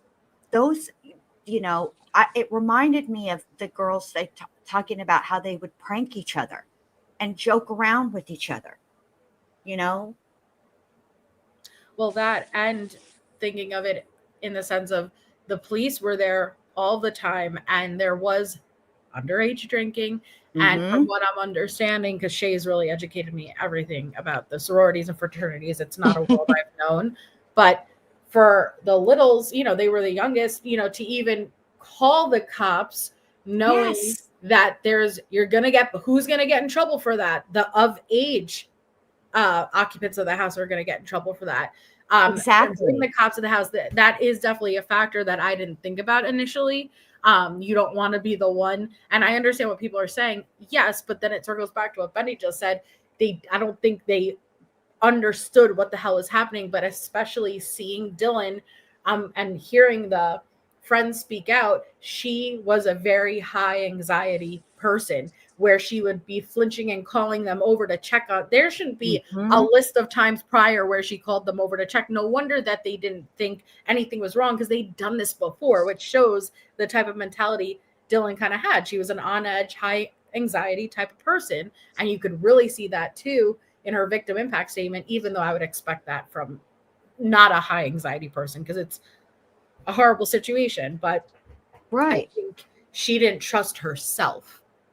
Exactly. And this is a good point right here by Angel D. When the Gonzalez family stood up for Dylan and Bethany, I thought, well, if the Gonzalez family, whose daughter was left for hours, Yeah. can stand up for these girls, who am I to judge? And he did. And I remember him saying that one of the girls was hyperventilating, Yeah. you know? We heard about the hyperventilating from very early on because it Mhm. was like, oh, okay, well, and then passing out. Did one of the Yes. roommates pass out after there was a whole bunch, but that was a great point, Angel D, because if the parents, the families are taking them in and they don't Right. have an issue, we shouldn't really be sitting here. Because at the same time, it led to him returning back to that crime scene and doing searches, which I can't wait to get to that part, when he should not have known prior knowledge. She did, Angel D. She Yep, she did. did. Um, Yep, she did. but all right, so we'll do part two. It's gonna take a while to get through all of them.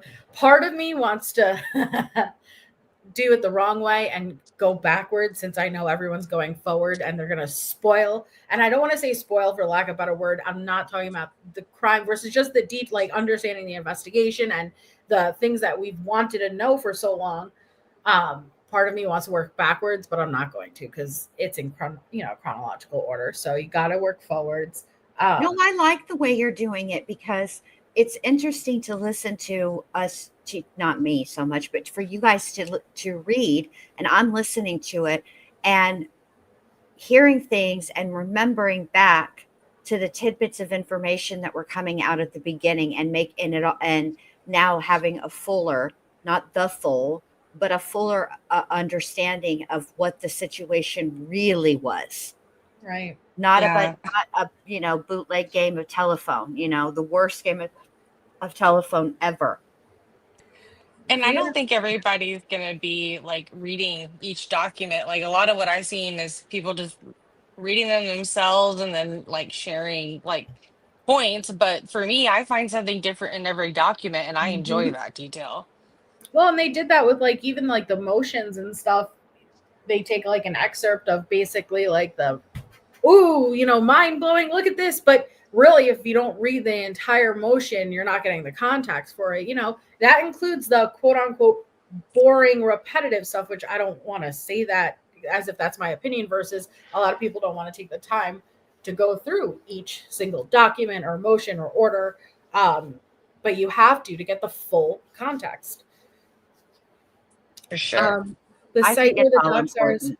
probably. I'll drop the link for you guys. For anybody who wants to go through it, this is on Moscow. I'm not taking it from there though. Shay again made a Google Drive with everything, They so I'm can, using the they, Google Drive. you can share the Google Drive link. Oh, okay. Hold on. It's open. That's why I said like I need to give you a certain edit access because I have it open for viewership. Okay, hold on. Well, that's linked to the PD site. And then do I just copy the link of this Google Drive? Yeah. So, okay. Yeah, you just copy the link and you can share it. But I went and checked before we did the live, and the Moscow site hasn't been updated since yesterday. We have everything there. Basically, people were trying to do it on their phones, but it's a zip file, so you really need to get on a laptop and do it. And that's what I did, and it didn't crash for me. And then I just like made the folders and everything for everyone. And I gotta say this too. Deet's right. Like I wouldn't be able to do this myself because I can't remember everybody's names. And so when we see the I understand I can read the documents and I know what they're talking about, but I can't and who they're talking about, but I don't remember their names. So if I were to be the one reading through this, I would not be able to fill in the gaps of the names of the people that I don't know if I wasn't doing it with you guys. So I like the way you're doing it. You should be proud of yourselves, both of you, really. You should. Oh, thank you. Thank You're you welcome. for joining. But yeah, no, it definitely helps to be able. To be fair, those redactions they make it hard, and there's a lot of repeat initials and repeat names too in this case, so it makes it even more difficult.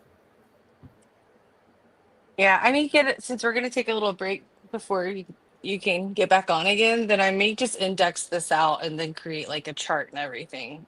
Yeah, we're gonna go hard all next week. I'm gonna be taking the weekend off. Apologies, but then we're gonna do back to back and get these go through all these documents. So that's what I'm saying. It's hard for me because I have to like cover my eyes. Do you know how many articles are posted today? A lot, and so I'm like, I don't want to see, like, I want to find out myself, but it's gonna be impossible. So I'm gonna just do my best. I agree because there's also this thing of like you just want to like keep up with like what's going on in the case outside of these reports, but you're afraid if you click on it, are you going to be watching something that has to do with the reports? Because Yeah. Exactly. yeah, Exactly. But that's what I'm saying. Like, people are just kind of gonna fly through and take out the big pieces, but you need the context. The context matters. And also, you know what I liked about what we did tonight is that yes, we read over the hard stuff, right? The injuries, but we didn't spend. I don't feel. Maybe I'm wrong, but I don't feel like we spent an inordinate amount of time going over those details because while they are important. Those details, absolutely. What happened in that house will, is important because it speaks to the person who committed these crimes mindset. But I think is equally important is to go over where we're at right now, which is the early days of the investigation where they're doing the fact finding and weeding out, parsing out what is relevant, what is not relevant. And I just think I'm proud of you girls. You've done a really great job this whole time. I've watched you guys the whole time you've been covering Idaho. I'd just be sitting in the bushes quiet, but I do give a thumbs up because I know YouTube needs that for the algorithm. Thank you. You're so sweet. I'm proud It's of you. like I said, it's just crazy to kind of follow something so closely from the beginning and watch it play out. It was a very unique case in the sense of we just didn't have the information. And then to be here and it's not coming out the way we all thought it was, but it's still coming out. And I'm just happy to get some clarity. And Shay just sent me this, and we have a clear image of Bryan's mom and sister. And again, she looks just like him coming out of court with Ann Taylor. Who that I that can't was get over that. She looks like Bryan with a wig. And again, I'm not in a mean way, versus they just look identical, like identical. They do look Freaky. I thought it was an AI photo at first. I was like, No. what? Like, I was like, is that Bryan with a wig? It looks like Bryan with a wig. They are so similar in their features, honestly. They really are, except for her nose isn't broken. Yeah. I mean, it's the eyes, but you could tell. See, this is what's so weird. Even though they look identical, you could tell she has something behind her eyes. Yes, she does not have the shark eyes. Yes, besides that hollow. This is okay. So, Bindi, I think you may know this, but this is reminding me of the Karen Reed case where everyone thinks Coco is Gallagher with a wig. I'm done with you, Shay. So there's this woman named Nicole Albert, and then there's this is like a retired sergeant, Gallagher from KPD, and no joke, like it looks like Gallagher, like Nicole looks like Gallagher with a wig on. Like it is the weirdest thing, Melissa. Like it's like, oh my God, like once Gallagher, you if see you, it, you can't yeah, unsee you it. And he's can't an unsee it. old bald man. It's like weird. Gallagher is who used the leaf blower and videotaped it because he was highly proud of that technique. Now, Mhm. mind you, he's using a leaf blower. A weed blower. A leaf A week. blower with all the wind, it's all gusty, blustery, and he's like, "This is fantastic. Hey, you over there with the phone in your hand, come over here and record this. They're going to put these in the books." Fuck off. He lost a lot of weight. Look at He him. has lost a lot of weight, Those are some but you can sunken still see eyes. through. If you scroll up a little bit, MJ, would you please? If you look at his chest, you can see the bulletproof vest. Yes, and that's what makes his chest look bigger. pronounced and puffed out. Yeah. I think we like heard from some reporters that Brian's family was upset and crying, but I could imagine they that were. could not have been easy for them. This is not the Brian they know. And And this is where people get it. Yes, Brian is a monster. We know him as a monster, but his mom knows him as the little boy that she gave birth to, the little boy that she held, walked into school for his first day. It's different. Mm-hmm. It's different. And it's, he ruined their lives too, because there will forever be known as Bryan Kohberger's family. Whoa, MJ, where are you zooming in at there, babe? Harlot says, we already gone through this conversation. why am I looking at a dick? His wrist. His wrist. Oh my God. Harlot says, look how Are dainty these his dickies? wrists are. That's all I was showing, his wrists. Simmer down. What were you going to say, though, Shay? Oh. Is it a brand? I was like, he said his dickies. It's Harley, you dirty bird. And to listen to, can you imagine just for a moment, okay, these people didn't commit this crime, Brian did, right? Okay, and there isn't anything in Brian's background that suggests that he had a traumatic or terrible childhood. We all have things in our childhood, some of us worse than others, right? And some of those people go on to be people like Bryan Kohberger, and some of those people go on to be really incredible, successful human beings who break the cycle. But we don't have anything like that with Brian. Can you imagine sitting in that courtroom and hearing that your son is a demon, that he's a monster, that, just the things? And yeah, but a mother could also look at it from the aspect of thinking, putting herself in the victim's family's shoes too. I think they were just as much heartbroken. And it sucks to hear these things about Brian, but there's also got to be an understanding of this anger. I mean, this was their kid. Of course. I think that's hard, being in the room and listening to somebody speak that way about your son who did what he did, but and saving, but also understanding and taking it and putting yourself in their shoes. If this was your child, if Brian were the victim and somebody had done this to him, she would be equal. And I'm sure she did feel that way. I'm sure she did. I think she gave grace too. Mm-hmm. I think she is a very empathetic person, like the way she comes off. Look how look at what she said about Ted Bundy. She never, she didn't make excuses for Bundy and his crime. What she said is, how are we any better if we have the same bloodlust? That's what her point was. I'm not saying I agree with her. I'm just saying that's what her point was. And remember, she's also wrote other columns in the paper about shootings and other things. I think that she's very much against evil, and it's probably this really awful thing to digest, especially hearing that he pled. Then that reality sets in. If he's saying, like, the words are coming out of his mouth. He actually did this. And I will say this, mother of psycho breakers, yes, there's nothing wrong with asking questions. Yeah. Asking questions there's an entire show devoted to the families of people like Bryan Kohberger called Evil Lives Here, where they interview them and they look back at, you know, things that they perceive now as what they were signs that they missed. Mm-hmm.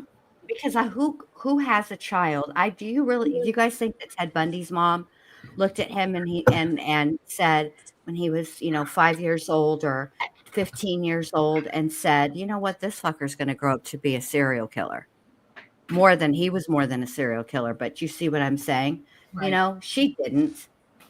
She didn't. And these people that they interview, they are like, now that I look back, knowing with hindsight, knowing what I know, you know what I mean? I Sad. do. Yes, and guys, I am gonna have to jump down, so I need to get to bed. But thank you for having me. I enjoyed talking with you ladies. Yes, and I look forward to being able to go over all of this, and I'm just very excited to be able to put the pieces together and see the puzzle, the final image, and so thank you guys for coming on. Thanks for having me. So, okay, Angel and everybody that's asking about Ted Bundy. No, okay, Ted for a little while was raised being told that his mom was his sister. Okay, but when she got old, when she married the man who would give Ted his last name, that wasn't his birth name that he was given. When she married Mr. Bundy, then Ted went to live with her, and then they told him the truth. I mean, he was young. Lies, man. Yeah. I think, like I said, I think he had it wasn't so much, I don't align with the incel theory. I think he had a deep connection with these killers, and he studied and he was very interested in it. And I'm starting to lean more and more towards, I don't want to say the wrong words, like that it really wasn't so much targeted individual. Yes, I'm sure he made the decision, but versus really much the crime, one of the victims may have just fit the criteria of what he was looking for. Mm-hmm. Like, I don't think it was, and I know this is so weird to say because it's very personal, especially the weapon that he chose. Yes. But I don't think it was personal in that way. No. I think that that house was I do think the house was targeted, but I think it was targeted out of convenience, and I think that whatever it was that he was trying to accomplish, that house and the people in it checked off that list. Yes, I agree. Mm-hmm. Well, he did, Zoe. He did display, but not even if he displayed red flags. I don't think his mom ever looked at him and thought, he's going to grow up to be this. You know what I mean? I don't think you can. It's easier to look hindsight and be like, you know what? I did see X, Y, and Z. Mm-hmm. I spoke about this a lot with Al Stout too.